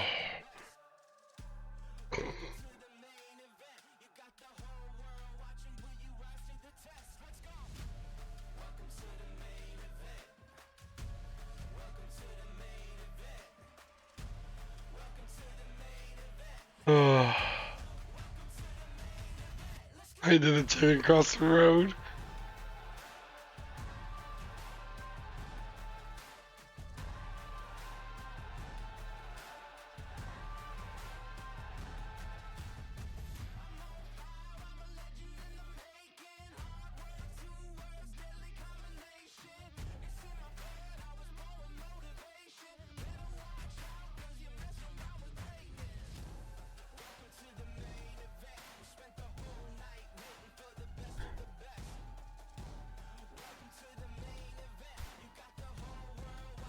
Let's get to the other side.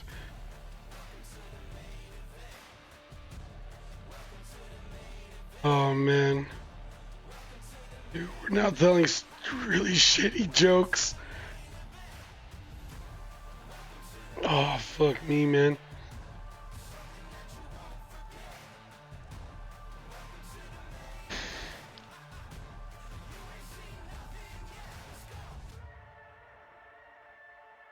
Oh.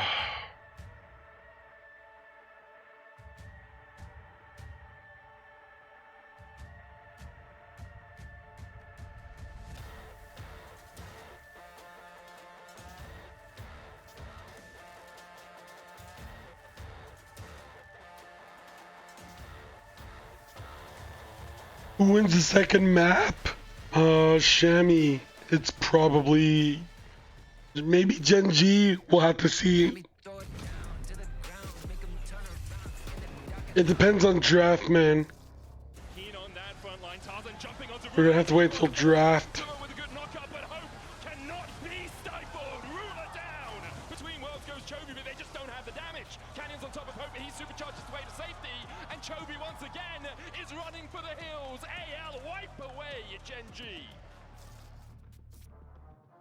Domination from AL in game one. Oh, you're over there. Nice. You guys didn't even look at the camera. What is this? Yeah. You gotta have a look. Oh shit. A brief glance. I'm not worried at all. Not even on you that know, camera. it's fine. It's fine. No, it's fine. Don't give me the shoulder tap. No, Gen G have been known to, have slow starts to series. They did it domestically. They've done it at this tournament. What I do want to highlight, though, is that, as mentioned, this team sometimes falls behind in lane, sometimes takes one or two bad area skirmishes, and then generally they'll okay. And when they pick a Let's fight, get it, guys. It's going to be good. And I think partially they were obviously overwhelmed by the great target Chovy, my goat. But also a lot of those fights that they kind Yo, of let's go. themselves, and I expect them in this game number 2 to kind of recalibrate, because I think particularly Canyon and Duro way too trigger happy in that one. Yeah, and for anyone's legend, again, I think this was a composition. They knew how to pilot it super well. Additionally, I thought they did a really great job of recognizing when they could take down that outer ring of turrets to kind of really open up the map, responding super well to a lot of Gen G's engages when they were at a bit of a compositional advantage. And then the other big thing for me for anyone's legend going into the second match is, again, this combination of Kyle and Tarzan in fights, find something in this draft that will be able to get onto Ruler as easily as they did in game 1. Now let's have a look at how the draft goes down, presented by Omen and HyperX. Rise and Trundle bound away by Gen G on the blue side, which they picked to be on. Skarner and Talia were moved. Let's start our predictions. For Gen G, Game 2. What the pivot is going to be. Most likely early jungle prio here. Devi is a pick that I was about to say, if they don't ban it themselves, most likely is going to get picked up here. I like the Skarner ban from AL. Gen G is the only team that in the LCK consistently can make the champion look good. Does mean that so far the Azir is still open. I'm expecting that to be the final ban. Yeah, and ooh, the bar is coming through, which does leave Me? Azir up potentially for Chovy. And I do want to talk a little bit about Shanks and Chovy again before we see more picks go through in this draft, just because that was another huge question for me, was would Shanks be able to kind of control Hey, get that Azir, baby. do a good job in that. And yeah, you're never taking this Azir A, away from the LCK, but B, also just a champion on which Chovy can control entire team fights, can leave lane, roam to sides. He's just so good on this pick. Has had absolutely crazy plays on this consistently over the last couple of years. Obviously, a lot of big aura Azir players in the region, but he finds ways to keep surprising us. We love the Poppy pickup here. We often see that combined because you can very easily slam people into the wall. It's also a good pick into the Azir. Takes away a lot of his playmaking potential. Needs to be a lot more considerate when that W is up. And again, you basically have a very similar core where what I think will be Tarzan combined with Shanks will have the ability to pick off single targets. Yeah, and this is huge to me because You know he plays in the LCK, right? we haven't seen it see as much success, I think, as people would have wanted. Or I mean, I love watching really strong Twisted Fate. In fact, TF, in the Poppy. Onwell Life series chronicler, we did see Chovy kind of piloting that with great success. I mentioned how much I love that Next composition. Gen G man. Next Gen G fan, that's really cute. As we see the Gwen picked up for Keen on Gen G side. Does give Genji a pretty heavy magic damage top side. You want a bit of physical damage coming out from your Yeah, jungle Gwen is kind if you are of weird. going to play towards that. Also means they're blind picking both mid and top into AL through this first rotation, which is not something we too often see. Obviously, they just really prioritize these two picks. Not really surprising considering how good Keen is on Gwen and how good, obviously, Chovy is on What? We're going to see the Nocturne come out draft here for Canyon. Not necessarily one of his most iconic picks, but I do like it into the Genji Vietnamese. Follow him when he tries to go for these plays. That was the biggest difference, I think, in game number one. Not just the ability for AL to pick fights, but how they were able to consistently get backline access. Back then it was Pantheon. I think now Shank's going to be looking to do something similar. And then the Kai'Sa was also... Yeah, Jax off makes sense. The Jax, obviously, great pickup, really into the entire top side of Genji. Yeah, and again, this is another just Flandra comfort pick, right? Like, I do think he always does well with these kind of picks that do have push and sides or able to have him in a side lane. His map awareness is typically very, very good, and it has been one of the strengths for this AL team. As we're getting to the second phase of bans, both the bot lanes yet to be picked. That's AD carry and support for both teams. MF is the first ban out by AL. A paranoia bullet time does not sound like the most fun thing to deal with, so no real surprises there that they want to mitigate some of that damage in the darkness. Got to be looking towards the Nico as well. If you think Nico is annoying to play into... No, yeah, okay, Lucian is banned. It doesn't get better. That actually. Yeah, no, I've Like Lucian, Nami. too as well. It would probably be like Lucian Braum. There's basically no counterplay. Lucian Braum sounds way better. For Nico to get onto the back line, particularly that TF can definitely be susceptible to that, so would not mind that seeing it picked up. Instead, it's going to be the Rakan ban here away from Duro. I mean, Rakan just does a really similar thing, right? You jump on top of the Nocturne, you pop the quickness, it's super easy to get onto that backline and just put down a huge amount of CC and allow the Gwen and the Azir a little bit of time to work their way through whatever frontline is presented to them. Genji, we'll see where they go with their final ban. Could continue to pinch that AD carry pool. Something like an Ezreal actually is a nice enough ban when you're playing a Nocturne. Instead, they'll get rid of the Renata, which does make sense if you're looking to play on that front foot in team fights. Yep, and Hope is going for the Ezreal. Being hovered. I do expect it to be the Ezreal and not the Smolder. However, I am also curious because obviously if you save R5 counter pick for Kael as support, you can also flex that Poppy into the bottom lane as well. And save really it didn't for want. Tarzan to have a jungle counter pick.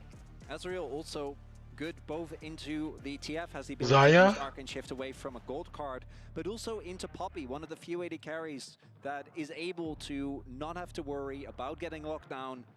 It doesn't really matter whether Tarzan is going to play it in jungle or whether it's going to be Kyle, as that flex potential obviously does remain. Corki Karma? I don't think they go Karma, do they? Going to be for Ruler and Duro. They struggled a little. I feel like you won't follow up. Really amounted too much. It was really after the laning phase where the trouble for this duo arose. I don't think that anyone's legend draft is as for an AD carry, but still with a Senna, AF's wave clear is okay. running into a lot of the same issues that he did last time around. quite easily be focused by AL. You've got Senna, rapid fire gold cards, obviously, that can lock him down pretty easily. I wonder where Duro will go with the support for this matchup. Nautilus, yep, Emily, Hey, you were Nautilus. about to The say old it. classic, I will not be surprised to see the Nautilus Yeah, I in don't pair like. super, I'm super not. well with the I'm not a big fan of the Senna. Senna Additionally, either. if they do make I it think the through Senna's that really early weird. laning phase, Senna has a little bit of a rough time, and until she's able to pick up that static shiv. But this Senna buffing, again, the Gwen going in, the Nocturne going in, the Azir, like, you get to a point where this composition is really difficult to deal with. We see the Nico hover, could be the Braum coming through as well. Braum into Nautilus, one of the most classic support counters we have ever seen. It's going to be a hard lane for Ruler and Duro, in my opinion. I like it when it comes to the ability to mitigate this Nautilus. Nautilus obviously also, if he did end up playing into Poppy, have the ability to hook and buffer your way out of the ultimate. I think the Braum makes more sense. I do think that the and Bard does make the composition a little bit more awkward. I think their ability to start fights at a moment's notice last time around was good.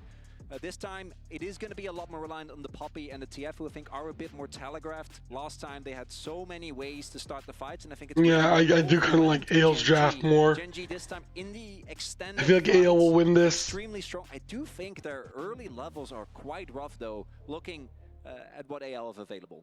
And that's exactly what I'm going to be looking at, right? Again, this Shanks Chovy matchup against one of Chovy's signature picks.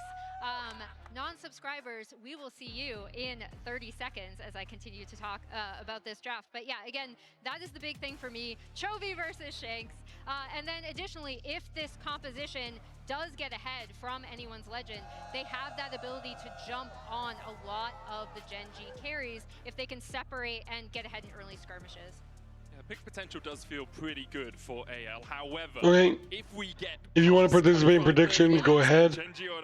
AL versus Gen.G Game 2. Few compositions. I think AL's draft is better, but I don't know. Maybe the Azir's or the Nocturne will help with the Azir and Gwen.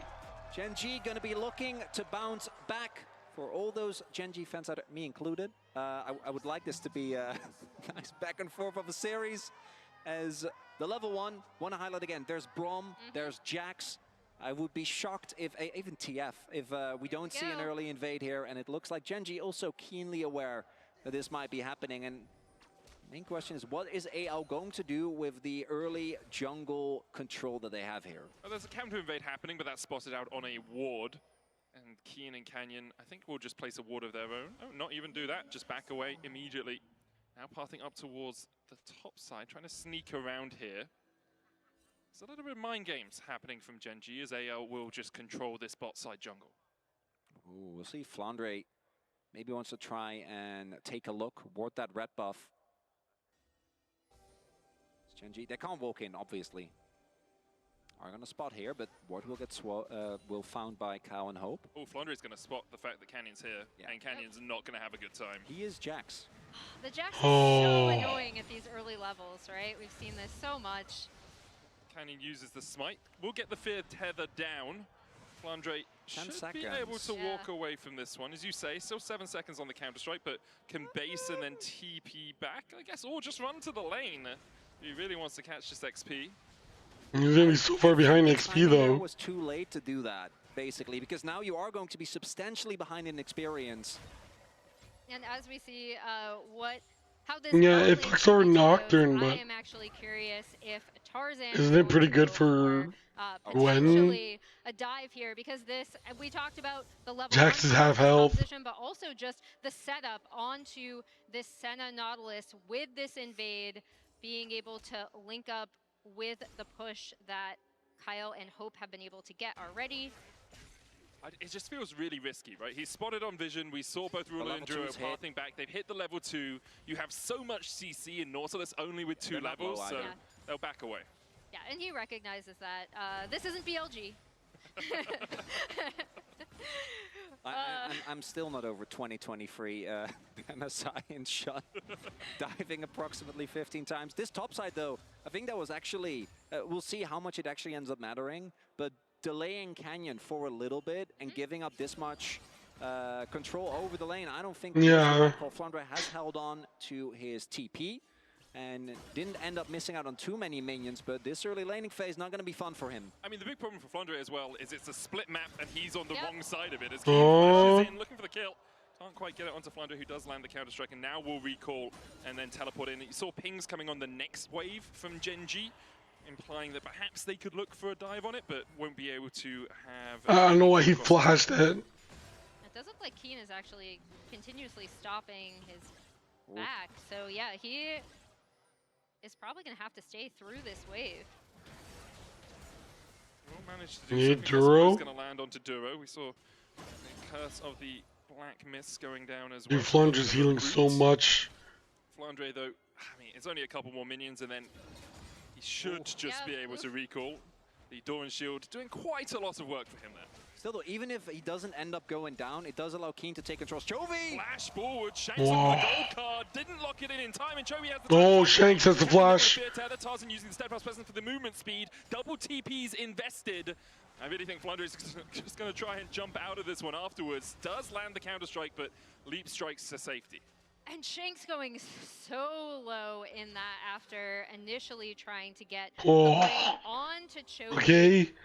Holy shit. Should be able to just come back, TP to the wave. But yeah, that was... I thought Gen G would maybe have the counterpunch there. Well, I thought Gen G was going to step a little bit back and take a slower pace. They've doubled down instead. A lot of action here early on. Keen straight up flashing on top of Flandre for that level 1. Now Shanks being forced to flash as well. Favorable trade when it comes to the summoners for Gen G. As this top laning phase still remains in a rough spot after the level 1. We'll see if Tarzan is able to kind of bail out Flandre, who without the TP and I think without knowledge of where Canyon is just going to have to abandon ship. Yeah, this is really rough for him as we see Duro already out on the map looking for a play potentially in this mid lane. Won't be able to get in range. We saw teleport coming out from Hope, running that as his summoner spell, so he was able to Yeah, I'm okay. That was pushed in on the Dude, top side. this match. Now pathing down towards bot. He already has Ruler in his top lane. Changes doing really well early on. You know what happens sometimes if your top lane matchup goes rough, you end up swapping, right? And we see Hope responding, immediately coming to this top side, while Flandre will actually able to get some one-on-one time with the minion wave down here. Okay. There's a little buffer there. I do want to highlight the fact that Shanks doesn't have his flash is a big deal. TF in particular, we've seen this with really any immobile mage that is playing into the Azir. You're at a much higher risk. So I do think actually fighting for prio becomes way more risky, because if you step up and Azir swoops you back, you don't really have a way of dealing with that. And Canyon is Shurima shuffle. 6, really just the slightest bit Wow, of Canyon's like one minion away. available. Yeah, he's about to take over, and the big thing will be... Oh, so we see Tarzan for a wraparound. Keen has no flash here. Tarzan's on his way across. Keen does have the needlework, that level 6 hit. Pops the Hallowed Mist. He's going to try and escape. Tarzan looking for the knock into the wall here. Gets the Hammer Shock down. Picks up the Buckler as well for a bit of shielding. Steadfast Presence coming out just to allow Tarzan the movement speed to walk away. But that's Keen's ultimate down. Okay. Canyon's going to use that to get himself some chickens here. Just farming up a storm as if it was there to go. Dude, nice. Oh! The fear just came off in time. Stop the escape from Shanks. And that's exactly what I was looking for from Canyon's first ult, right? We knew he was going to take over with the level 6. The 2v2 is still fighting up here, but I don't think anything's going to come out of that. Really, really nicely done from Gen G, immediately using that Nocturne ult pretty much as soon as it ticked over. What we said, no flash available means that Shanks is easy pickings towards the top side. Cute there, Ruler being able to use the Shroud to stealth Duro, so that even though he was stunned, they couldn't get 21 stacks on Senna. Is favorable for AL because damn. Oh, Duro. The Mystic Shot was gonna find him, and he will survive. Must be sub 10 HP there. 19, it ticked over in the little thing, but... Not even close. Could have been a little lower before it ticked over as well, but I saw it get as low as 19.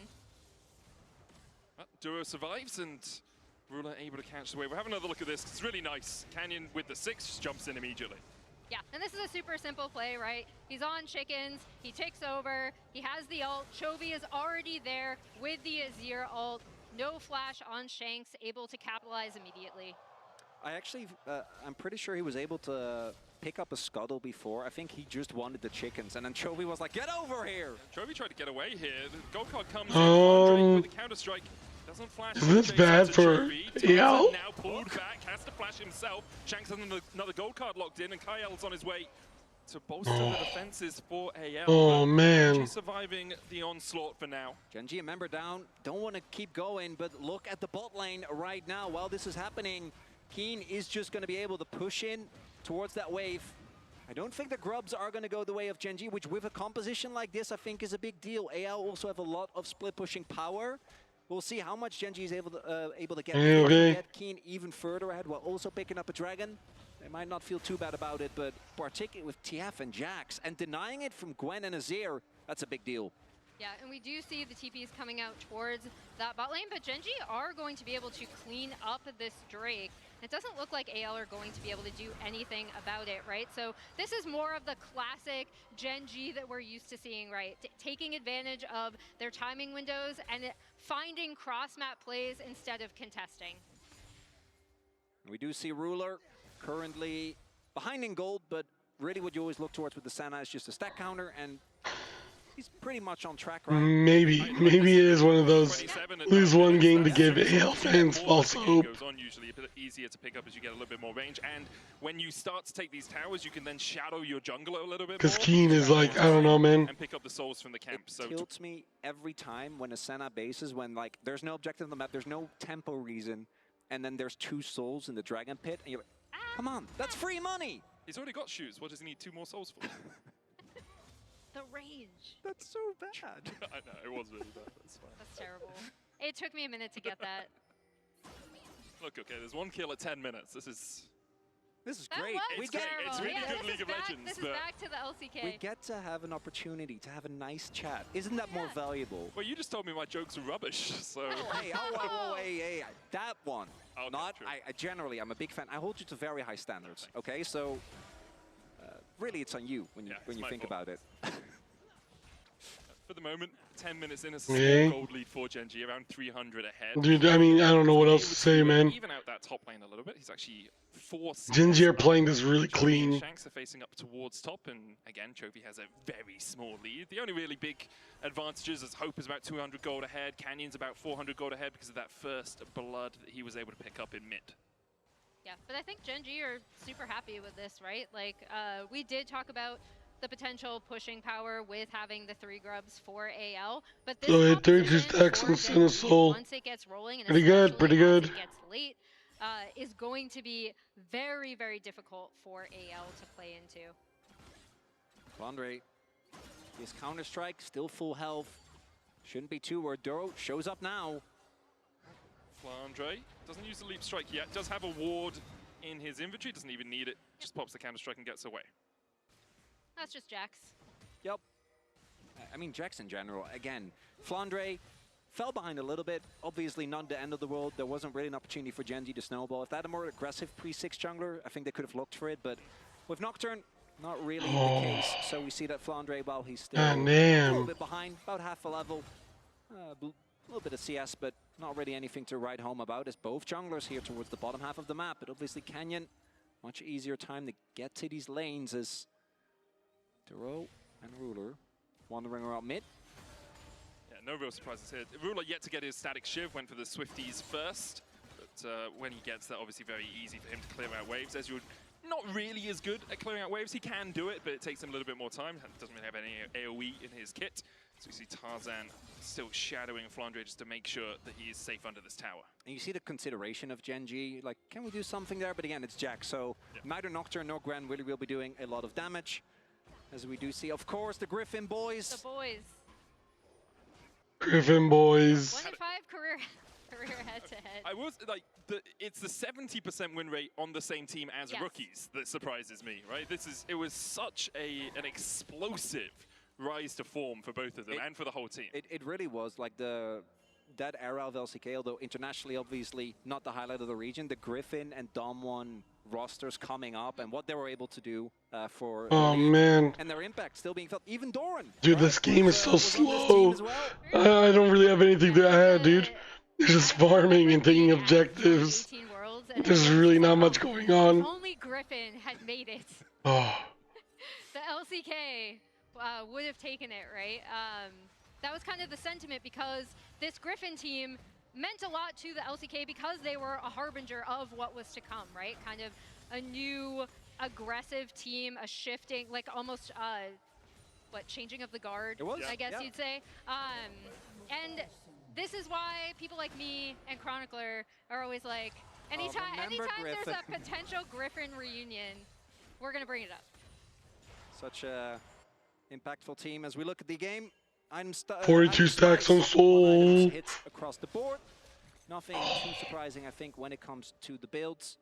This TF, though, has really been kept in his lane, not able to make an impact. I do think that there will obviously be the opportunity to try and collapse once we get to the actual objectives, but it doesn't look like AL right now. And I want to highlight, I think that AL, when they don't have control of an area compared to last game, will have a much harder time of actually getting on top of Gen G. One plate. Super pushing plates game. However, Gen G were easily able to get the vision in first rotation onto this Drake, although AL are looking to contest. Keeper's Verdict comes out, King dodges it, Whoa. but doesn't do the same. Flandre now looking for a flank of his own as Ken is going to be healed up, but he gets the double counter-strike stun into the Glacier Fish, and I think Duro is just done for. Flandre will pick up AL's first kill of the game. Duro, the sacrifice for the Drake. Someone had to be sacrificed. Might as well be the Nautilus ruler. Did have his flash, but not opting to flash the Poppy ult. And the moment you remember down and the threat of a TF is coming, I think they made the right call not to continue that, as we will get the Dragon going over to GG, and it's Hextech Drake. And I think Hextech Drake, to me, the strongest. Also very happy that we have the Hextech Gates, but I want you to look at the Gen G comp. And think about a Hextech, because even just a single Drake, the attack speed is kind of insane. Senna with Hextech just feels so good. It's not okay. It's great. But what are you talking about? Yeah. It's fun. Well, it's fun if you're the Senna. I do think we saw right there what AL is probably going to be looking to do, which is use the Poppy or the TF to create a numbers advantage, blow someone up. I hear pigeons outside my window. I think it's a good call what the from fuck? them, right? The fact they were able to Oh, get man. Duro, but Gen G now with this composition still scaling very well, have played very patiently, and now have two Drakes. I mean, I feel like Gen G are really happy with the scaling. A little while ago to get back up towards the top side. Gen G's. Yet to see the proactive use of that Twisted Fate ultimate. We saw one. I think Gen G's gonna win this game. They're just chilling. Mostly just to get back to lanes to make sure that he can catch the waves at the right time. Rifthold stuck. I don't know, AL aren't really looking for any picks or anything. It's more a tentative suggestion of doing the objective than anything else. We're looking for the last embrace, doesn't land it onto Hope. We'll continue to farm up those stacks. Currently sitting at, I think, about 50, 47 overall. Yeah. Level 11 hit. Now AL, if they do entrench themselves in a position, it's on the reverse also hard for Gen G to get in. Poppy and Braum are some of the best zone control that you can get. The threat of a counter-strike is always there. And Banana Do you want to go for this fight? Teleport comes in. Yeah, I guess so. Unbreakable immediately. Glacial Fisher going down, only hits onto Duro. Keeper's Verdict being channeled by Tarzan. He doesn't finish it. For the flank position, but he's stunned off first. Oh my god, Canyon. Jump back in with a counter strike. Ooh, Flandre flashing. Oh my god, Chovy. Dude, that ult was so late. Trying to snip through Shanks, but Shanks flashes the wall. And in the end, a 1-for-1 exchange. 1 for 1, and Hope had hopped into that Herald just to immediately drive it into mid. Big thing there is that Chovy was CC'd throughout the entirety of that fight effectively. First, got hit by a card. Yeah, what the fuck happened? I think looks good. How did Chovy die? With his ultimate, Ruler is in a Man, they're so split.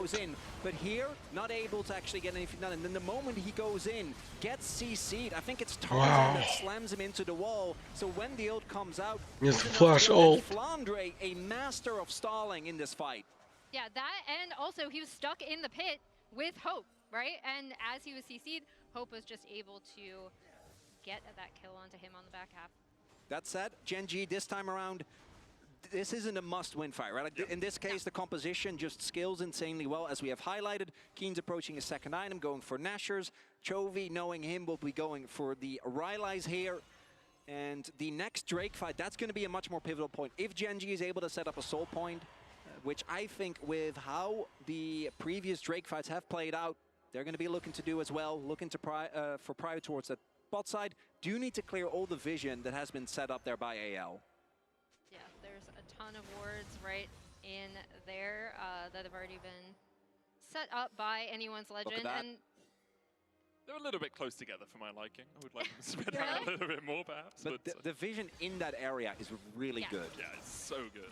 It's like you just have two massive spotlights on the area. The rest of the map is dark. You need to make sure there's no little pockets where. Yeah, it's still going to be 33 degrees Celsius today. Fuck. Yeah. It's important. Yeah, to get first tower. Keen taking that first tower will put Gen G either a kill next kill or next objective.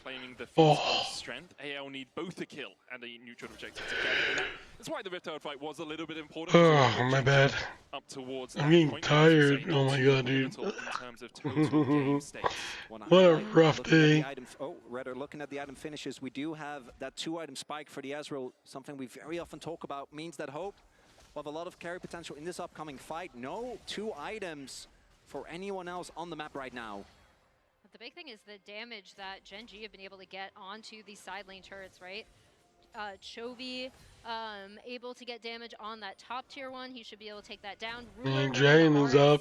Right before this Chovy does have TP. He's TPing down. Chovy has his TP. He didn't recall though. Running from base, didn't have it off the Unshield spellbook. Keeper's Verdict, Tarzan stops the channel on it. There's the Destiny pop to give vision. Keen's going to jump into the pit. The hook lands. Unbreakable going down as well. Death Judge used onto Hope. Keen trading down towards the bottom side as we see so much. Oh my god, Chovy. Oh, wait, never mind. Actually huge. Oh my god. Did it knock up like 4 different people? None of it. They try and chase them out. The Drake almost killing Chovy. Hope dashes back in. Oh. Straight into a dredge line, and he gets 2 for it. Shanks a little bit more. Everyone's so low. Has that gold card locked in. Ruler is able to get a range advantage here as Shanks now needs to run away. Has no cards left to pick. Oh, Ace. Damn. Dude, that fight was all over the place. Holy fuck. Nicely the turn onto Flandre, beautifully done there, and it takes away a lot of the safety for AL. Yeah, as you see, obviously the TF ult coming down from Vision, but then Keen going in and actually taking Flandre out of the fight, like you mentioned, and then watch Chovy, right? Even though he gets exhausted, is able to get his ult off. Dawning Shadow comes across all of it, and you really, really see the strength of this composition. As it gets rolling, they can kind of just run over you. I think Tarzan has been a little early on the trigger with these ultimates from the Poppy. A little too telegraphed. You see now twice in a row, not able to get too much crazy value of it. Man. The soul point is picked up, and I want you to look at that man in the top lane. As we've talked about, for a large part of his career has been in, well, I wouldn't want to say Elo hell, but definitely not a great place when it comes to Elo. Now stating 4-0 on biggest individual lead on the map. 2 items done, and this Gwen is only going to get scarier.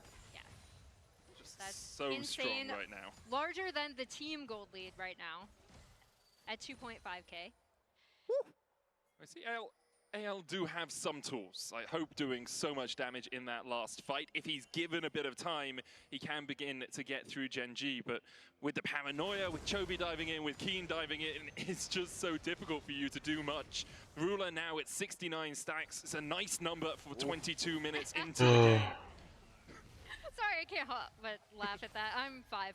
Another thing I did want to point out, as Gen G are starting up this Otacon, is their attention to side waves, right? They've had their side wave pushed out pretty consistently. Verdict, double TP coming out, last embrace. Okay. The Poppy duo knocked up, but I believe he buffered a hook out of that or something. Keen. Oh shit. AL take control. Otacon. Ruler low. Shanks has a gold card locked in, but Keen used to dodge away from it. Counter-strike coming in as well as Tarzan is not. Oh, Tarzan's dead. Canyon falling low. He doesn't. Oh, Canyon's dead too. Absolutely. Oh. The Otacon, no, it's Chovy actually. Chovy gets it. And As AL now on the retreat, the hook just short. As AL managed to get... Bad feeling for AL. Oh, man. Holy shit, dude. Dude, that fight looks so hard. Turns into a bit of mayhem. Just absolute chaos. Also, you have 2 unsealed spellbooks for AL. Where are your smites, lads? Yeah, I was gonna say both junglers taken out too. I was really curious to see True. who was gonna end up taking it in this one. And it's Keen that is, I think, the big difference maker. Has to walk out initially, is spotted. Yeah, I thought the Gwen pick was kind of weird, but Keen is popping the fuck off on this champ. Look at how much damage he's doing. Like, he just takes out Poppy. TF has to get the fuck out. Gold card into Flash. Could have gone either way. And now Gen.G, Soul Point. Gold lead, maybe not that crazy, but the Otacon going their way. The Senna stacks, the flowers, and the threat of a possible Hextech Soul. Keen now a full item ahead of Flandre as well. Has 2.5 with the Seekers complete. Flandre still just sitting on that Triforce. And last time we were able to see those inventories. Drake up in a minute 30. That Hex Soul looms in the distance. AL will have to try and find a way to fight back against Gen.G, who, especially with the paranoia now, with the Rylai's, with the Nash's Tooth, with the range on this Senna, like, how are you getting onto that backline? And this is what we were expecting from Gen.G. They are happy to pick fights, but they're very deliberate when and where. And in this game, they've been turning that early prio into fight selections much better than last game. And here, I was talking about that kind of side lane pressure that they've been able Alright, to... Dragon's up in a minute. This is it. If AL wants to win, I mean, like, I feel like giving Hextech Soul so hard to win after. Hextech is such a rough soul to give. I think Flandre's will be up by the time the Drake spawns. Not quite sure on Keen's, as he now is actually working his way down towards the mid lane, which really implies it wouldn't be up in time. He'll used by anyone's legends just to get a little bit of extra health underneath this tower. The tower, the target for Gen.G, and they will secure it. Put down the Sun Disc as well. Yeah, the sieging power of this Gen.G comp is obviously disgusting. You have Azir, Gwen, and then also Ruler to keep everyone top, even if you take a little bit of poke. And AL, I think the backs are going to come in, use the Hextech gates to get back in position.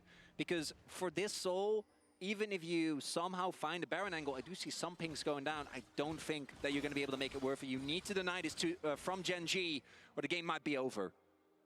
Duro lies in wait. Ruler seen going into the bush. Anyone's legends will clear out the ward. They know that Canyon is there as well. Flandre's going to catch the bot wave, uses the counter-strike. There's the Destiny as well for a little bit more vision. Keeper's Verdict comes down. Oh, Tarzan missed. Connects immediately. Tarzan Here's the flush out. Keen is unkillable. Oh, they're going in. Flandre looking for the counter-strike, but all of Gen.G scattered, and he finds no one. He'll go to an early grave as Gen.G turn their eyes towards Alright, GG. GG. You see just how difficult it is when AL are trying to set up. If Dude, I'm kind of getting cold. In a spot, it's so hard for them to come in, even with the TFO coming through for vision, right? Hextech Soul is there. AL are going to try for a desperate play. We see multiple TPs coming in. Cal, Hope, both making their way over. And oh, what's up? What's up? Wait a minute. Towards that top side has the Emperor's Divide, the only ultimate available for Gen.G. Keen has his. 7,000 on the bounce. Keen has TP. Get in here. Doesn't have smite. Canyon doesn't have smite. Oh. But Gen.G will look for the fight afterwards. Hope might just have to jump out of the back of the pit as the bound has been taken. Oh my god, they're all fucked. And Hope just about escapes with his life. Then has they're all so mega fucked. Hope with a good arcane shift over towards the Hextech Soul. Oh, the Hextech. Holy shit. Keen gets the kill. Only Tarzan lived? Ah, GG. No. Jax also lived. But again, you're going to see immediately they're going to start pushing on the top side. Keen was able to take out that tier 2 in the bot side, and it's looking great for Gen.G.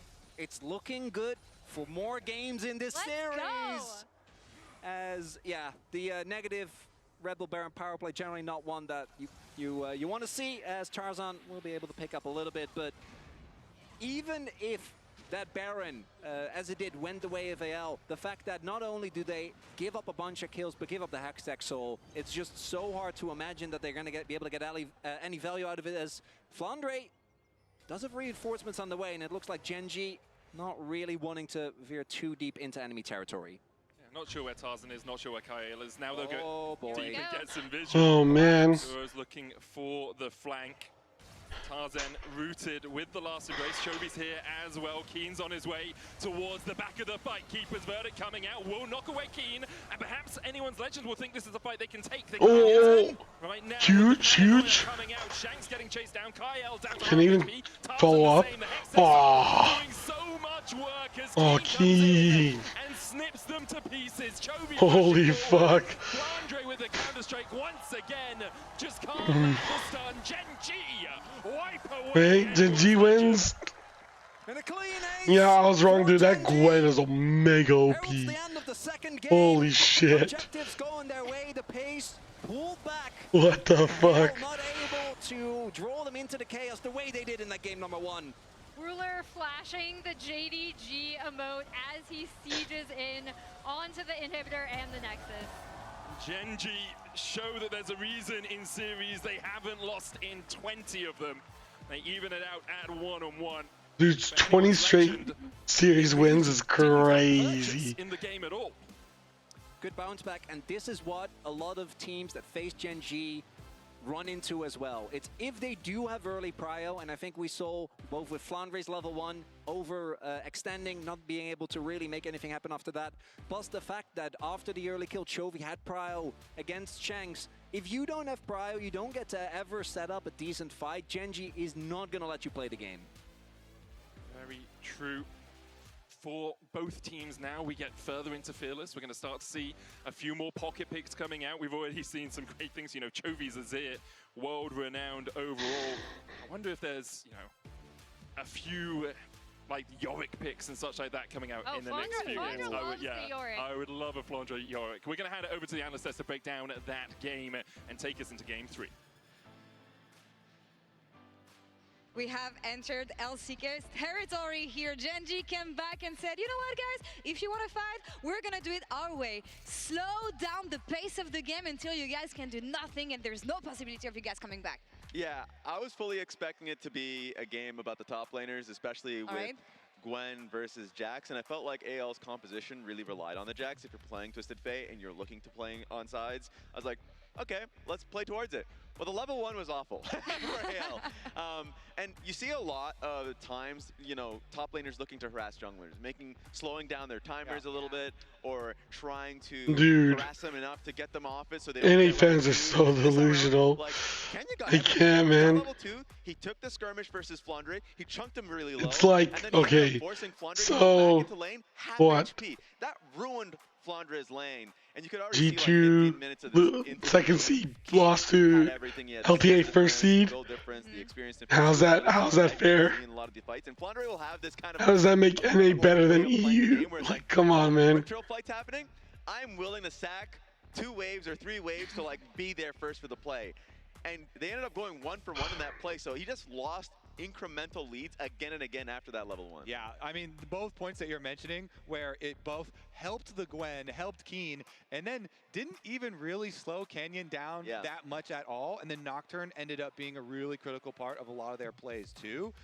Just made it so this game was so much more Genji's pace. And since they got Chovy's Azir that he loves so much, they got to farm up. They got to, you know, farm the Senna as well, get those Senna stacks. And there were a bunch of plays where, like, you know, they went mid lane first, and Tarzan does actually get Chovy's flash out early, but then it ends up being Genji play in their favor anyway, because they get the Canyon ultimate, Nocturne comes through, and Chovy starts to get some momentum. You got to see a little bit of frustration from Shanks, of course, on that. EU is 3-13 against NA the last 2 years. Okay, you barely beat LTA South. Okay, you know NA is 8-1 against them. You never made it out of Swiss. Okay, that's bullshit. EU hasn't won a bracket game at Worlds in 5 years. Okay, what the fuck? Actually opens up so many options here, and you'll see how Genji so delusional, dude.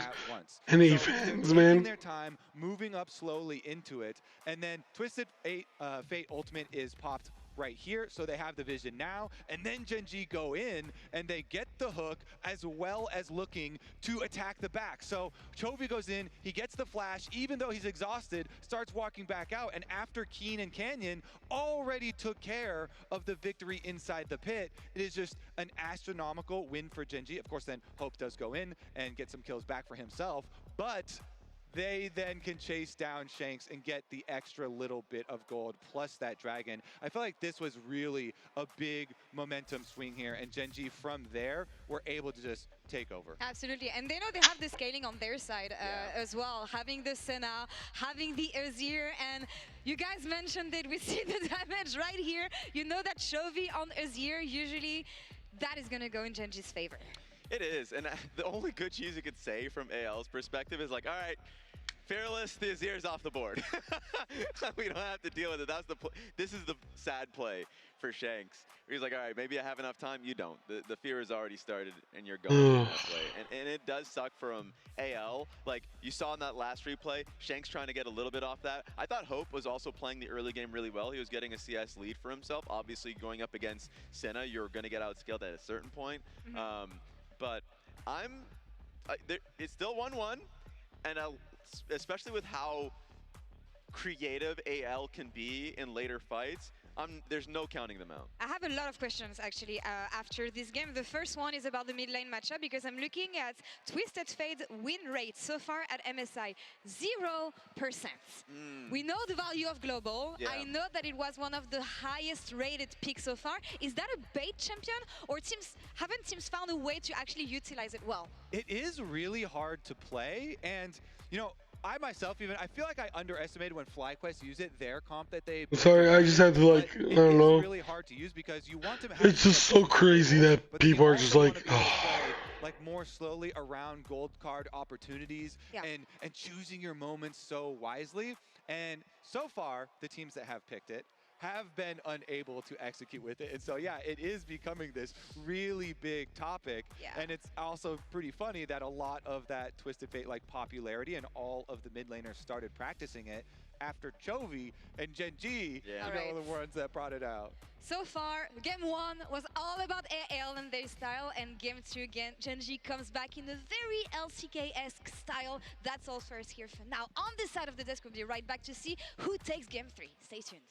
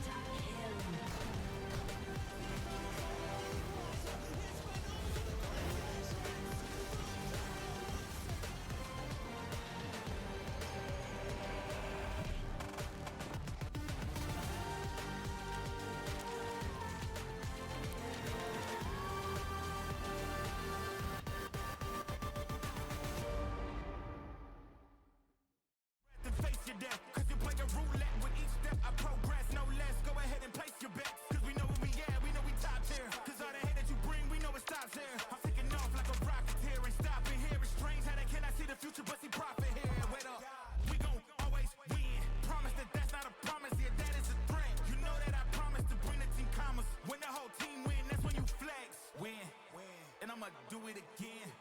Watch me win. Then watch me do it again. Get summer ready at Verizon. All new and existing customers get iPhone 16 Pro with Apple Intelligence on us. Yep, iPhone 16 Pro on us. Only with Verizon.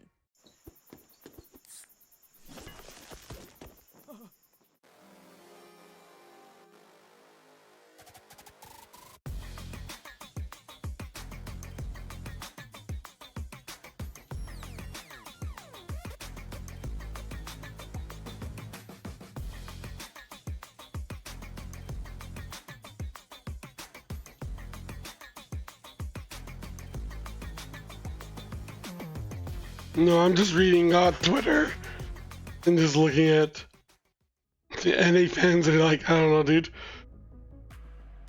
Give us our league back. Bleh.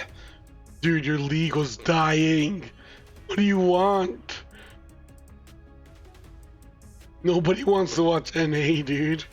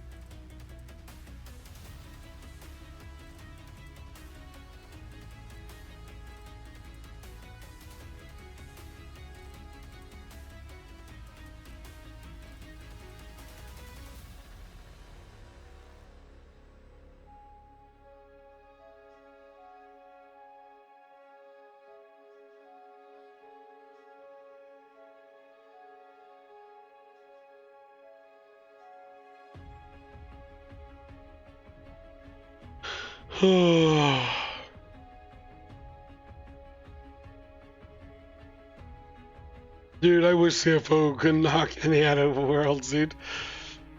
NA fans are so annoying.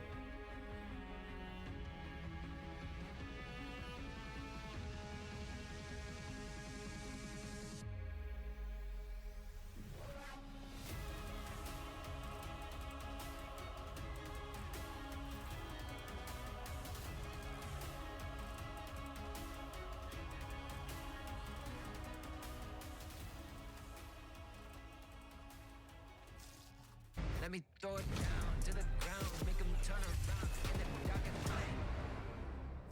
Tarzan rooted with the last embrace. Chovy's here as well. Keen's on his way towards the back of the fight. Keeper's verdict coming out will knock away Keen, and perhaps anyone's legend will think this is a fight they can take. They can't.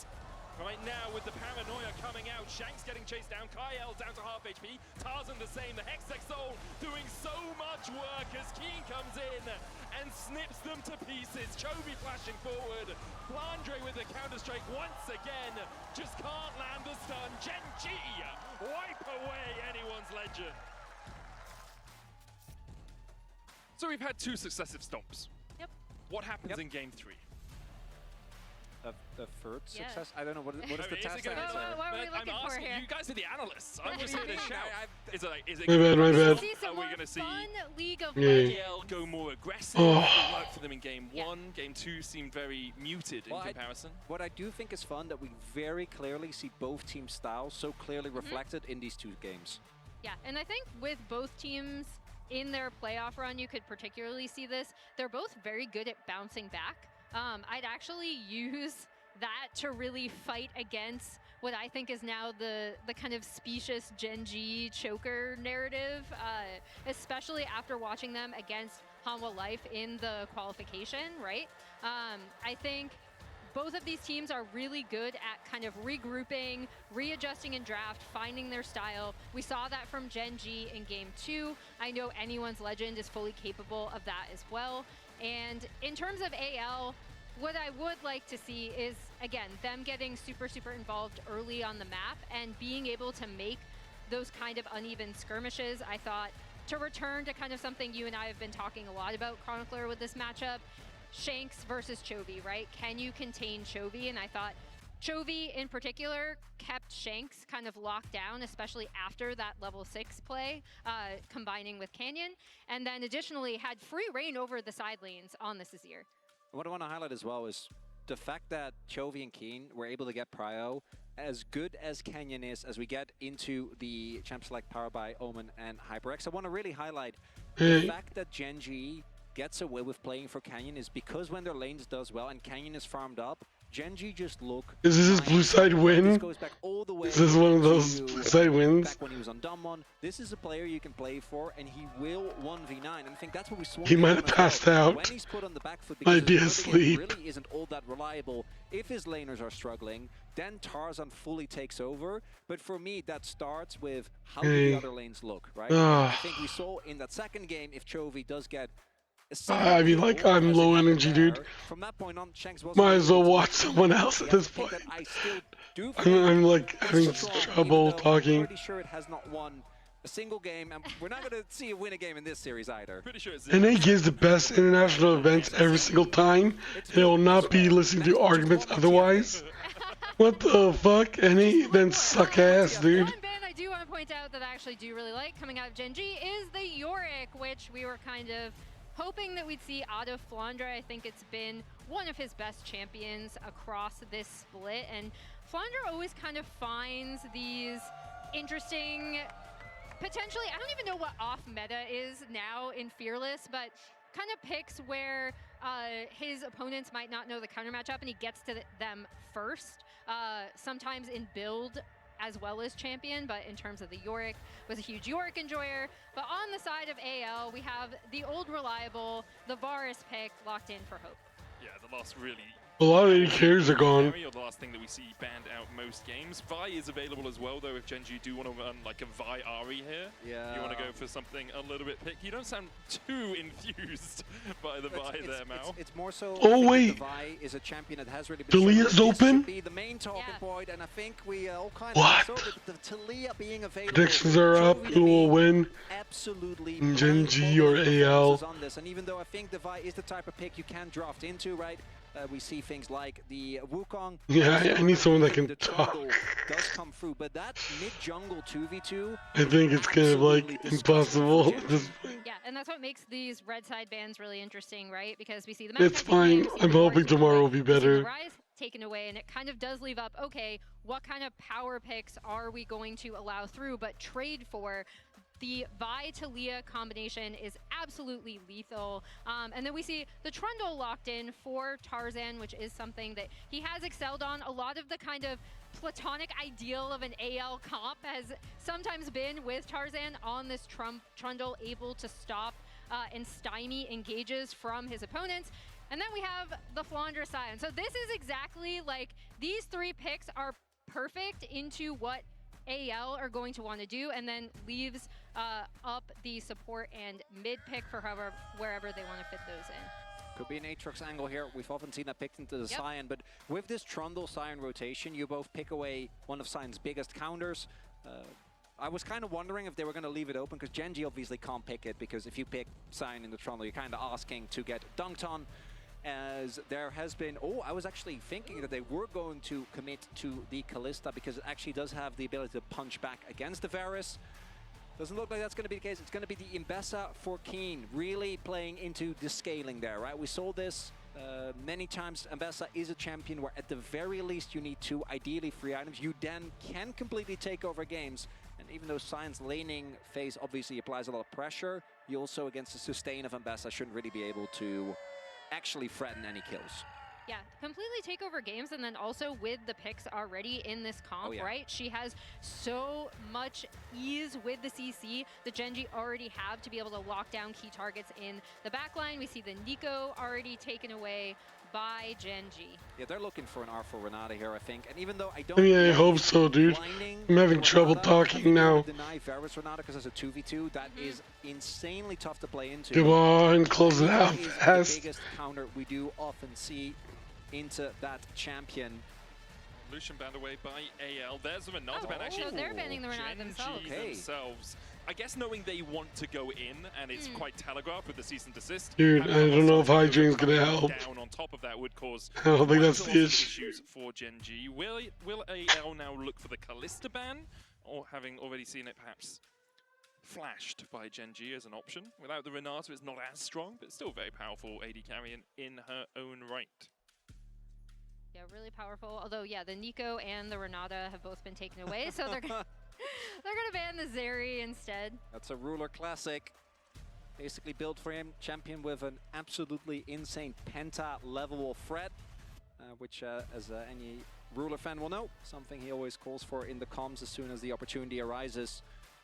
AD carry pick would be the most obvious here as, oh my god! This man is known for never ever doing things like this. The Ruler Ziggs to come out here, that's a curveball. It is a curveball, but also again they are able to make a lot of really early Ruler plays with this Ziggs. composition. Obviously, yeah, Mbessa aside, you get that Ziggs out, you get him taking turrets super quickly. Yeah, the What the fuck? combo is absolutely awful to have to go up against. We see the Bard coming in for Kyle. Wow, okay, Ziggs Bard on opposite sides of the Rift. LeBlanc hovered here for AL. Expect it not to be the pick. I will say there's a little bit of a dearth of engage potential from AL. You have the Unstoppable Onslaught, you've got a Chain of Corruption. I guess you have Tempered Fate now as well, which does give you a little bit more, but there's not a Leona or a Rel or an Alistar that can just jump in. It's going to be a Kali for Shanks in the mid lane into this Talia. And that's kind of Shanks throwing down the gauntlet, right? And also AL throwing down the gauntlet, being like, we believe in our mid laner. I love Chronicler's face right now. Dude, I don't think Rulers ever played Ziggs. I think there are drafts where if there isn't a lot of CC, if there isn't a good way to disengage, the Akali can really pop off. But into I think, no. I think Ziggs makes sense in draft. I just don't know if Ruler can play it. Like, I don't know if Rulers... I don't know when's the last time he's ever played Ziggs. But in draft, yeah, it works really well. It's like a really good pick. Oh my god, dude, okay. If Gen G win this, then like, I don't know how AL can win. Yeah, I'm really Just throw shit randomly. You think, dude? I've seen too many fucking people just run it the fuck down. To your point about Ruler and the Ziggs specifically, this isn't necessarily Man, what? I got some fucking moron in my fucking Twitter comments, dude. Also, Merc tries are gonna go. And for me, the X factor on AL is Kyle on that Bard. I think Bard is a champion that can warp games in many ways. There are a good amount of immobile carries. Look at this, dude. I just wrote like, how is LEC2 losing to LCS1 mean NA's better than EU? Like, MCoy or KC would shit on Fly. This guy's like, Fly is better. Oh, MCoy won 3-1. Fly Quest won 3-0. What? Like, are you fucking... Like, I don't even know how to respond to someone that stupid. I don't know what to say. What do I say to someone that dumb? I don't know how to tell him that he's a fucking idiot. Yeah, I mean, we were talking about how snowball-y the first two games were. Kind of expecting to see it here as well. Really interested to see how these early skirmishes end up going. Again, especially if this Gen G comp goes rolling and you're able to get that Ziggs out on the map early. It's 6 TPs. That's not good. That's not good for the action. It's Where are 6 my TPs combat sums? and 2 unsealed spellbooks. We got the unsealed spellbooks too. We could have 8 teleports at one point in this game. Just the sky lasers coming down as everyone... Think about the movement. Think about the rotations. Not yet though, because they, you know.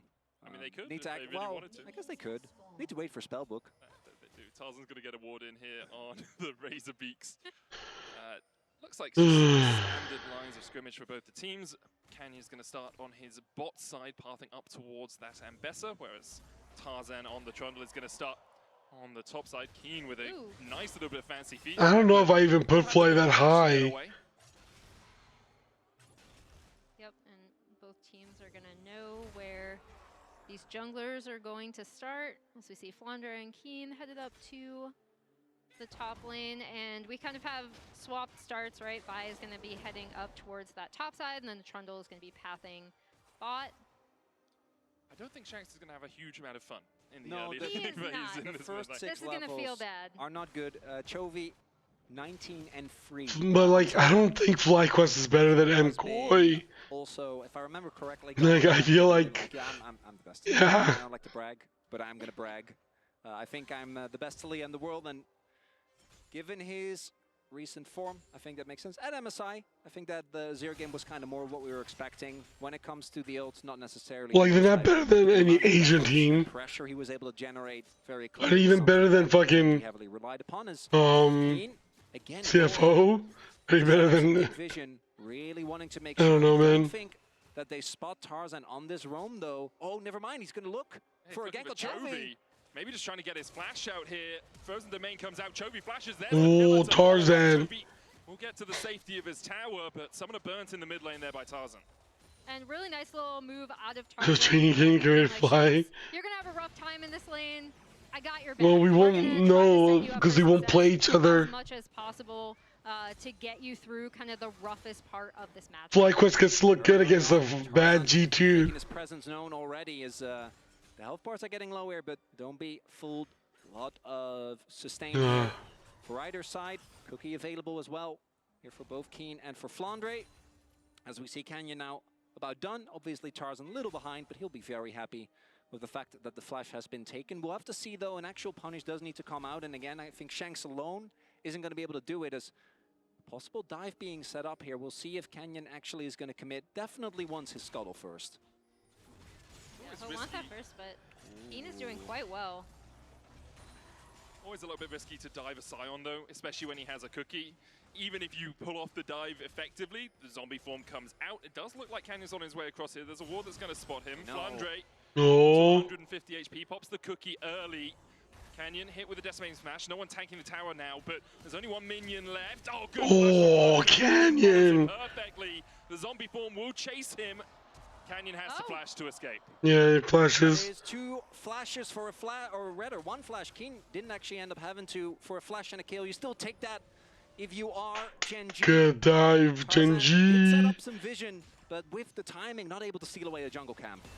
Yeah, I think you absolutely take that if you're Gen G. Again, like setting up this Mbessa early as well. Both junglers kind of paying attention to where they can be used the most on the map. And Shanks, I mean, that's good. Not doing so bad in this lane now that that wave was kind of reset for him. Yeah, as in so many. Oop, as I say that. Melee versus he's still TP. No, so he missed the cannon. He missed the cannon. Oh, it's never over. mind. Okay, no. If this was LCK, this is how I know we're not LCK, so we're not zooming in. Oh, yeah, that's the classic. Not the case. And yeah, as long as you can stay within a wave, I think you're going to be happy. You just wanted to hit 6, and ideally your first item, that's when you really can start threatening, when you have the abilities to actually get around the E, right? You have a lot more ways of trying to get on top of Chovy, and once you do, you should be in a decent amount of trouble. The fact that Canyon is getting early involved, as Tarzan did as well, though, I think a good sign for Gen G. Yeah, good sign for Gen G, especially, again, I can't help but think of the power of this Talia Ziggs being able to control the map, especially in mid-game, and try to take down that first outer ring of turrets very, very quickly. Satchel Charge obviously doing so much work on those towers. Alongside that, they just have huge burst. On someone locked down, you get a cease and desist into a seismic shove, into a Mega Inferno Bomb, and most of anyone's legends are going to die to that combination. Oh, man. And Flandre survived. Sorry, Most fun time I've ever seen. It is crazy. On the top side is going to back and maybe just use the Unstoppable Onslaught to get back to this wave, as otherwise he's going to lose quite a few minions to this tower. Yep, can't recall. Going to keep him in the lane for now, kind of forcing him to try and play for this next wave as well, as Tarzan will be spotted here. Like the timing here. Look at that flash from Chovy, still not available. And with the level 6 of Shanks, Hextech Alternator, the cookie in his inventory. Tarzan locked for some damage. Tarzan still has the flash here. Canyon going in. There's the Weaver's Wall as well. Good stun onto Chovy. Hope comes in for a bit of damage. Wow. Shove, not connecting there. Shanks now looking for the flank. A good piercing arrow from Hope will take Duro. Never mind. Alongside Chovy. What the fuck? I see some question markings. What's Crab doing there? He went on a magical journey, man. He's good stun with the Cosmic Binding. Canyon Oh. now the target hits 6 though. Has the cease and desist. Bolt Breaker stopped by the pillar. Canyon will cease and desist forward. Canyon using Still on Shanks. the chase. Another Cosmic Binding connects. Ah. And Canyon falls. He was too greedy for the Crab. crucial getting Shanks ahead, right? Like this could potentially be a huge problem for Gen G going forward, especially getting Shanks out of kind of the worst part of this matchup, right? Now he has a kill under his belt. He's going to be able to go back, reset, and kind of really nice job from AL stymieing, but also potentially Gen G overreaching a bit here. Bit of a fumble. I'm gonna guess that the crab was knocked over maybe by the satchel, and Canyon, as confused as we are, tries to go for it, but with a really nice setup there from Kyle, and the fact that Gen G can't fully commit to this, because Chovy had already pivoted out of the fight, was already on a base, on his way back, and his direct lane opponent getting a kill when this is the matchup where, again, as you get later and later, just the mid lane is fine, but as soon as you start really getting into the side lanes and the Akali ever gets on top of you, you're in trouble. As AL, they are looking again. Canyon doesn't have flash right now. Duro and Chovy fighting off towards the top side. Tarzan on the Drake should be able to secure this with his smite. He's kind of in trouble. Gen G started up The dragon. Anyone's Legends very happily will take that gift. Yeah, and I was a little bit nervous about that just because Hope had used his TP, right, to catch that top side wave. So had the fight gone a bit worse, he would not have been necessarily in time to help them out. Ruler just continuously flashing the JDG emote. There's neither support, level 6 yet. Duro finds a sidestep there. And the combo of this Rakan and Vi is going to have to do a lot of heavy lifting in these fights. Particularly Hope. Only defensive summoner is that flash. Obviously can use the teleport for extending the lane, but not going to be able to keep him safe in these type of situations if they do get on top of him. Kyle can always go towards the Mikhails if he wants, right, to give a little bit of extra safety. He's got that Kindle Gem and the Fairy Charm right now. Grubs are up and Duro is making his way across there right now. Both the junglers on the top side of the map. In fact, all 5 players from both teams are pathing up towards this top side. I wonder if Gen G want to take this battle. I think Gen G are going to be looking to go for the trigger pull, right? They are the ones that want to start the fight, blow a target up and go from there. Whereas AL may be looking to stow a Bard. That ultimate is available for Kyle and not for Duro. Canyon goes in, the Vault Breaker doesn't hit Weaver's wall from Chovy to try and separate his assist. But now Canyon's on the wrong side of the wall from the rest of the team. Canyon dies. Keen in the middle of the public execution. Oh my god. Dude, they're so split. They're so split. They're all so split. Oh my god. Dude. Oh shit. Gen G are playing so bad. Surviving for now, but should be chased down by Kyle and Flandre. Gen G, they need to be synced up, but it's anything but. Canyon goes in, there's no quickness available yet, the damage isn't there, and Shanks runs rampant in the back line. Yeah, and even though they were able to get a bunch of can you ult? Here too, he ends up surviving. Like, he's so early, dude. He's flashing for Hope. No one can follow up on Hope. Absolutely huge here. Also want to highlight that Ruler being this early as a Ziggs, you don't have the damage. If you do this and 2 items, that Varus is blown up. But instead, Shanks beautifully done there on the sidestep. Not feeling friend whatsoever, able to take down a lot of the damage. Keen getting taken down there as well, and this is looking a lot more reminiscent of that game number 1. Now 1k gold lead here for AL. Objective going their way. And they're gonna be feeling good with Shanks sitting on a 2-0 on the Akali here. Yeah, that's the big thing for me, right? Like, we wanted to get Shanks, or if you are AL, you want to get Shanks through that kind of rough laning phase. Make sure that Chovy doesn't have the same kind of map pressure that he had on the Azir in Game 2. But we're also seeing when these fights, again, are able to split up, AL have really nice target selection, and especially when they have champions like the Akali able to get into the backline onto Chovy, it ends up looking really, really good for them. They now claim the Feat of Warfare and have both the Grubs and First Drake. I just need one more of those neutral objectives to claim the entirety of that Feat of Strength, or First Tower, obviously, as they can get it through those means as well. For now, the game will slow down a little bit with no neutrals up on the map. It's still 90 seconds before we see our next Drake. Shanks still a little bit short of that first item, went for the Merc Treads early, which makes sense when you're an Akali into a ranged matchup, or at least into a mage matchup. You just want a little bit of extra resistances to keep yourself topped up in the lane. We have seen Canyon struggle similarly in the last best of 5, or the last LCK best of 5 that they played. in the early games, just He on the has, same page as Ruler the doesn't even have team. first item yet. For Gen G, the promise of those late game itemizations as that Oh, is the flash what? force there. Ruler getting caught out by Hope. Ruler having a flash. From Kyle as he loses Chovy.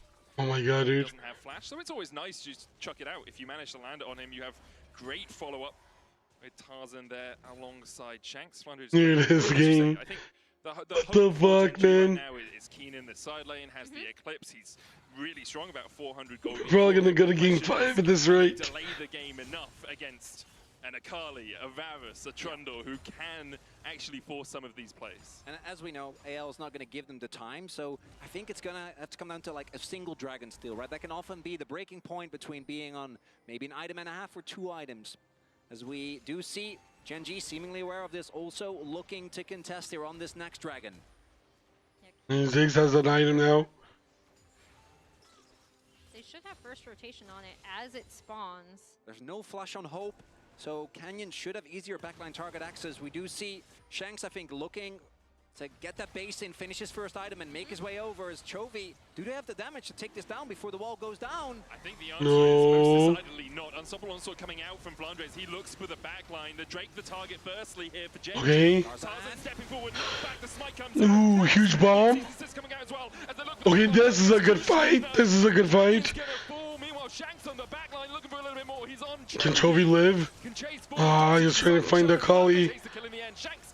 Oh, Shanks. And the grand entrance as well. Keen trying to get in, but Shanks' fast feet are just sublime. Decimating smash. Dragon, 2 for 2. Not bad. Styling on the but Gen G, the objective It's alright. It's okay. and they were able to do so. Yeah, they were very successful on that. As you see, Shanks coming in with that belt for just in time for the fight. But yeah, they're able to end up getting the kill immediately. Tarzan goes down, but then watch Shanks on this back line. He's already in such a good position, and he is going to become a huge problem in these team fights going forward. Dodges every ability. I'm so happy that Shanks is having kind of these moments on the international stage. Yeah, Shanks is playing well. PL enjoyer. I've really been waiting for him to have this time, right? As that damage coming out in 3K, okay. There, and it really gives this task of Gen G to be able to keep their carries safe. It's remarkable that it was actually Ruler ended up staying alive for that fight, able to do the most damage, also gone for an early Ludens, which always like to see. Is the type of game where I think Archangels, as we also see for Chovies, and that Seraph Shield is going to have a ton of value. As right now, that Dragon might end up being big for Gen G, but it isn't going to change the fact that right now AL is the ones running the map. We'll see if Gen G want to fully commit to the contest. And as I say that, Keen is TPing. Gen G looking for the battle again. Perfect execution. Hey, here it comes. Shanks, public execution available for Keen. He jumps in. It's Kyle the target. There's the Oh. down. Juro will secure the kill. Meanwhile on the back Okay. Shanks got caught. And then dashes What? away as well with a perfect execution. The Rift Herald. How did he not die? Chovy. Oh, Chovy. Seismic shove does not connect. Flandre on the front line. Unstoppable Onslaught. Holy shit. Oh, Keen. Okay. Tracing the rest of Gen G away. Keen's gonna die. Oh, what the fuck? As well. In the end, AO do get the Rift Herald, but the fight is anything but clean. Yeah, AO get the Herald, but Gen G win the fight, especially with, I love the follow-up Weaver's Wall on the back half of that from Chovy. And this is Gen G fighting their way back. As usual, as we've seen from them, able to set up this fight, and also able to kill off Kyle really early on. The big thing here is that they don't actually utilize the ultimate from Canyon, right? So the moment that Shanks goes into the backline, even though somehow he survives, he isn't able to do the damage that AL needs him to do, and then the utility from the Bard isn't there. Chovy, I thought that he went too deep.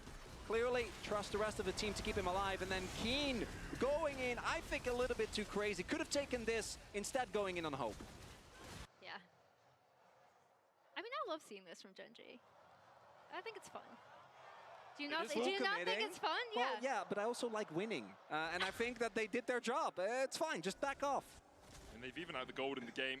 Hell, had about a 2,000 gold lead earlier on, now down to only 200. They gave the shutdown to Shanks. It's not good.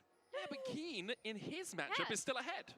Well, yeah, that is true, but I feel like the Shanks situation is still a big problem for Gen G. Even in the last game where Gen G's looking good, targeted, he still made but like I don't know, man. cooldowns, lived and got a shutdown. It's still really close. He is 4-on-1. Yes, Emily. And he is I going am to be a aware. problem. So maybe you want to recant your earlier statement? He is going to be a problem. Yeah, I know it's even. Both these teams are fighting neck and neck throughout this series. It's probably better for Gen G's comp overall. It's even.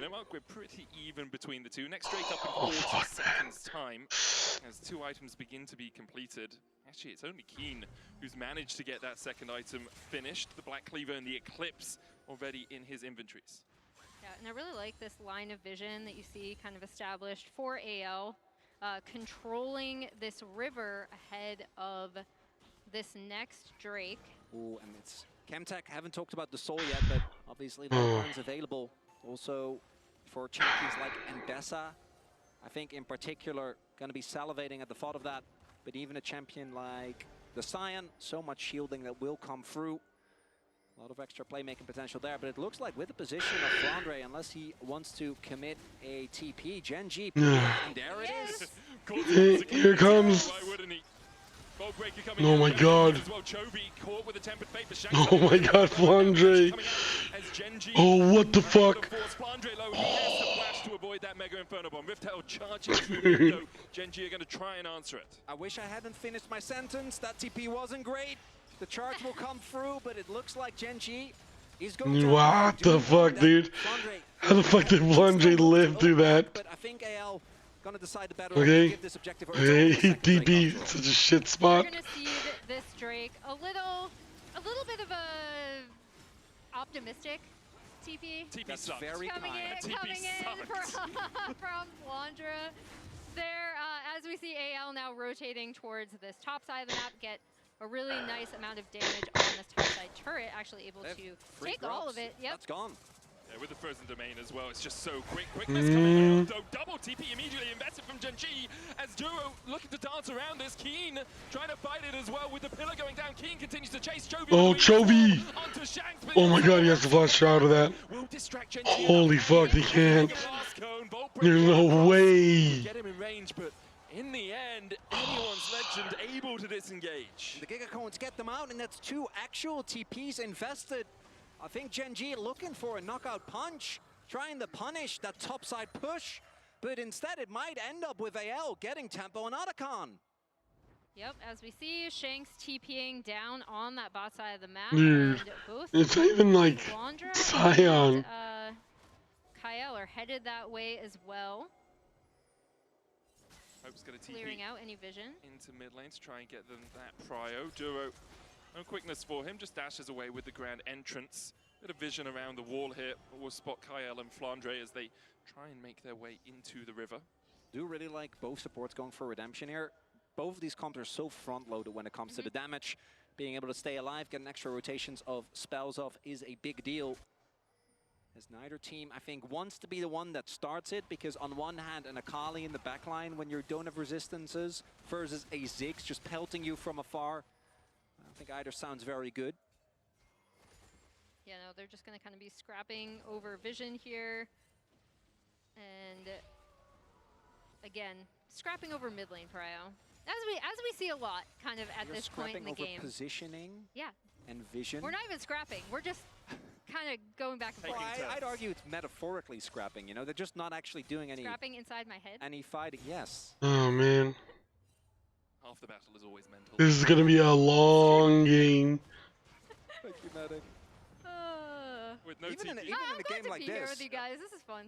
And I'm not gonna lie, we have seen teams right after a stomp on either side. I think for really, this goes for any region, not be able to bounce back. Both these teams, fortunately, in this game free, giving us what we wanted. Yep. It's an actual game. Good old scrapping. Canyon Ball breaking forward, and we're getting control of this river right now with no TP on Flandre right now. I think we're just going to see a slight delay before AL really are willing to take a fight. Keen has his, so would be able to answer if anyone's Legends decided to battle. And look at some of the spikes that have come in. Bloodletter's Curse for Chovy. Oh man, okay. And then on the Let's go, let's go. Storm Surge for Shanks. Hardacon. Man is looking to one-tap people. Hope also going for the Edge of Night. So a little bit extra safety for him, even being Lafella Varus. This isn't the type of game where you ever get to walk up with as much background. Never mind. No Hardacon throw. Looking to, again, get this mid-prio. If they are able to get prio in a lane with this Ziggs, again, turrets just go down so easily. No shit. I think either team wants to Dude, what the fuck? Yo, Marcus, thanks for the sub. Especially since it's reducing your resistance. Dude, fuck that game, dude. You know, maybe you should tell some It's barely a game. There's nothing to do. Used to throwing at Arcan. TP coming in here from Kyle. He sounded like my high school football coach. Yo, Ion, my voice is so fucked. I can't. Oh. From Kyle, he's switched over to heal now. The sooner this stream is over, the better I'll feel. It sucks because this is a great series so far. He's actually scrapping. Oh yeah, Ion, yo, thanks for the clips, man. Thanks for clipping my stream. It helped out a lot. I was not in the mood to like find clips, but I know Zoo clipped a bunch. I was like, oh, thank God, I can go to sleep early. Those are his brethren. Seemingly calmed down. But it didn't help. My voice got worse. It looks like. And you know the worst part? CFO plays tomorrow. Yes. Forever ago, we called it Ghost, Papa Race. Spooky Ghost, yeah. Oh yeah, the Pentacle's a great one, yeah. Is a soldier that's possessed by a demon. I'm pretty sure. Oh, dude, such a great moment. Like Mordekaiser, something to do with that. There was a great comic about it in the client. I'm sure you can find somewhere on the internet. For now, though, let's focus on what's happening on the Rift itself. We're scrapping over Vision. That is a mental damage ignite that comes through there from Duro. Just making sure that Tarzan knows whose jungle it is, but the ambush control is there for Tarzan. This could be a big fight if Genji is able to get they're starting Dragon right there. And Genji need to retake control of River because AL are set up nicely. Has his Ooh. down towards that bot lane. This is really bad. Ziggs is in a really bad spot. 5,000 HP, a flank position. Oh, Ruler. But he's caught out by Shanks. Assassinated. Shanks him as Duro now. Ruler. Keen the next target. Duro comes back. Oh. But Shanks, anyone's Legends collapse immediately. Dragon into potentially Otacon. They should just rotate immediately over. What a play from Shanks, and also holy shit. What a setup from AL. Again, making sure this Akali gets out of the early laning phase, is able to immediately, in this particular fight, hop directly onto Ruler, and this was also the problem we had. Yeah, Ruler was in a really bad position. AL were able to jump and get that early pick. They then will just run through you in a team fight. But in game one, it felt a lot more excusable, but here, Ruler's pathing. You know where they are. You can see with the wall that you're not in a safe position. So him getting caught out here, I think, an unforced error in game one. There was the caveat of there was so much dive, but here, just gets taken down. Genji then is the one getting engaged on. Neither of these comps deal very well with that. Nicely done by Kyle as well to force multiple flashes. And that is a big strike there for AL. Dragon and Otacon in one fell swoop.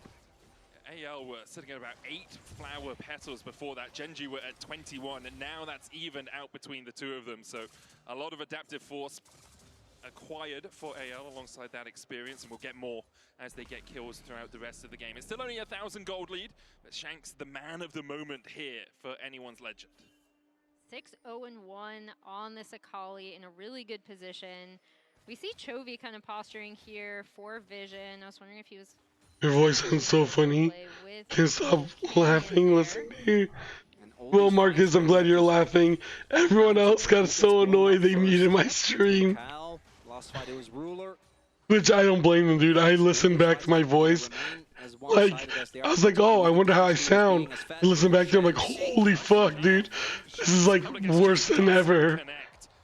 Like, if I thought my voice was annoying before, now it's just like, yeah. I don't blame people. I'm just doing this because I'm a completionist. I don't like to take days off. If I'm gonna do like, you know, an event, I want to do the whole event. Coming out from Canyon, thought perhaps it would have been CC'd for long enough. You know, your own voice of recording. Yeah, but Doki, like, I listen to my own streams a lot. Because, you know, I'm watching my own VODs.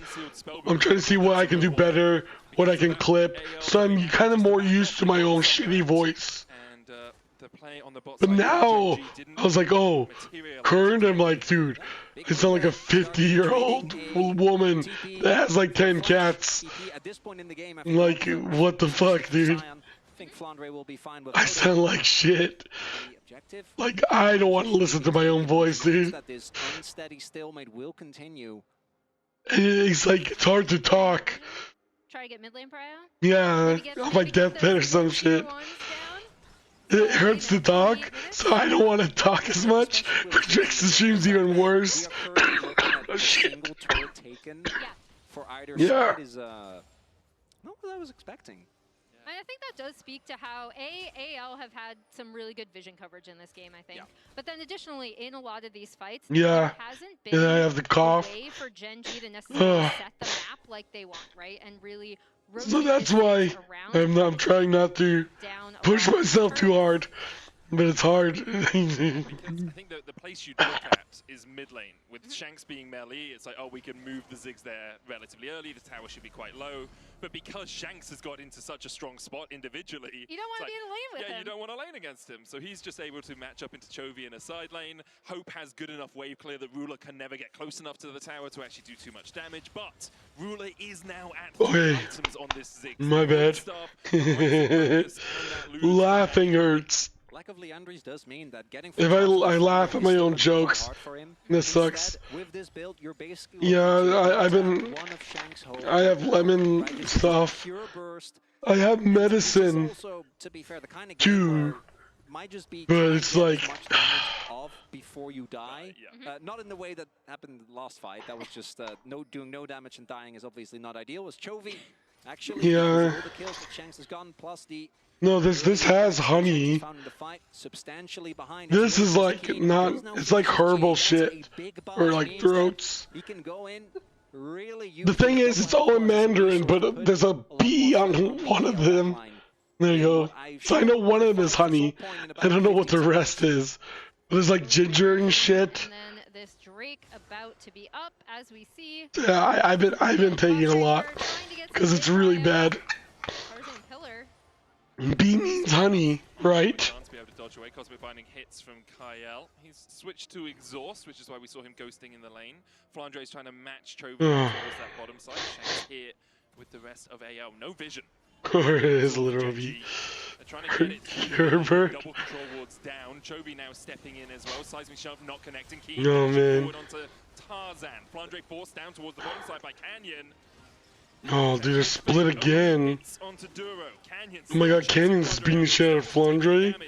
Good explosive minefield though from Ruler will keep AL fuck me. to enter the river again. Canyon down on the Drake, 4,000 on it. Tarzan turning onto Keen, but he has a GA. Unstoppable onslaught goes between the upright. Seismic shove is going to connect. Canyon dashing back in. Keen being kept up towards the top side, but AL are scattered. Flandre down.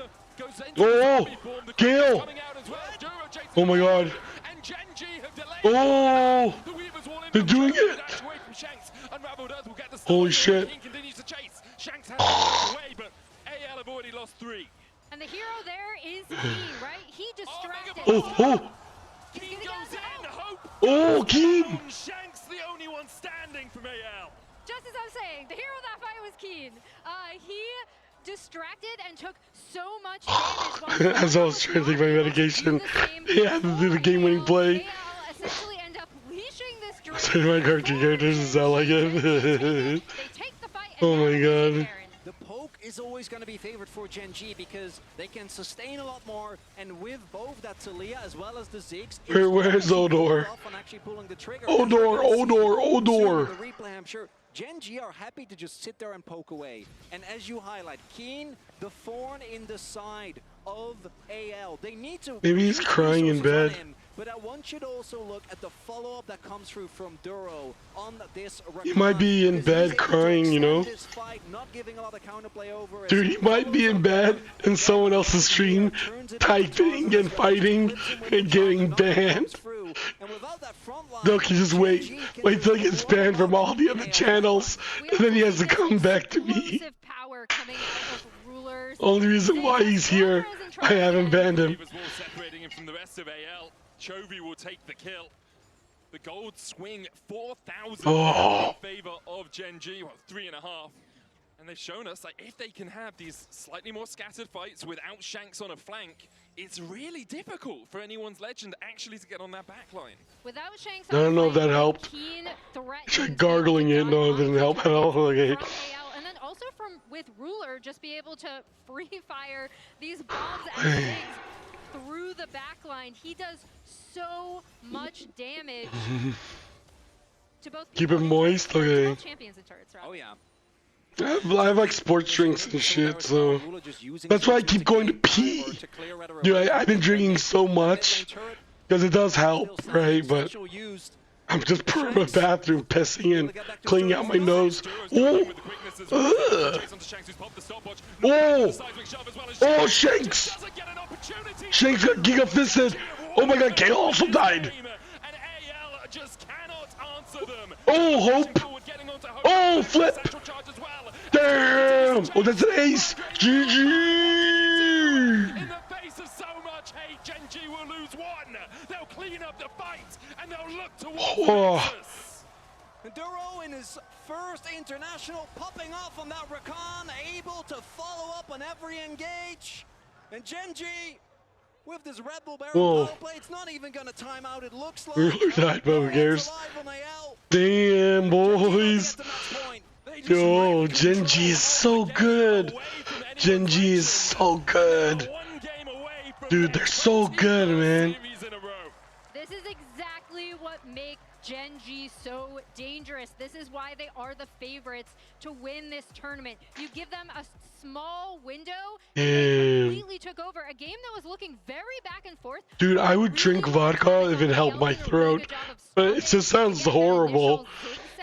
But once Gen G were able to take control at that Drake fight, they immediately slammed the door on AL. Despite Shanks' best efforts, it's an amazing early skirmishes. AL, just like many a team in the LCK, the moment that Gen G truly get control of a game, Gen G's my team. Yo, let's go, dude. We do know both these teams again. I love Gen G, dude. They're so good. Is that a viral infection? Oh, okay. 3-2. Silver Scrapes, let's go. I will say AL won the first game, so... No, that's outdated info. Yeah. That's outdated info? FlyQuest also won the first game. Yeah, but that's NA versus EU. We all knew FlyQuest was going to win that, right? Certainly. I'm sorry, I didn't mean to bring that up. That's okay. I've just been crying under the desk most of the day. Yeah, actually, I think you're doing a really good job of not making it show on been cast. Great, you know? Appreciate it. Credit to you. Dude, I think Gen G are fun, man. It's just really good. I wouldn't say I'm a Gen G fan, but I appreciate how good Gen G is. Sharing in the trauma that Medic has. Oh my God, I have so many questions, so I'm gonna start with this, guys. That is a question. This question mark ping that you often see in your League of Legends games, because what was that? This soul point fight, I don't get it. I don't get it, because for me, I feel like there was a way to contest this, but they chase Kin, so I feel like I mean, obviously CFO is my favorite team, but I try to pick a team from every region that I cheer for, just because I like something about them. Like, I like AL, I like Tabe. I think Tarzan's great. One of the things is that Gen G did a very good job at this strategy. LEC, I was cheering for Fnatic, but I think I'm going to have to give up being a Fnatic fan. I think it's done. I think Fnatic is just fucked. Anyways, he had pushed Flandre all the way down here on the minimap out originally, and so then it was left with 4 members of AL up on No, the Lord, hack your tablet. had to ult all the way through to try and rejoin the rest of the team. Chovy and Canyon just split, so they avoid that engage, and Keen just runs away. He's Ambessa. He's got 5,000 Ping in the hard. kit, and so he's able to just Right, OP, everything in PE. And so the kind of What the window fuck, dude? for AL just goes poof. That's crazy, dude. I need to upload league knowledge. Around it, it looks like a matador almost, you know, with the bull coming through and then just pulling up the cape, and then they just pull the trap shut once again. Chovy on that Talia. Another one with the seismic shove, and they just pull them apart. Which, honestly, Lore, I was kind of with you because I was getting so hyped this game with Shanks' movement. Shanks' movement in so many of the fights, you know, starting out really early on to the game was so clean. But Gen G, as a team, really good. Because that's the fear. Like, they just had a few fights where they had to deal with multiple flank problems. Like, there was a fight that happened prior to this where just Shanks eliminates, just like, takes out Ziggs before he even gets into the fight, right? So they're like, we're not dealing with these flanks. We're just gonna nip it in the butt immediately. So the fact that Canyon in that fight says, hey, I see the Scion here, get out of here. Hook spot Sheen. It created confusion for sure. Love where's the Sheen participating. Dude, I'm surprised Hooks is still around, man. They just weren't on the same page. Dude, he got the AK and bounce, dude. Algos is done, dude. I really heard about that one afterwards when they're like, all right, no more greedy pass on through. We have to be very careful in our approach. You guys were talking about Akali. I feel like Shanks was the best dancer on the Rift by far, and I feel like he deserves extra credit because looking at the draft, you have Vi, you have Talia. I'm like, how is he gonna manage to find space in those fights? But he get the fancy feet going. The movement from Shanks from very early on. Let's take a look at it. We're going to start a little bit deeper into the game. But yeah, he was just so clean with so much. He was really the hope for AL, you know, really keeping it alive. There's a lot of sorry. He had to wait for Talia E to go through. And then he had to wait I'm gonna take a break, okay? Like this example. It's kind of crazy that G2 is still ranked higher above CFO. Wait till CFO beats MKoi. Then we can talk about it. Well, before this game, 7. Oh my god. 70% win rate. He is just such a He trips on wet floor. There's a wet floor sign. Yeah, and here's another one where he got focused. Why the fuck would I be outside with a wet floor? I'm at home masturbating. The one, this is the one where Ruler was just No, dude. Good right from the start. That's the funny part. Yeah, people still give him money. Behind the grub pit, Dude, that Discord server is empty. Split through jungle and then up behind the pit, and he's able to. It's just one guy writing "Good morning" like almost every single day, dude. Absolutely not enough here. Gen G on match points here against AL. And we were talking about Kin playing Mel's mom, really effective. We know that it's a nasty champion, but Good morning. Good morning. Morning. Nobody responds. It's like, hey Ion, how's it going? Very impactful as well. Got a really big Dash ducks? What the fuck is that, dude? You can see ducks in the pond. So far, and he's just looking so strong. And it's nice to see him on the other side where he has career-wise a great dude. Tomorrow he's just been tomorrow is the real challenge. If CFO cannot beat MKoi in a BO5, I think CFO you cannot rank as highly. I think that is fair. Larger experience and goals but to try and be there for the fight. I think CFO, because like BO5 is fair. It's like the most legitimate way to win. CFO has to beat MKoi. No more excuses. Okay, I'm gonna go take a break. I'm gonna try to fix my throat a little bit because it's actually getting really bad right now. Then I'll be right back, guys. Gonna run some ads. What do you need to stop Gen G right now with the form they have? I feel like they've showed us a lot of things in this series so far. For me, I'm looking for AL to set a quick pace. I want them to draft, you know, some really fast, strong lanes for themselves so they can actually set a quick pace in the game, take it to Gen G, and actually push the tempo and try and attack the bottom lane again. Yeah, and I think a lot of the times you would want to focus on the draft and say they can pick something different. I think just being on the same page in some of these fights, because AL is such a good team fighting team usually. And these mistakes generally don't happen. Like the fights that we saw where, you know, you're getting an assassination on Ziggs, like I think they're generally really good at taking space and playing around Hope and I want to be able to see them do that. So we didn't see it this game, it has to be the next. And again, I feel like they had this game. I want to see them bring back the energy and the pace of games that they had during game one. They're going to be playing on blue side here. Is there anything you want to add on the AL side on what we want to see from them? I love myself a Yone. Something that also, once again, they're great at playing sides and great at playing around flanks. I want to see an assassin pick for Shanks. He's having a great series again. Maybe complement it with some Flandre, Sejuani top or something. Oh, hell. Start cooking. Get some, yeah, maybe. We should try something. Bring back that bring back that fire that you guys had in game one. And bring us to Silver Scrapes, please, AL. This series has been amazing so far, but it is Gen.G leading it. They're taking match point here. Let's see if they can close out this series right after this.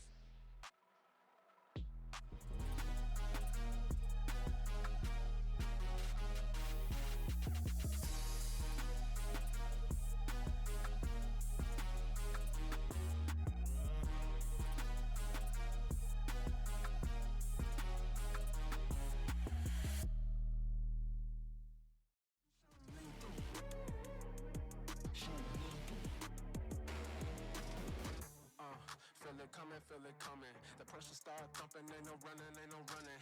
It might cause a rave, all my people start jumping. You can feel the rush, it'll get your blood pumping. Okay, you better take a seat. Don't step inside the kitchen if you cannot take the heat. It's looking like a feast, guaranteed to flame the streets. It's a jungle outside, tell me who can tame a beast. Something lethal, like a beast that can't be tamed.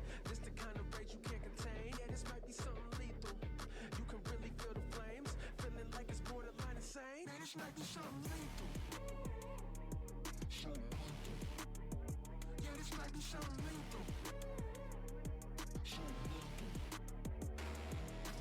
Welcome to the valley, it'll eat you alive. It'll hit you out of nowhere like a thief in the night. Ain't no way you can hide, it came seeking a fight. Push the pedal to the metal, better keep up the stride. Keep up the pace, this is a rage, we gon' light up this place. Please make some space, or move out the way. Come in with pressure, get smacks in the face. Something lethal, like a beast that can't be tamed. This the kind of rage you can't contain. Yeah, this might be something lethal. You can really feel the flames, feeling like it's borderline insane. Man, this might be something lethal. Yeah, this might be something lethal. Yeah, this might be something lethal. Yeah, this might be something lethal. Yeah, this might be something lethal.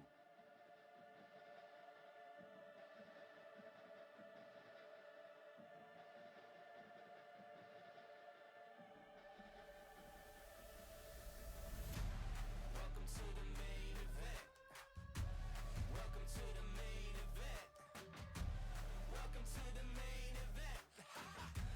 Welcome to the main event. Let's go. Through the fire and the rain, I was born to rise above. Kept on pushing through the pain till I made it out the mud. Now the dam's about to break, so get ready for the flood. Can you feel the rush? The beast is waking up.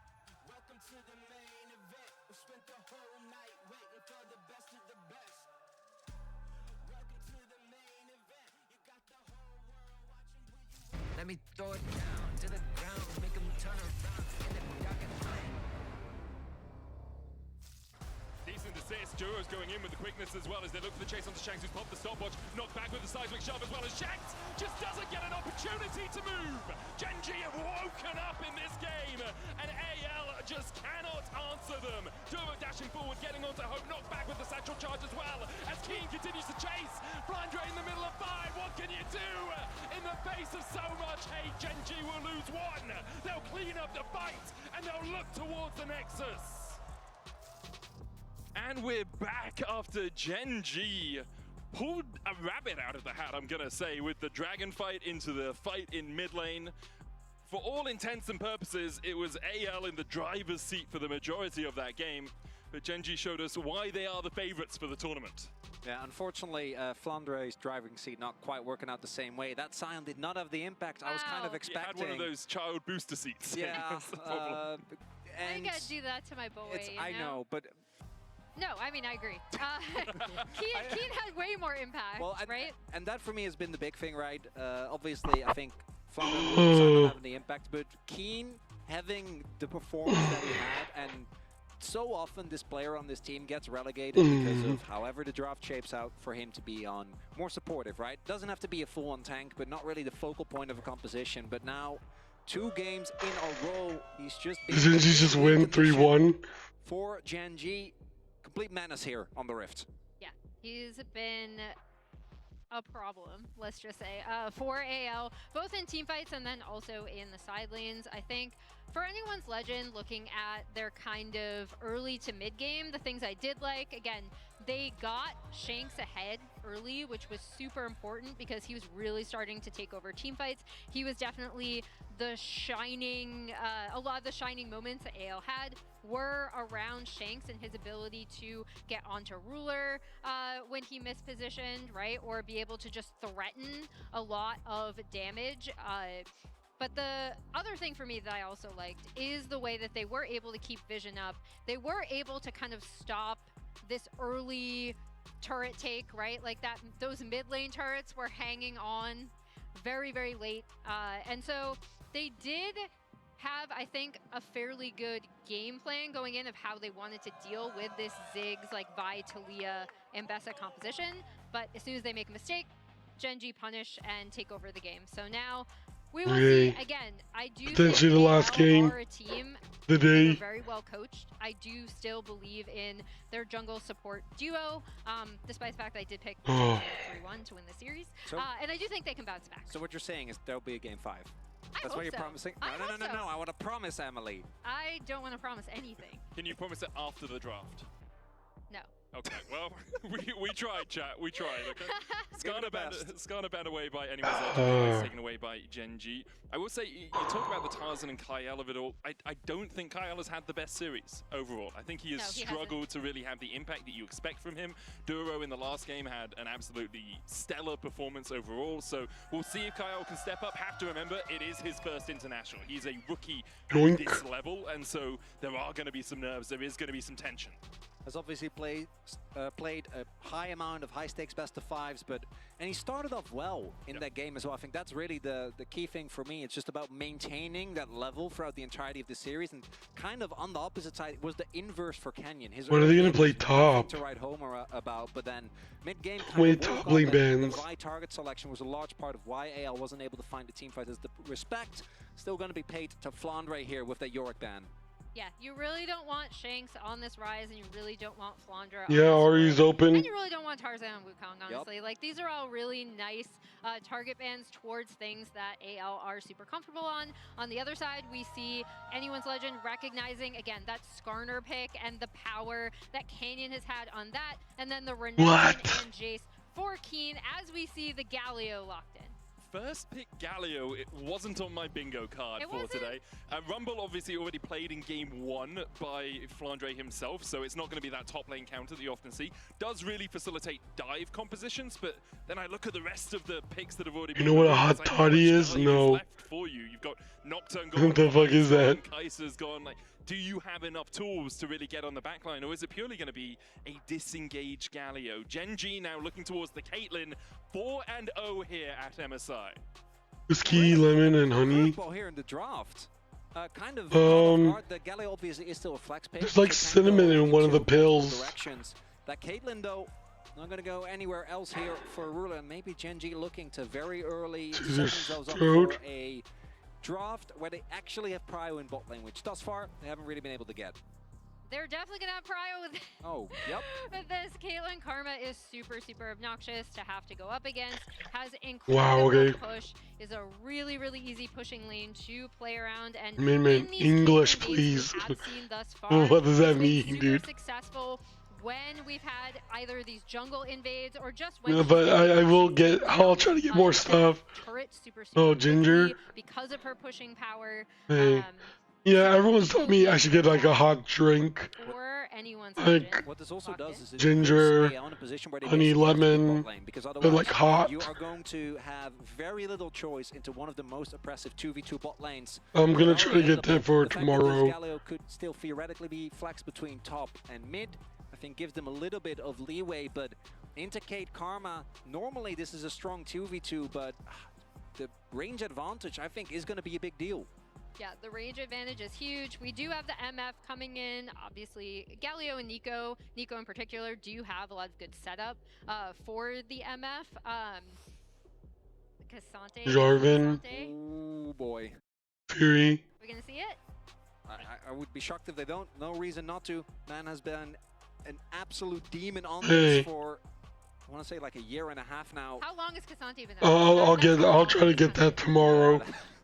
Okay, but it's a lot more impressive now. Okay. I'm too tired to go out. Try to get stuff today. Really good. He was extra good. He was always Ginger tea with honey. Okay. You got me there. So Keen is going to get the Cassante up towards the top side. I also like it because it deals with a 2v1 pressure quite well, whereas Galio can struggle a little bit with that. Obviously only has the Winds of War to farm up from range and a magic shield, which isn't too powerful into a Caitlyn. Yeah, I can get Ginger tea. Genji now looking towards the next ban. Camille is the removal, so they're thinking maybe this Galio is going to go into that mid lane. Camille obviously gives you a lot more backline threat, which they already have from the Nico and from the Galio. Yeah, I wouldn't necessarily expect to see that coming out of Flandra, but Fuck on a Ginger. it's a great combo, right? Like it's an absolutely stellar combo. I can. Unless if you're talking about Gilligan's Island, I don't know what I can do. Flandra, not as much as prior iterations of Flandra necessarily. We do see the Nidalee taken out. Which I do have medicine. Been a lot more of a Flandra pick. I've been taking medicine, Ion. The blue side by AL, and then we see the respect being paid to Tarzan Zed with the Zed removed by Genji. Both junglers, I think, really getting the respect they deserve here. Canyon's Nidalee is... Well, he has a wood skin on it for a reason. Has just remained in his wheelhouse for the longest amount of time. I'm wondering if we're going to see the lead. I don't know. Here after the game, he had on it before. Also means that, yep, there we go. Yep. Also means that Chovy will But it says it's for like really hamstrung in what he picks here. Sore throats. My expectation is they're going to pick a jungle and like and then save that counter pick for Chovy. The fuck is it called? We get towards the end of this draft. Definitely makes the most sense to give Chovy a little bit of extra time. Kha'Zix is the hover currently for Canyon. It's in Japanese, man. They brought it out against Shinshao, I remember. I don't know what the fuck these things are. Instead, actually looks like they're saving jungle for last. Silas like locked what in is for Genji, a couple of great ultimates what to the steal away. fuck, man? Bullet time, Pop Blossom, even the hero's entrance, very I don't know, man. I can't even read it. I've never heard any of these things. Mid lane picks and obviously have, well, either top or mid and jungle left to lock in. Yeah, we'll see where those picks end up going. So we're going to see the Smolder come through, which is really interesting. That's a poetic justice there from Shanks. Picking the Smolder into the melee matchup in mid. Something that Chovy also relied upon last year at Worlds. Very memorable game. Was able to then build I wish it was Viagra. Monstrous lead very early on. We're going to see if Shanks is going to be able Dude, yesterday I was yelling too much. It's my bad. Expectations are definitely high, and the stacking is always going to be Jarvan here for Tarzan. Jarvan for Tarzan. Is gross. Like that is such good lockdown. AoE CC into AoE damage. Genji now looking towards jungle.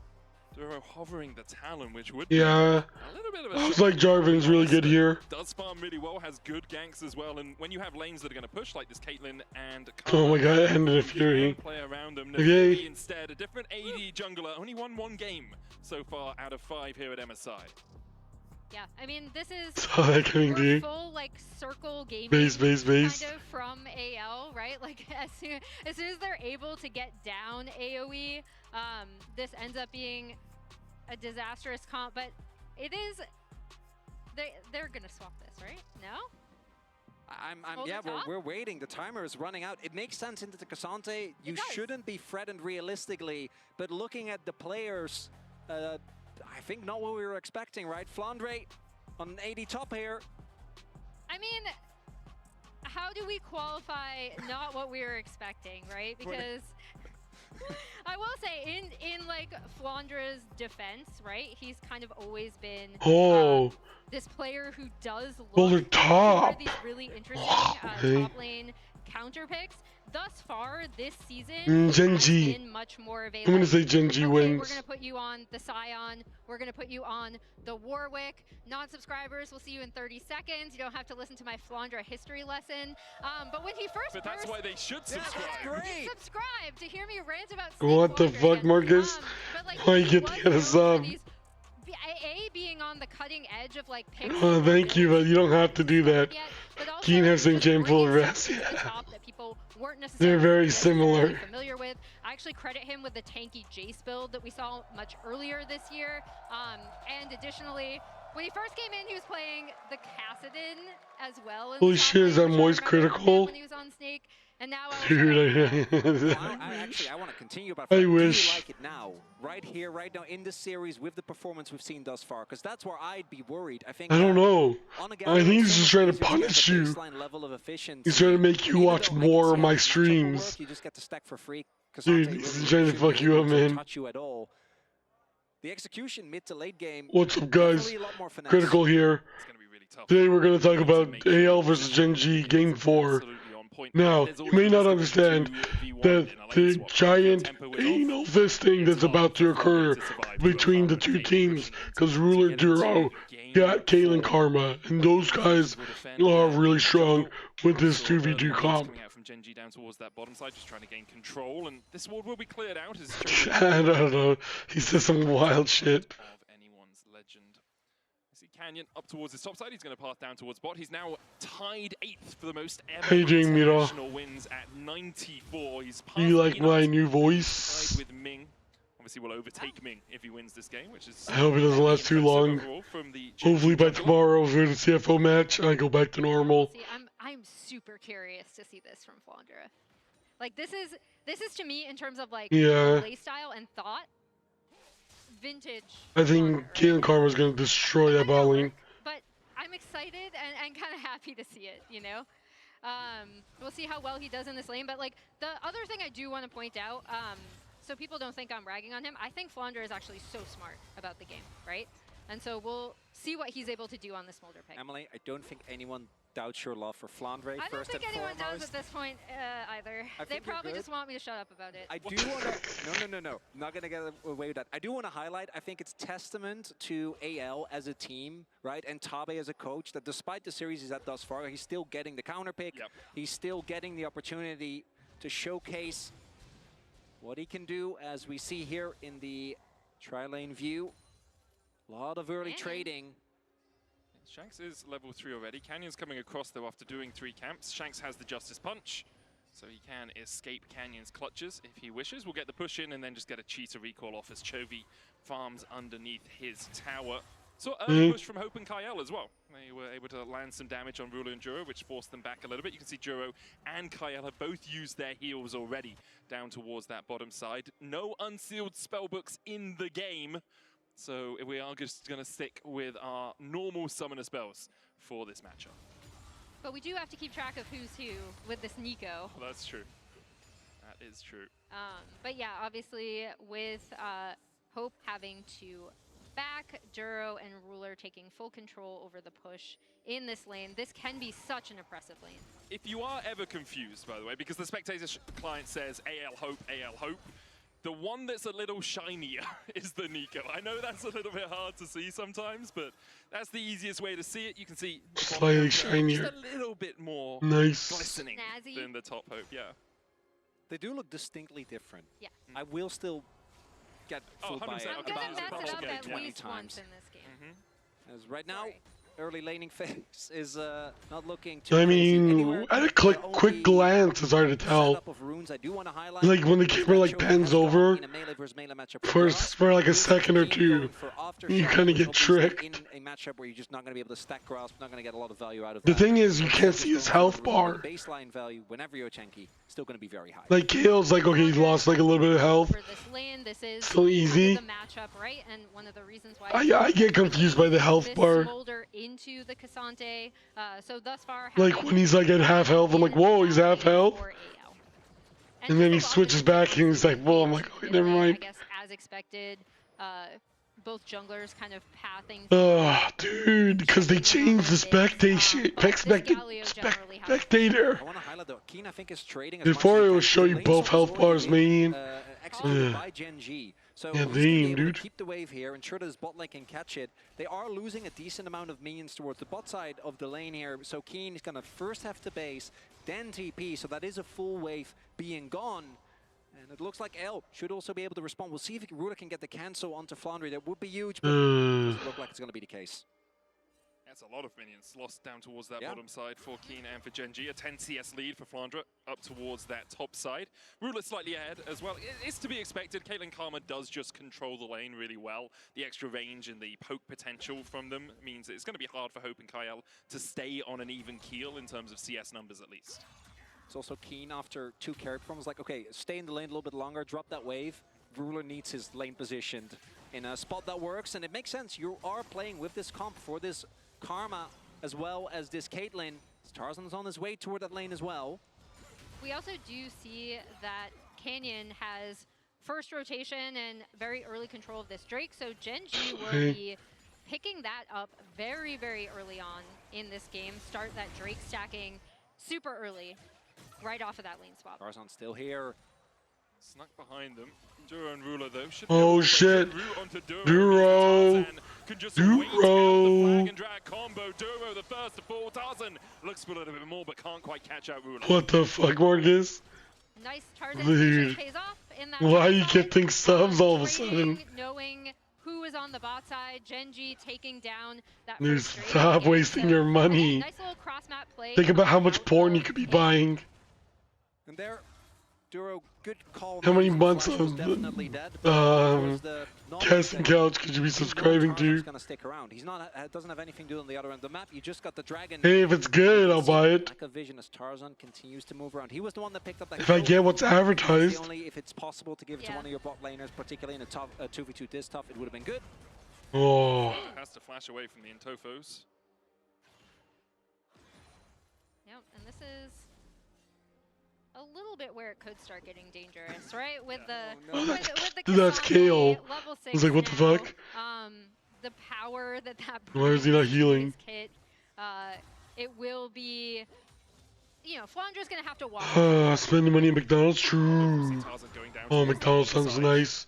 As we do. Oh. He was just finished his clear, has a red buff up in a couple of seconds time, so he's just going to clear out the ward in the Tribush. Grub's up in 30 seconds, both the top laners, well, only one of the top laners actually with TP, it's Flandre, so... Yeah, McDonald's sounds good. Mickey D. Yeah, AL should have a really good setup, right? Like, they have good vision, even with this bot lane from Gen G pushing in, they were actually able Only to has 60, okay. this, and the Galio is that sounds fine. as well. We do I haven't had Wendy's in forever, dude. Keen not having his teleport available. Flandre does have his. I don't know if Wendy's is a thing in especially with only Swifties, Asia. I used to see it in Japan, but it's gone, right? Make his way over unless Gen G really hard contest. Early objective would be good though, because as noted, Gen G did pick up a very early Drake, and even a single grub, I think they'll be happy with him because of the topside prior that they got. I think getting one should be doable. Kyle, who is this hope here, is level 6. So he has the Pop Blossom if he wants to go for the fight. Switches into Tarzan, flag and drag in. There's a hero's entrance as well as they look for Ruler. There's the Pop Blossom from Kyle. Ooh. Canyon able to dodge away from it with a Hound's Pursuit, though. Ruler forced up. Wait, Canyon has to jump out. One grub already secured for anyone's legend. They'll take the second, and they will wow, take they're gonna need all 3. alongside it. I jokingly called this circle gaming, but that's exactly what you want, right? Like the setup. Chovy going in onto Hope, immediately dashing forward. The Pop Blossom stolen away. Hope has AL will fall for it though. And it feels like a repeat of the play that AL found against Gen G in game number 1. The initial play looks good. Yes, they are able to deny Gen G the ability to steal away one of the grubs. They force summoners out of both Canyon as well as Ruler. And the initial play looks good, but Gen G find the punish on the exit.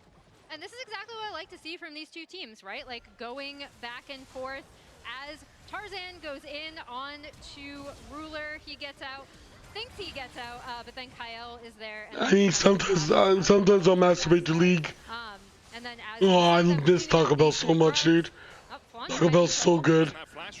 Crunchwrap Supreme. The ace in the hole won't be enough to kill off the Smolder. So this TP is just going to be able to defend the push-in from Gen.G.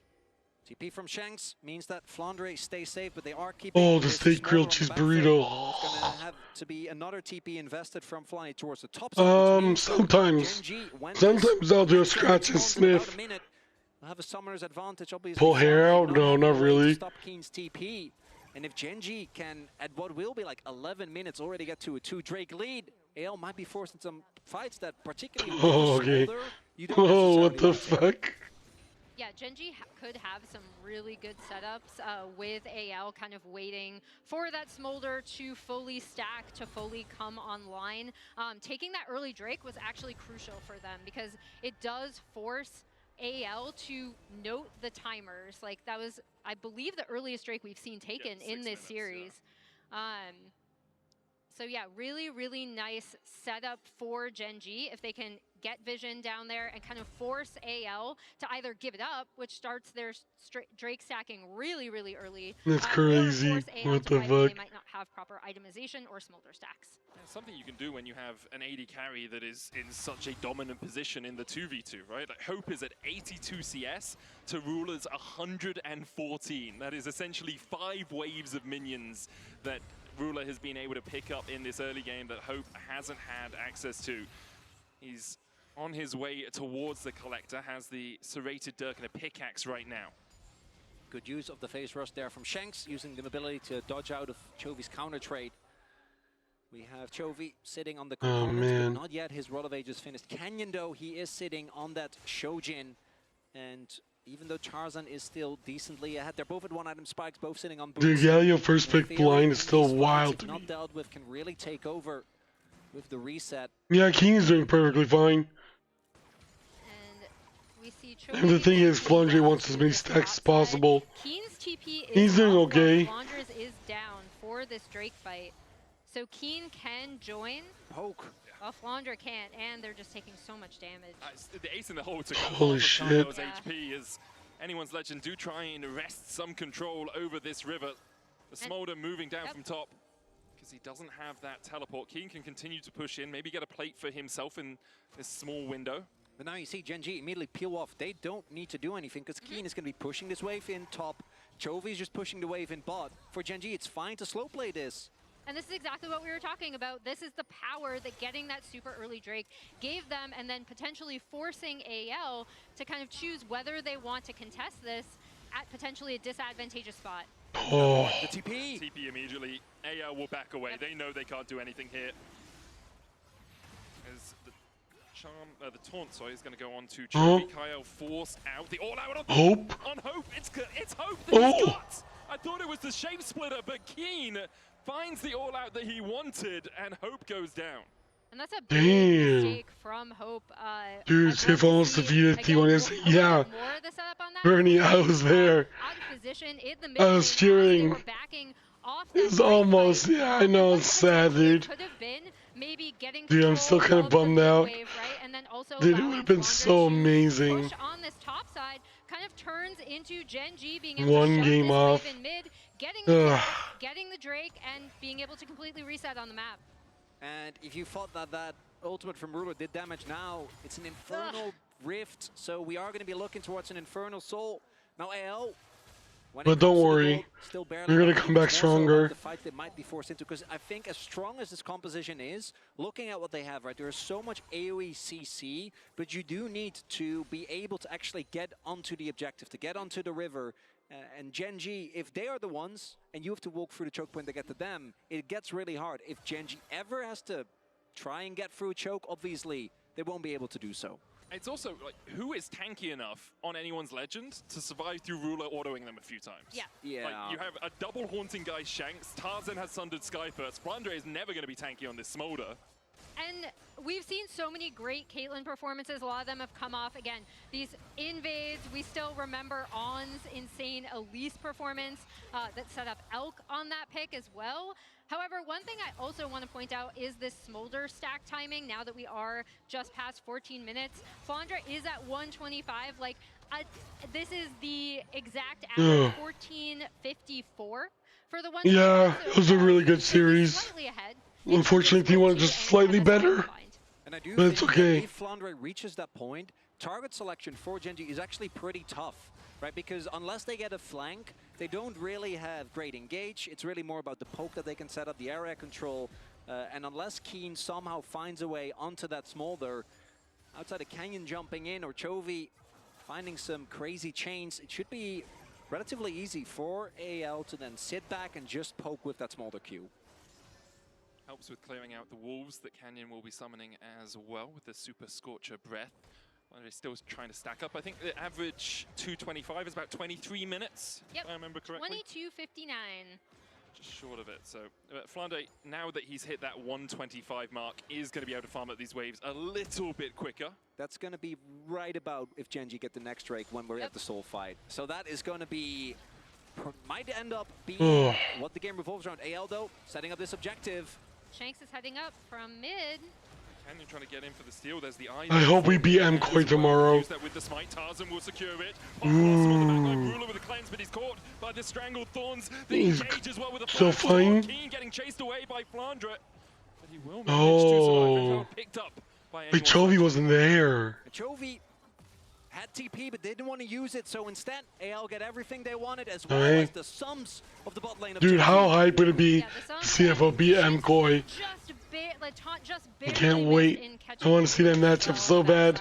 Of that fight, but now they're just going to pop this Herald in the mid lane, get extra damage on this mid turret, and take down this crab on the top side.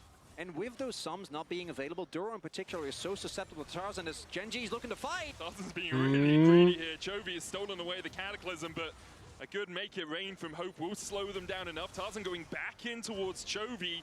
The flank position as well from Shanks. Oh, Shanks! Back and taken out. Wait, Hope. Cataclysm flashed away by Hope as well. As in the end, AO just a little bit too greedy staying around for that skull crab. A little bit too greedy for the crab. Chovy ends up getting that J4 ult too off of Tarzan, which is huge. Hope That's crazy. To blow his flash, which is going to be big for the next time they have to fight.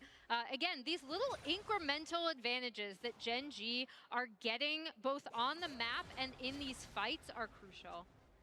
Gotta say though, going to the next fight, AL will still be able to contest, and without I didn't think MKoi would be rated lower. Gen G, the value of that Cataclysm becomes so much higher, right? There are, as we've highlighted, so many circles for AL that you gotta deal with. There is both Kyle, Shanks, as well as Tarzan that are going to be looking to get access to that backline, and while the front end of Gen G can easily deal with it, if Duro ever gets clipped by any of those, he just ends up going down, and you can see Gen G, they do have prio, as would be expected. Dude, they're gonna get a third dragon? Right here, right now. Holy fuck. Chovy with a teleport in the top side, whereas Shanks does not have one. So Gen G will have a man advantage if this fight begins. The hero's entrance stolen away as well gives some more protection to Ruler and Duro if they're jumped on. Shapesplitter goes forward. Yo, let's go.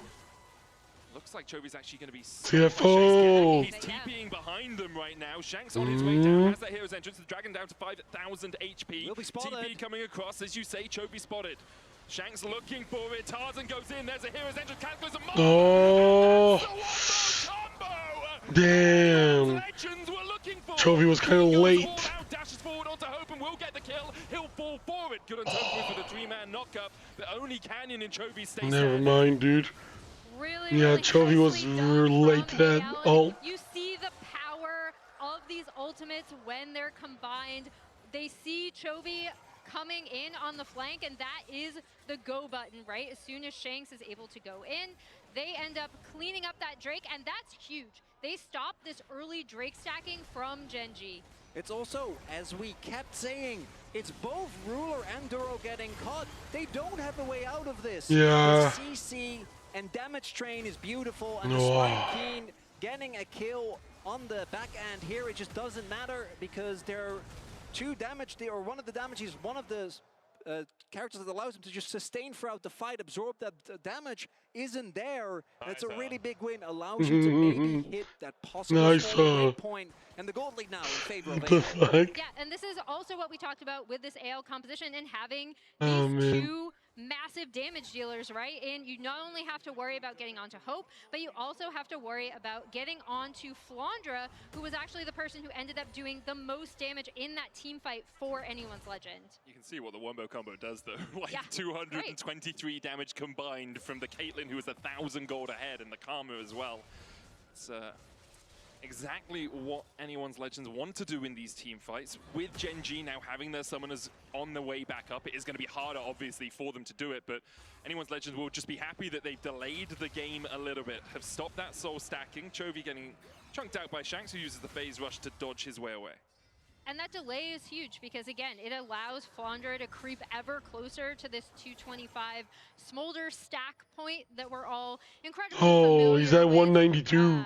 And Damn, it just allows okay. them to kind of reset and not give Gen G as much control. Actually kind of crazy. That said, I do think as we get to the really late stages of the game, everyone else on Gen G feels a lot better than their counterparts, and it will just revolve around Flandre, right? Because a Caitlyn on multiple items, a Sylas that has the both an incredible amount of AP as well as ability haste, and Neferi as well as Cassante in those fights, I think you're going to be feeling good about as possible As Chovy goes in, they're going to go for the fight, the flash away, but there's the for the follow-up.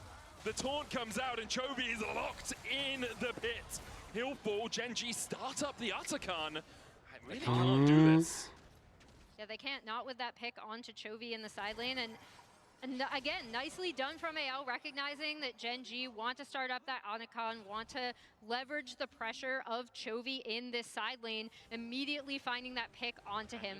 Canyon's going to jump the wall here. They're going to look for Flandre if they can find him. Canyon eviscerates across. Flandre is going to flash underneath the tower. The Hound's Pursuit coming out, and Flandre is still very healthy. Does have to burn that flash to get away. But they also get Keen's flash. I think he was looking for more. If you're able to get the ult off before the flash, you can still drag them back. Kind of get the snap back there, but they're not able to find it. Flandre not having his flash available is nice, but still think AL are feeling great about the position that they're in as Gen G may be looking to again start up this Otacon, but with this many people in the area, don't think that it's going to be anything more than a feint. Yeah, they'll get spotted out. I think for anyone's Legend, the only thing you're ruining in this early game is the fact that Tarzan's the one that's got all the kills. 4-0-1 on this Jarvan. Does have a 1.5k gold lead, but obviously Jarvan, as the game goes on, falls off a little bit. Chovy caught out again as Flandre is looking for the chase. He can just dash across the wall. There's the my god. Oh, Chovy. No. Hope takes the kill. Chovy for the second time this game. And Chovy has had a relatively muted series, but in this game, he's straight up just getting targeted down by his ex-teammate. Back-to-back plays now from Tarzan, picking off, and there is no cross-map available for Gen G on the other end.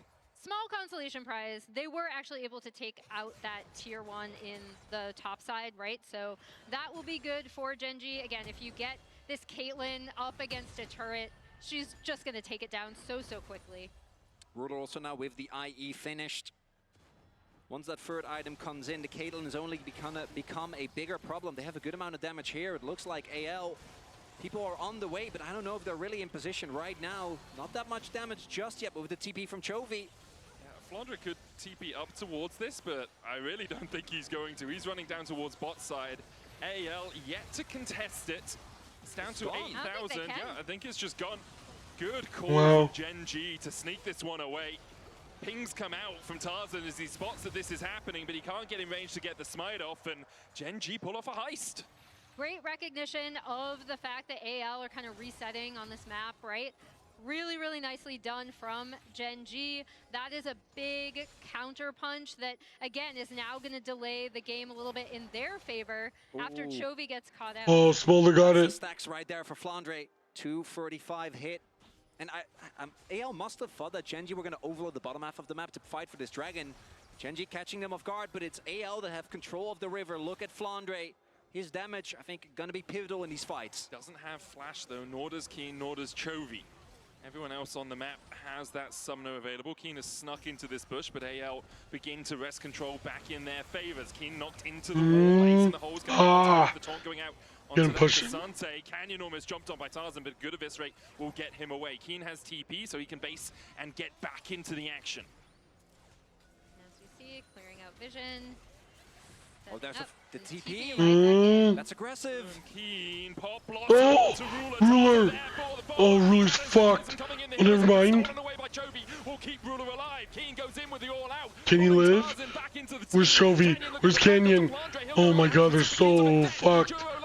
Ah, GG. By Shanks as he dashes forward. Chovy down, Ruler and Juro and Canyon. The only 3 left alive. And Canyon was waiting, but to what end? Yeah. Hell, they weren't thinking about going back. Flandre not looking to retreat to the safety of his jungle. Instead, they were just playing forward. And even when he did end up going on to Flandre, Shanks is there to help protect him, right? Which is absolutely massive from him as we see how this fight started with the TP coming in and Kyle with a pop blossom right onto Ruler. And they are able to keep Ruler alive for a decent amount, but it's the decision of Canyon to stay in the brush. I think looking maybe for an angle on Flandre, but Keen, he's not that tanky. Yeah, we're going to game 5. Unfortunate for me. Just pushes onto the enemy back line. Doop. Whoop. Whoop. Means a lot to anyone's legend, obviously. It's Nice. not an elimination series, but taking out the LCK #1 seed would be huge for AL. But Gen.G still only a couple of good team fights away from taking the series. What AL are doing really well is stopping Ruler from actually being able to have any impact in the fights. Like, even if he avoids the first engage, there's then Jarvan EQ again, there's Kyle going in with a Pop Blossom, there's a Cataclysm, there's Shanks, there's so many tools for anyone's legend, and there's not enough damage on the rest of Gen.G to really be a threat. And by contrast, I think Shanks on this Galio has done a Yeah, really the sea good drivers job on the of map. helping protect. Again, you saw Yeah, in dude, that fight, Nigo the back clone. half of it when they tried to get onto Flandre, and that's absolutely massive. Not only having 2 damage dealers that you really have to target, but also the power of Galio to protect him. He's also gone for a very aggressive build, right? Like, it's not the Hollow Radiance that we so often see. It's Leandris, Riftmaker as well, so he is a actual threat to the backline, and Chovy just now hitting the 10 stacks. Riftmaker as well, but he's been unable to have an impact in this game on a pick that normally we see him do a lot. And if there's no mid laner, Canyon isn't in the fight, and Ruler is taken out. As you highlighted, there just isn't enough damage, and the faith in Flandre as well hasn't died this game. Been, I think, having great positioning in the fights as well. Thus far has paid off for AL as Keen. Should be able to get away from this one. Goes all out onto Shanks. He's gonna knock back. He's taken out immediately by Flandre. Ooh. There's the all out. Oh. Comes out onto Ruler. Oh, Ruler's fucked. AL are not done with this fight yet. Canyon trying to escape. Chovy so late on the TP, but Canyon's already down. And there's a Baron. Game 5. This Smolder pick from Flandre is absolutely showing up massively. I think I owe him an apology. I think you owe him an apology as well. Yeah, you're in the clear. It's all on me here, Emily, as AL looking to take Baron and bring us to the promised game number... Well, actually, he didn't promise, but game number 5! The game number 5 I wanted, but didn't promise. I think we all wanted it.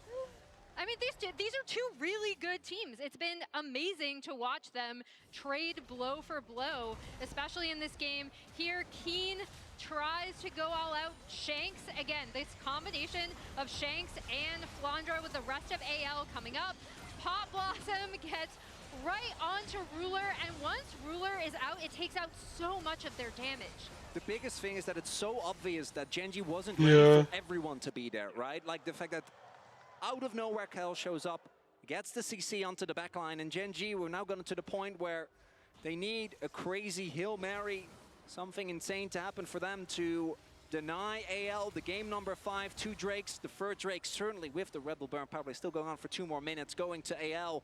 And that is 3 Infernal Drakes with the possibility of a soul. If the game even lasts that long, because these fights are very one-sided. Over an 8,000 gold lead for anyone's legend.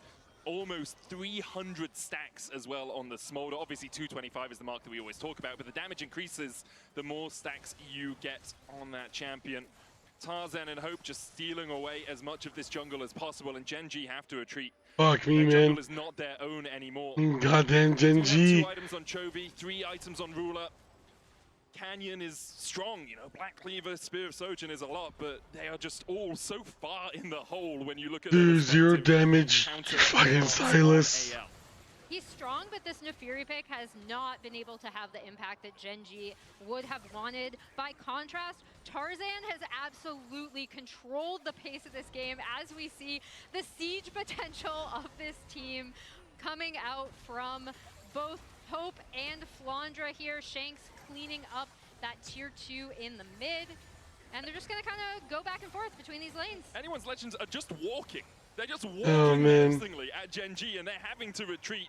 Flandre looking for the inhibitor here down towards the bottom side. Will be able to secure it with the Baron buff up for another. Oh, I think AL is good too. Could go for double inhib off this push. Like I think AL is good, but I kind of wanted Gen.G to close it out. Could even be And looking get some early sleep. for the end there with the Baron buff. Still on for a little bit longer. TP comes in. They want to keep this pressure going. Using the shape splitter as well to eat those cupcake. Oh man. Snapchat. Chovy goes in. Pop Blossom is going to land the hero's entrance there for the follow-up. But the time, Untouched just melts through Gen.G.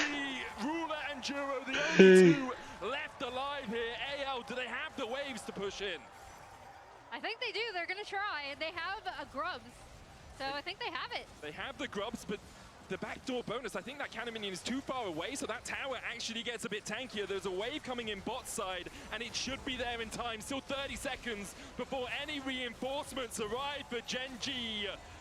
Anyone's Legends strike back in game 4 and will take us to Silver Scrapes. The Silver Scrapes, we all want. I hate that song. Of LPL versus #1 seed from LCK. We got to see so much here. Tarzan controlling the pace of the game. Shanks having a phenomenal Galio game. Flandra being vintage Flandra, pulling out this top lane counter pick, Smolder, and absolutely dazzling with it. Can't wait to see what Game 5 is going to bring. I think this game also in draft bringing us a couple of curveballs included. What was going to go where? Flandre coming up huge here in game number 4. And with Fearless especially, I can't wait to see what is going to be cooked in those drafts. Teemo into Vayne top, that's what I'm calling it. Yeah. I learned from Broxer, that's how you play it, but what a performance from AL to bounce back. You talked about it a lot, Emily. Neither of these teams are a team that's going to tilt. They're both very able to reset, get ready for the next series, and as we reset and get ready, we're going to hand it over to the analyst desk, where I'm sure Raz has something controversial to say. Let it rip, Raz! Come on!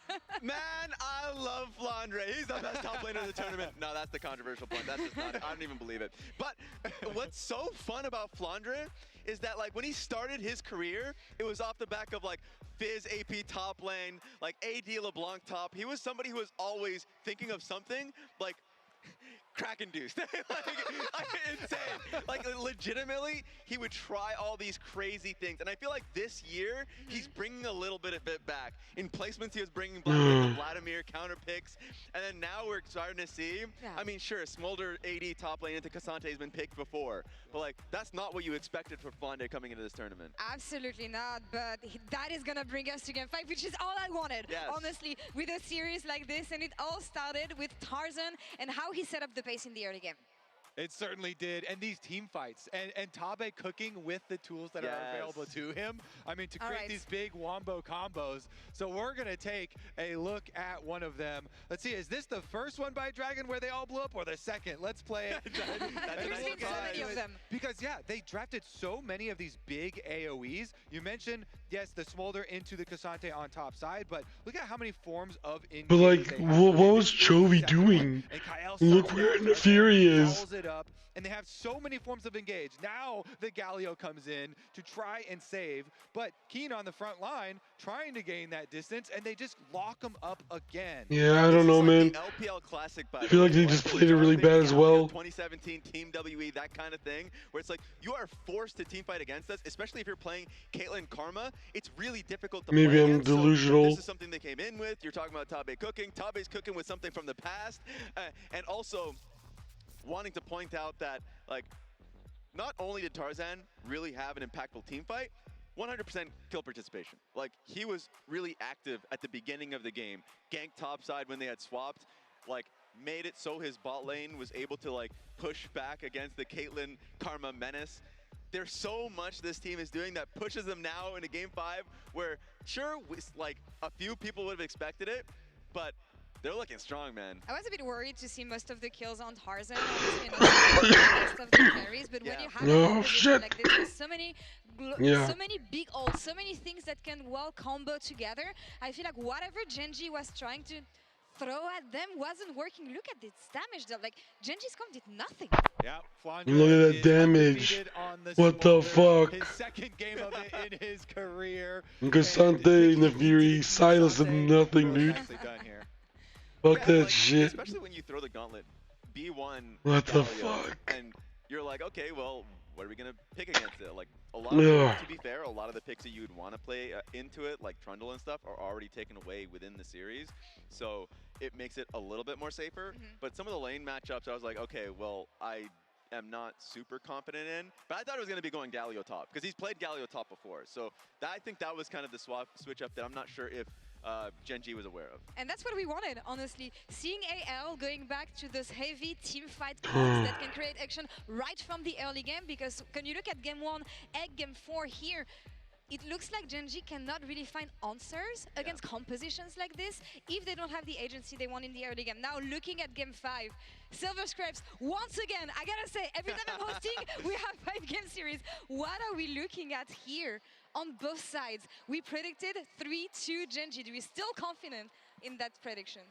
I don't know. I'm wavering a little bit. I'm flip-flopping. I'm going to AL. I have to. I must. For my boy. Oh my God. For my boy, I have to flip-flop. I'm sticking with mine. I'm sticking with Genji. Bring us to that Silver Scrapes, though. Let's hear it. Let's hear it. It is time for another Silver Scrapes here in Vancouver. Are you ready? We'll be back right after this. Unfortunately, you already played Azir.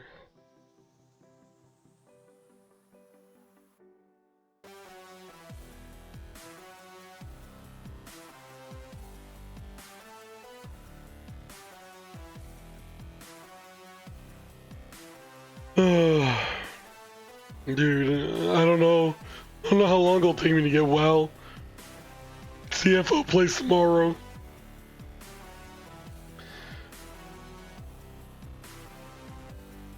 I might die.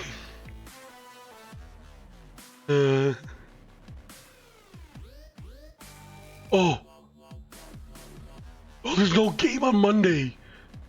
Oh, we get 1 day off.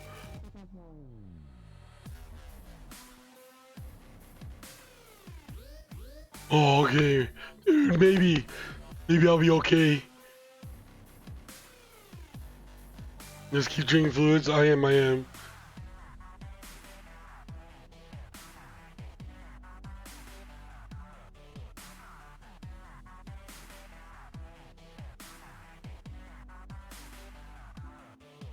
Vestion are gonna be here tomorrow for CFO beating MCoy. If you get a fever, go to the doctor. No, I'm fine. I had a fever. It's like gone. Like, I don't feel sick. It's only my voice. Yeah, I'm gonna run ads. New doo doo. Whoop. Whoop. New doo doo.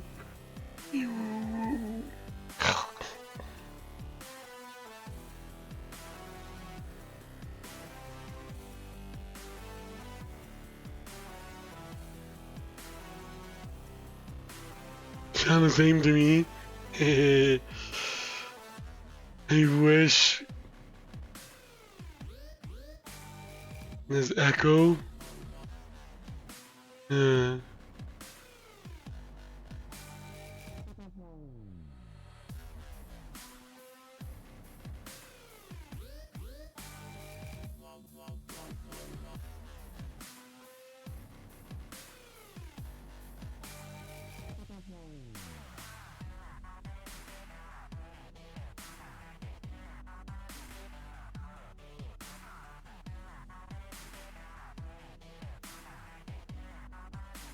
The Genji game 4, definitely. My bad. You know that I played Shaggy, yeah. Himself Langonitis was screaming orders so shiny. What the fuck, really? Like Zoink Scoop! This is looking really bad!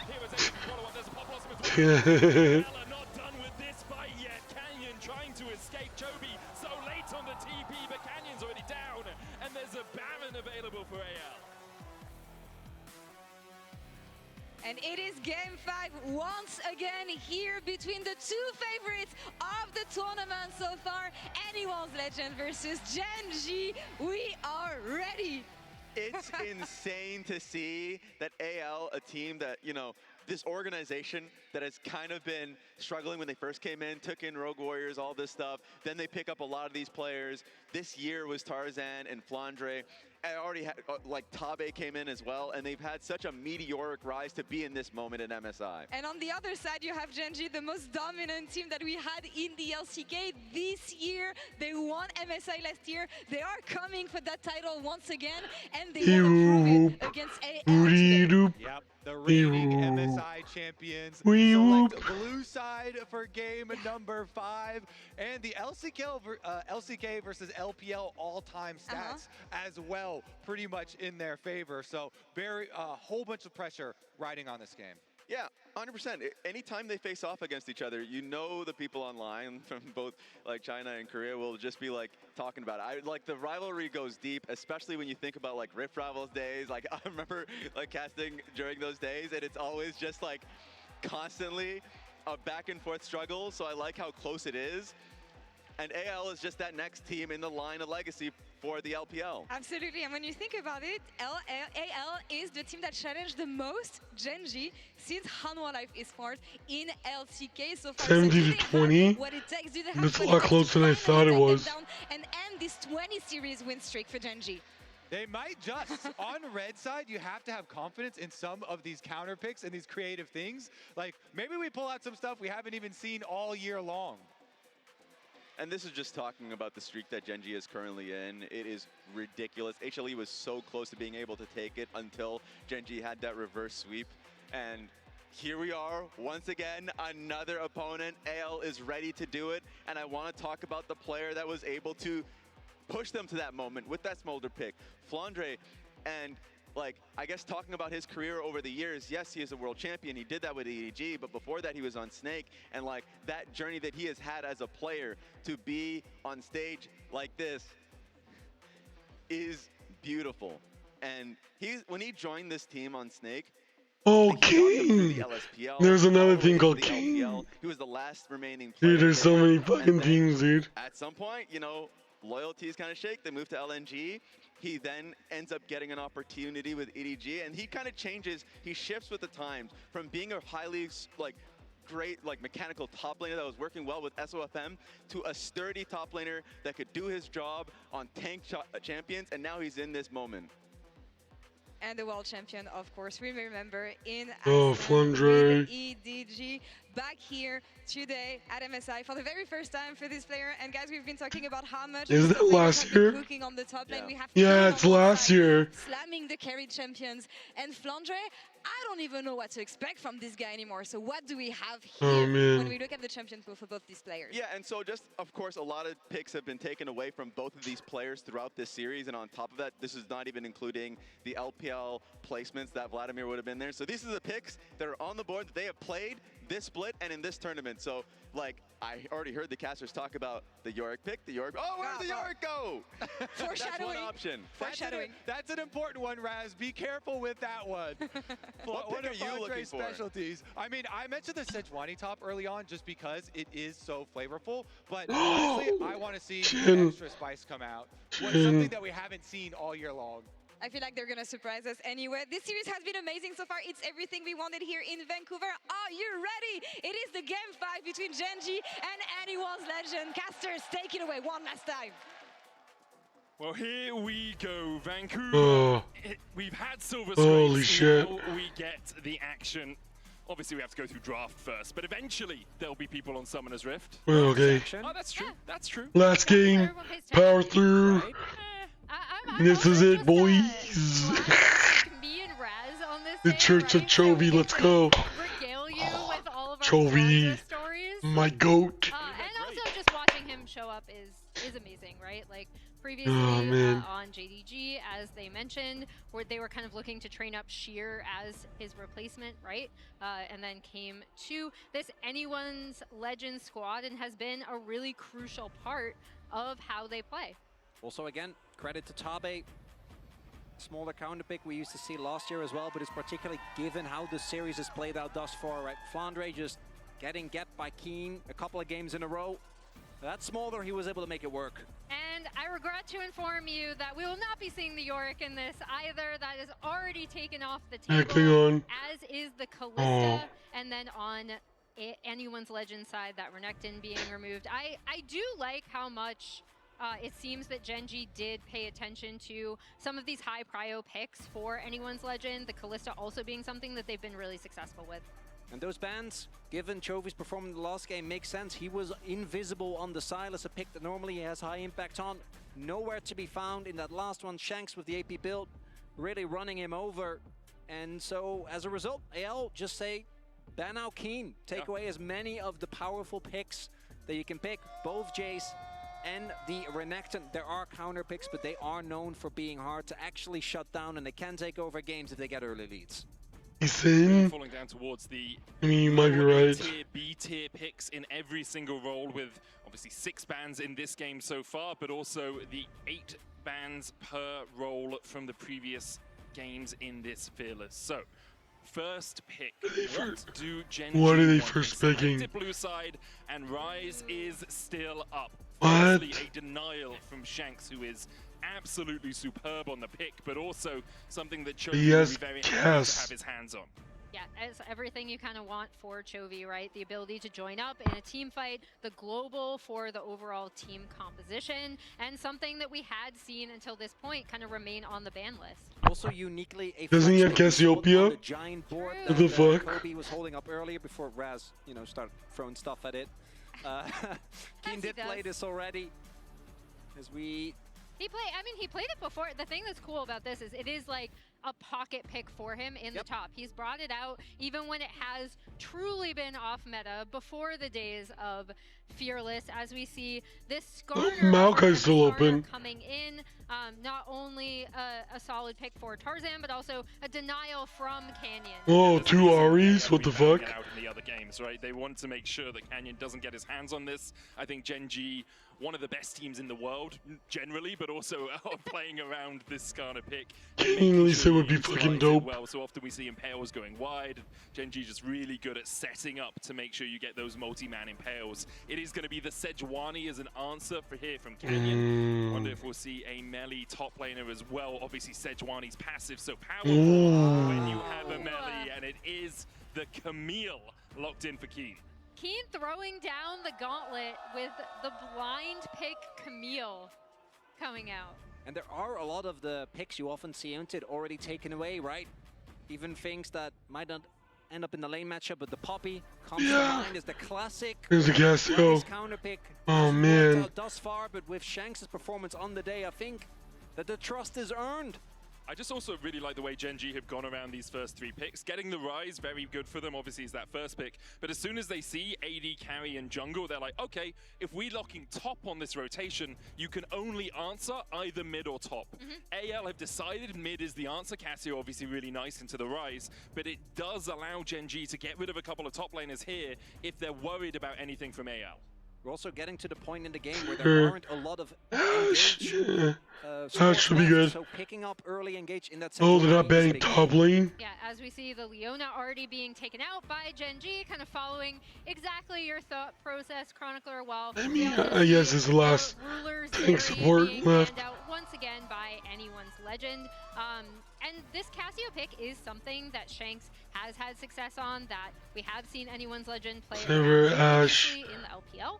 And the Helios. big thing to me that I want to know is, what does Flandre have against this Camille? Vayne top.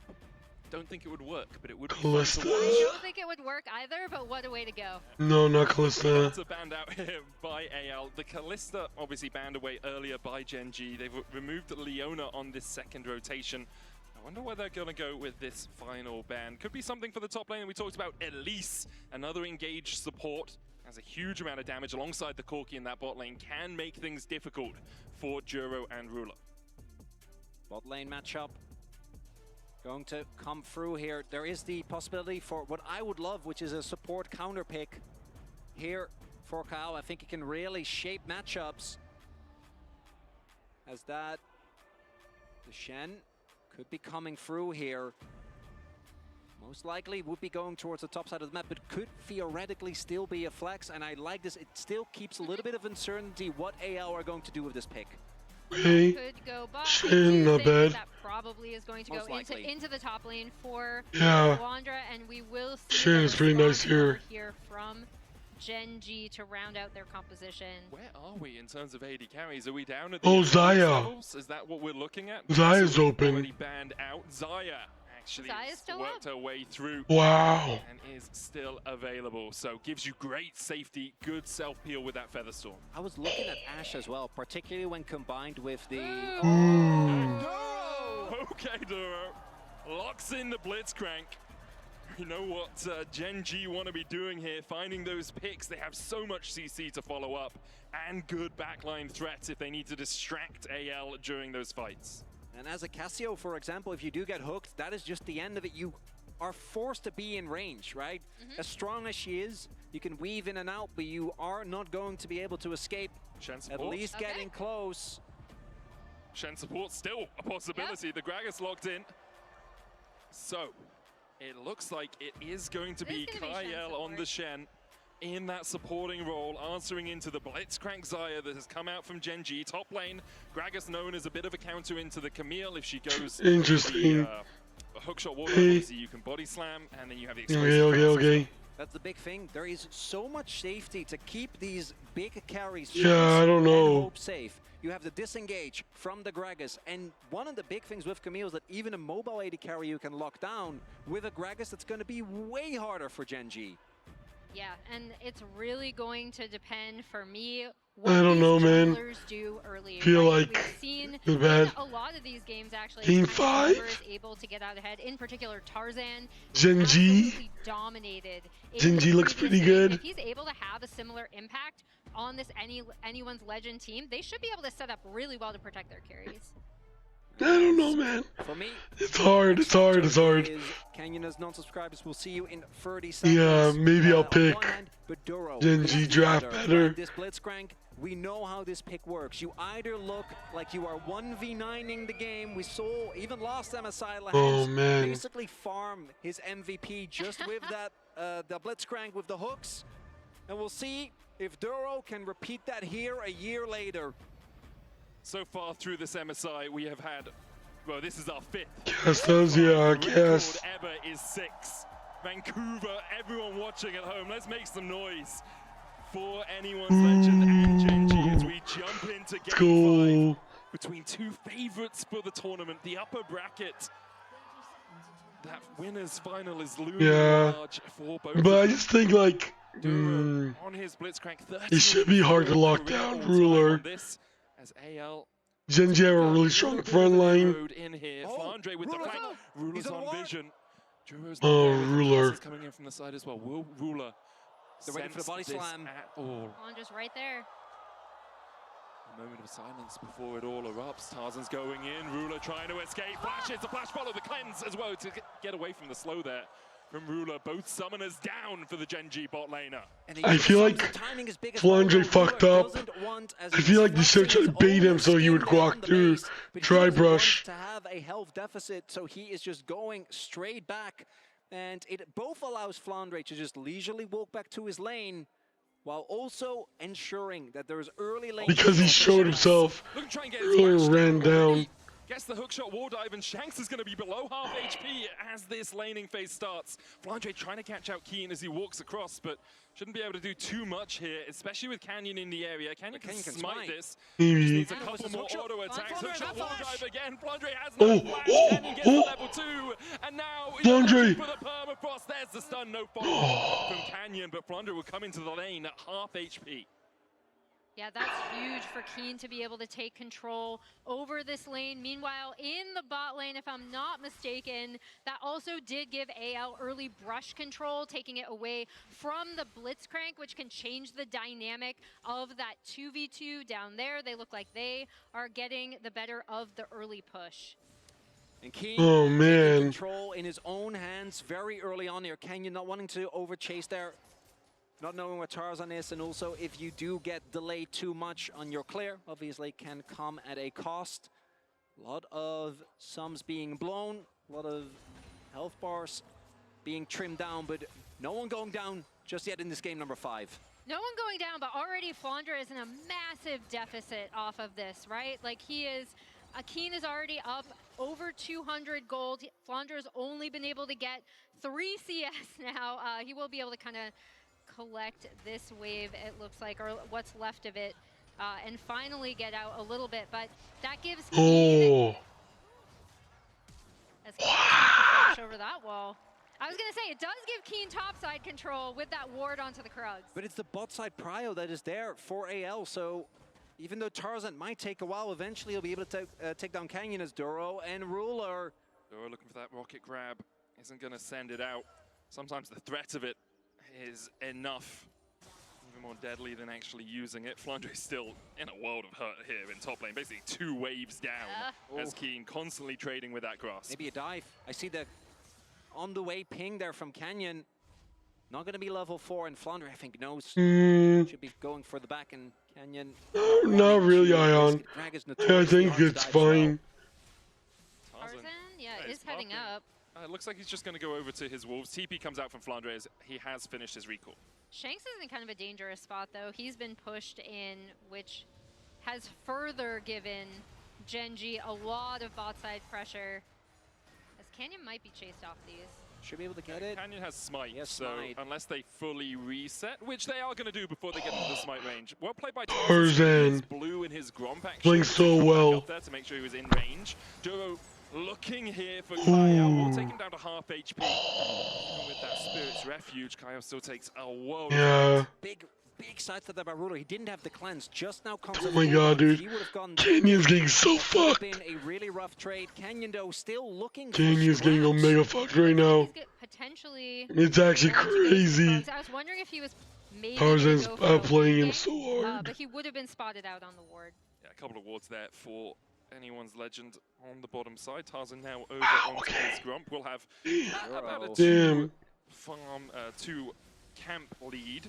Room Prison onto Shanks. He'll chase onto Chovy, but the phase rush gets Chovy out of range of any subsequent twin fangs. Canyon really substantially behind Keen, trying to hold on to this lead here.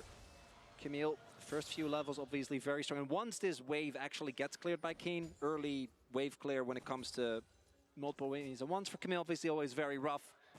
Should be able to pick it up as Duro going to be trying to play with a fog as much as possible. They obviously know that he's in that brush, but going to be trying and play those mind games. If Hope ever gets grabbed, which with the W shouldn't happen, could be a window for Genji.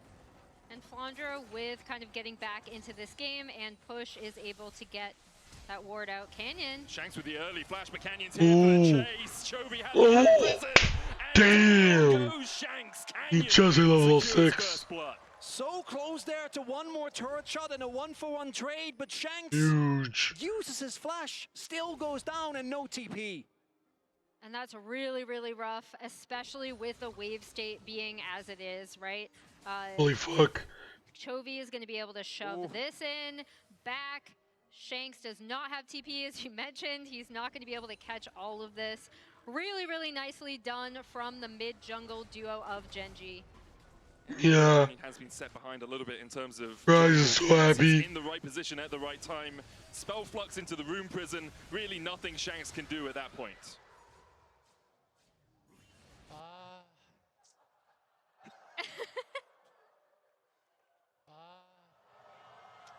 Disappointment there, obviously, for anyone's legends as they lose. The early game has very much gone in Genji's favor. The sacrifices AL made with Flandre burning his flash early on haven't really gained them anything. Ruler has both summoners back up right now, so they haven't been able to get any of those early ganks, early punishes on the Genji bot lane.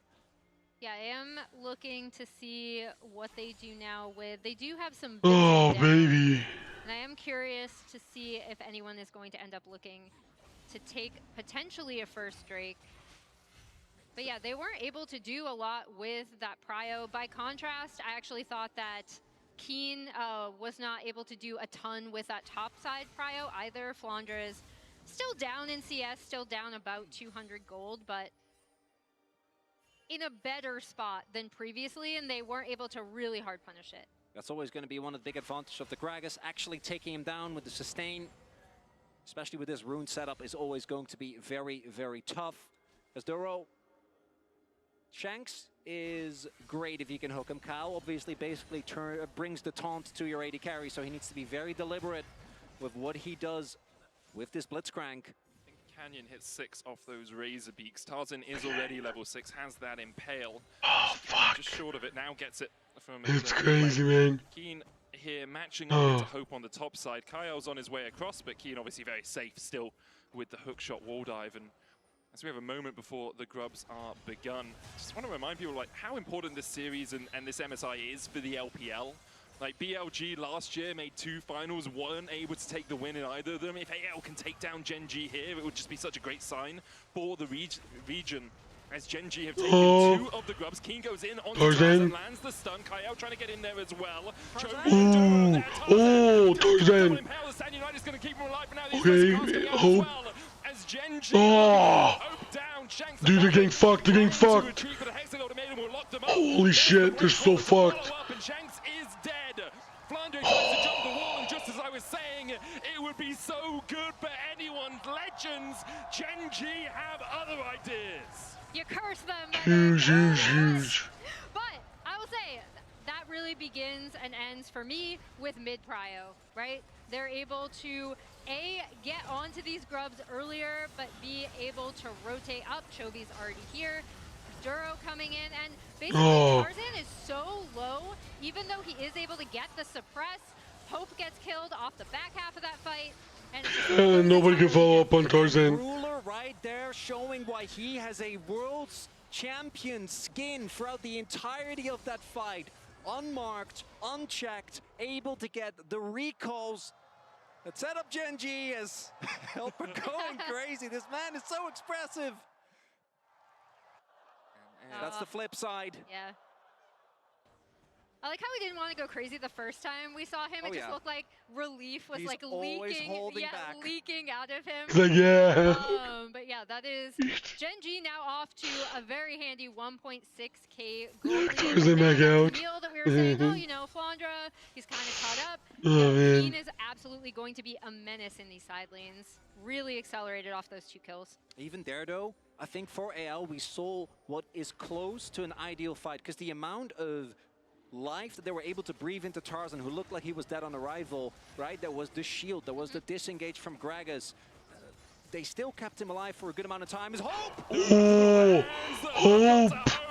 And Hope almost gets out. Canyon able to take him down in the end, and now AO needs to. The Impel comes in, but there's Shanks!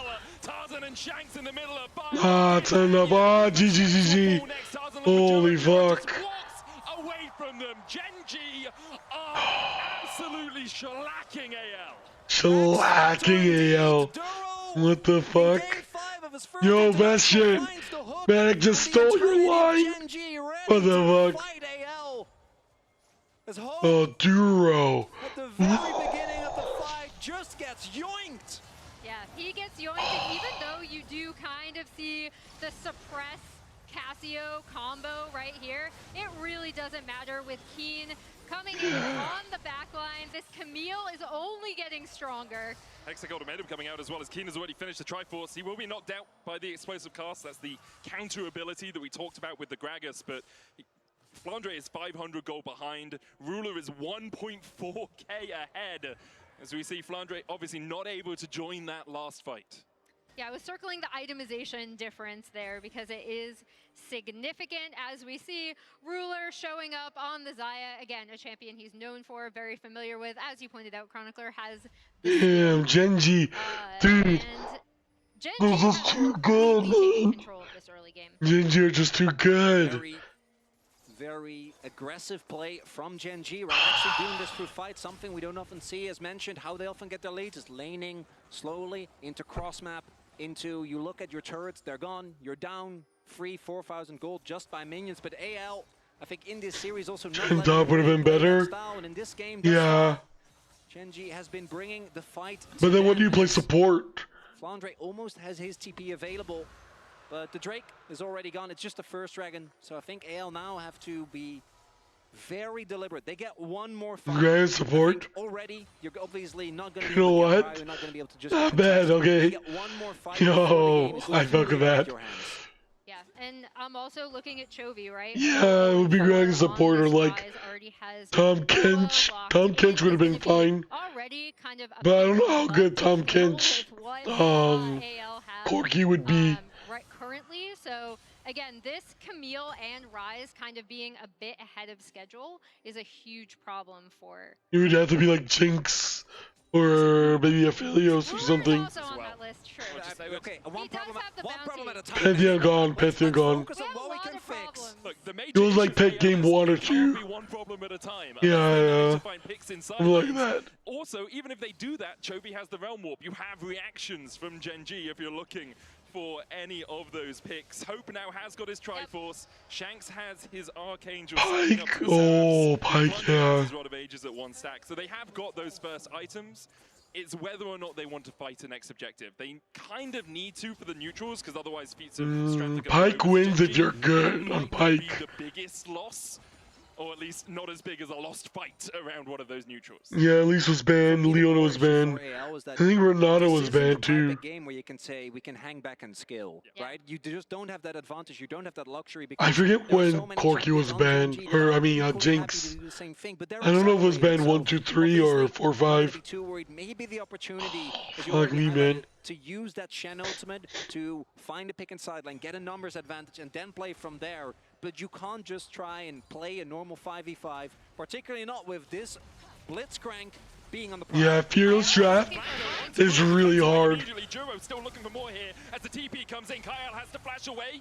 Glacial Prison doesn't connect. Counter TP. Tarzan only with the Impale on one, and now Keen is Hexagon momentum is going to take him onto the tower. The Sad United enough to shield up Tarzan. Oh my god. Now, the shutdown comes over. Oh, huge. Shanks joins the fight, and he's spitting out venom. Oh, oh my god, Shanks. Oh, Shanks. What the fuck? Yo, motherfucker's dead. Oh, Shanks, triple kill. What the fuck? What the fuck? That's a triple for the Casio, and all of AL's problems seem to disappear. Holy shit. Casio poison. As we see, I actually thought this was going to be a really advantageous fight just because Kyle, even when he does get holy shit, dude, ends up having to flash out, but the Sedge ult misses, Tarzan gets damn. and then just watch Shanks as he goes through this fight, coming in from the top side. No one that can match him at that point. The health dude, look at Shanks, man. Misses for me for Gen G is Doro doesn't find the hook. Wide, and Shanks, he is not about to go down without a fight in this game. Flashes the recall. So many shutdowns going over. Dude. So that man right there is Tabe pops off. Dude, Tabe, I love Tabe, man. Now the question dude, is, legit, the GOAT coach, dude. Can you keep that momentum going? Because Shanks is fed. He is now accelerated back in this game. The rest of the team, Lila. They didn't get as much gold as Shanks did. They weren't picking up those kills, those bounties. For Gen G, they still have an incredibly strong AD carry, an incredibly strong top laner. Those matchups are still very much in the LCK's favor. Yeah, and for me, for Gen G, it is, you know, get this Camille into the side lane, get this Rise into the side lane, really push out. Tabe could probably help too qualify for Worlds. Set the map in your favor. If there's one coach that could do it, it would be Tabe. Just under a minute. And as highlighted, the tools that you have to keep Shanks alive, barring a crazy hook from their. He could probably help build a roster that can get them to Worlds, yeah. He could find a combination of players. When all the cooldowns were down, and he could just walk through with impunity, but between the Shen, especially currently sitting on exhaust, almost has the heal available, Locket there as well. That's going to have to be the #1 issue to solve for Gen G. Now, as mentioned, I do think that they have more carries in a good position. It is kind of nothing for the rest of them. No two items. It's just going to be permateam fighting. For sure, for sure. He needs a second item. I think that Starix is going to be something when the Camille gets way more backline access, can stay alive for a lot longer. The base AD always going to be feeling great as Gen G looking to start up this only second Drake of the game, the Hextech Drake here. Oh. Kind of blessed in game 3 with how quickly they were being taken. Gone. It's gone. Yeah, anyone's Legends deciding not to fight it. They have the Rico, that's going to charge in. Feats will go over to Gen G. Riftailed will take the tower, Realm Warp in by Gen G, but couldn't get there quickly enough to defend. I think that will be all that happens in that sequence, as it's just a tower for a Dragon Chain exchange. And yeah, with that topside fight, dude, Shanks ahead, AL do buy these guys are really, really good. Both teams are very, very, very good. It is really hard to predict, dude. A little bit more map pressure, especially off of being able to push this mid wave, in particular, just because, as previously stated, this Camille. Yeah, plus shutdown gold. Shutdown gold is huge. Tarzan. Looking for Keen, who does have the flash as soon as he sees Canyon. He's making a beeline out of that. Doesn't want any of that action. Meanwhile, in the top side, Chovy casked underneath the tower, but is able to walk his way out with the phase rush. Phase rush is so fast. What the fuck was that? No flash available, so if oh man, dude. Gone, maybe knocked a little bit further, took a few shots, could have been an angle. As we have the Otacon. I really thought it was GG. I don't know how the fuck AL managed to get that comeback. Currently still, mostly the AD carries. Everyone else is approaching the second, but not quite there. And Hope also not sitting on his transformation. 1v1, yeah.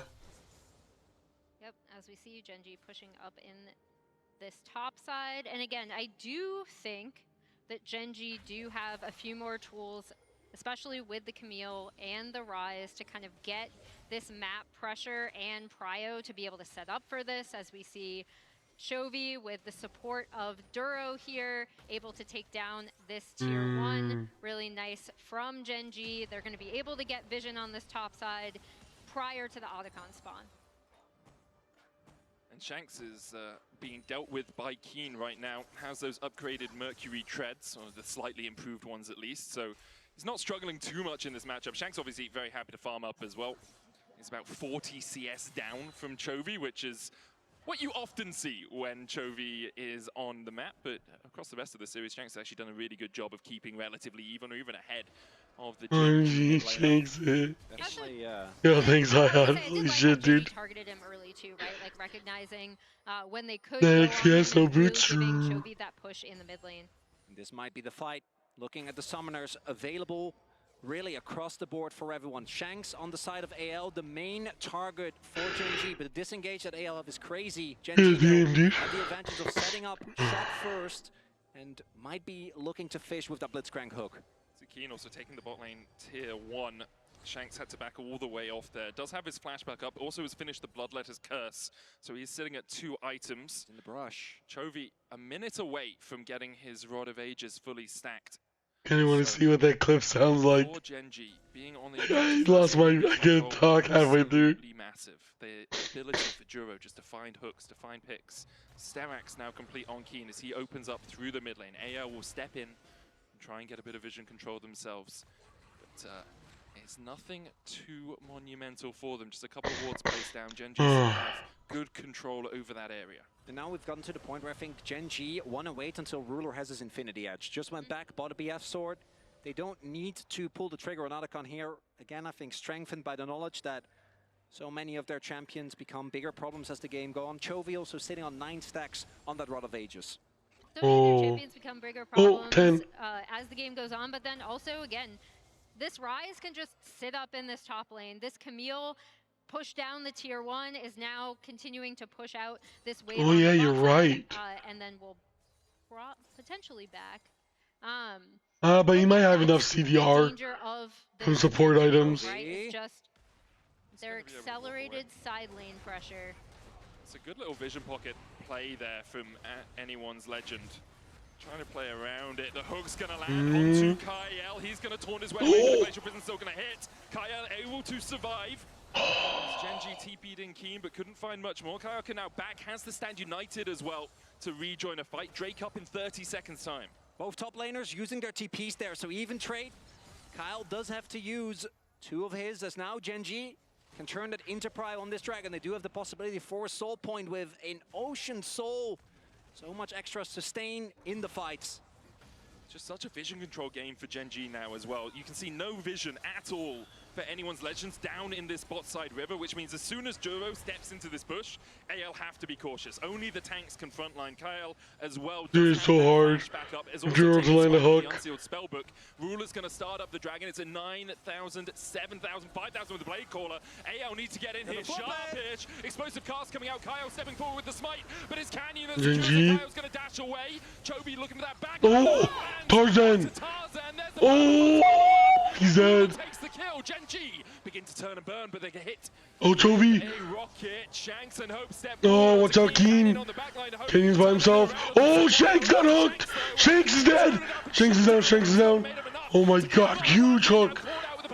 Hope is by himself. Oh my God, Gen.G, they're so good. Oh my God. What the fuck? Clean ace. Holy shit. The dragon goes their way. Another con sure to follow. And I love how they set that up. Again, pushing out that bot wave with the Camille, starting up the Drake, forcing AL to come into them. And dude, that hook. Oh my God. Yeah, why didn't you just press R? And there's no he doesn't have R. Doesn't have ult. What? He missed ult. Has no recourse. And then a another hook from Duro. Gets Shanks into the back line. And crucially, it is onto Shanks, because he is the one person I don't know when he used R. Can really destroy what Gen.G want to do. Dude, that clutch face, dude. Thank you, Ruler. It was nice. Yeah, it was nice. Thrice nice, you might say. Oh, man. Usually it's only one. So that is actually a big deal. Who the fuck is that, dude? Really struggled to have an impact in that last fight, only at 1.5k, whereas Chovy sitting at almost 5,500 gold lead now for Gen.G. Anyone's Legend. Why the fuck do you want to get that streak? I have no idea. Does have the flash. He knew something was going on. Tarzan's going for the chase here, though. Underneath the tower, Tarzan's going to tank it up. There's the Miasma into the Petrifying Gaze, into the Impale. Hexagon made him keen into the flash. Oh, he missed the wall. He maybe would have escaped. But the hookshot wall dive just short. But then on the top side of this map, we see Chovy pushing in this wave. Gen.G are going to get absolute control over this top side, push in onto tier 2, clear out the jungle, and get Shiny has just died. Set up for this Baron. They might just start it. Huh? Ooh, how much was used there? Let's take a look at the cooldowns that AO invested. No Shanks ult, no Tarzan ult, no Kyle ult. As they start the object, it's gone. It's gone. Yeah. It's gone. Ruler is 3 items already complete. Obviously, Chovy there as well. Rise at 2 items is just going to rip through a Baron. Juro slowed there by Tarzan, who's going to use the Ishtal's impact to get himself to safety. And in the end, Juro couldn't find a hook.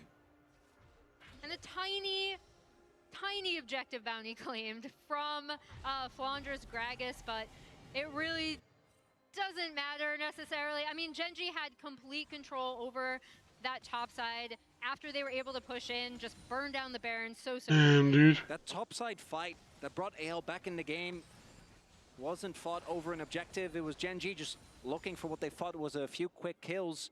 But now this Rebel Baron Power Play is going to perfectly line up with the possibility of an Ocean Soul. And already I think AL are lacking damage, and that's going to get only worse. Yeah, they really are. Shanks is lacking levels as well. He's 3 levels down on Holy shit. He's had so much free time in these side lanes. Shanks has always had to back away from Keen because the threat of a Hexagon made him into a Sejuani follow-up has always been there, whereas Chovy has just had free reign of the top lane the majority of this game. Level 16 already at 26 minutes. And we 17, see, in fact. Yeah, Keen pushing in this top side, Rise coming to join the rest of Gen.G, pushing onto this tier 2. I mean, Gen G can pretty much set up the map however they want. They have such This looks strong over. split pushers It looks in this over. composition, and it just makes it so difficult for AL to go in. There's also the Blitzcrank, right? At any point, if you engage, you need to be sure, because if you kind of go half in and back off, you might just get grabbed. I think they see the pings go down. I'm pretty sure they know that Tarzan is in the area. 40 seconds here. Inip is standing. What? Tarzan's good. Fully deny any sort of vision, and Keen with the TP can just live in the top lane, probably farm up for that GA before the Drake is started. And AL, I think the hero is about to be. Oh, I don't know anything about that. TP's in the mid lane. Oh man. Stepping forward, Kyle looking for it. Ruler though, so safe, so far away. So hard to collapse on. Keen continues to push through top. Does have that teleport recalling now. Andre looking for a flank. No vision here for Gen G. Now places a control ward in the tri-bush. Hope not really that strong, so his poke isn't really going to stick. TP comes in from Keen. As he looks for a flank of his own. Has the GA, the hook, connects and Chovy! Didn't even get to do anything. Oh my god. The back line. Oh shit, dude. Oh, that's game. Oh my god. They get the triple, they get the ace, and they're looking. Turo missed it. 21 series in a row. 21 series wins. Crazy, dude. Execution of this composition. They are barreling down. Nox Fusion. Dude, I love the LPL. At this MSI.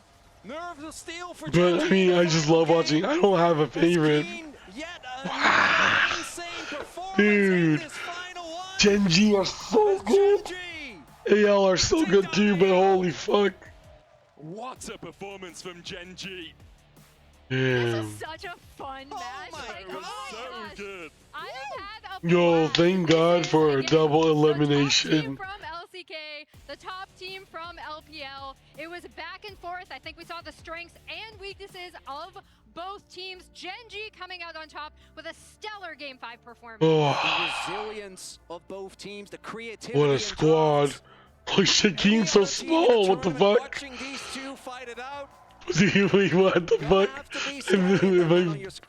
Shank's absolutely stellar performance here. I don't remember him being that short. Maybe it's just because Duro's huge. Everyone had a good game and a couple of bad games here and there, but overall, Damn, it's dude. quality league we have seen so far here. Yo, great series. That series was amazing. Dude, I'm gonna go, man. My voice is just done. I am pushing it. I'm pushing my voice. So I'm done, dude. Yeah, CFO tomorrow. 12 p.m. PTT Pacific time. So first match tomorrow. Then we have T1 BLG second. Oh, dude, hey. Yo, thanks for stopping by. I'm sorry about the voice. Sorry about the shit stream. But hopefully, I'm gonna get some rest. And hopefully tomorrow, it'll be a little bit better. Where I can actually communicate and not sound like a dickhead. Yeah, anyways, guys, go fuck yourself. Have a great day. And I'll see you all tomorrow. Peace, peace. Bye-bye. Take care. Keen then immediately says, okay, I can do that too.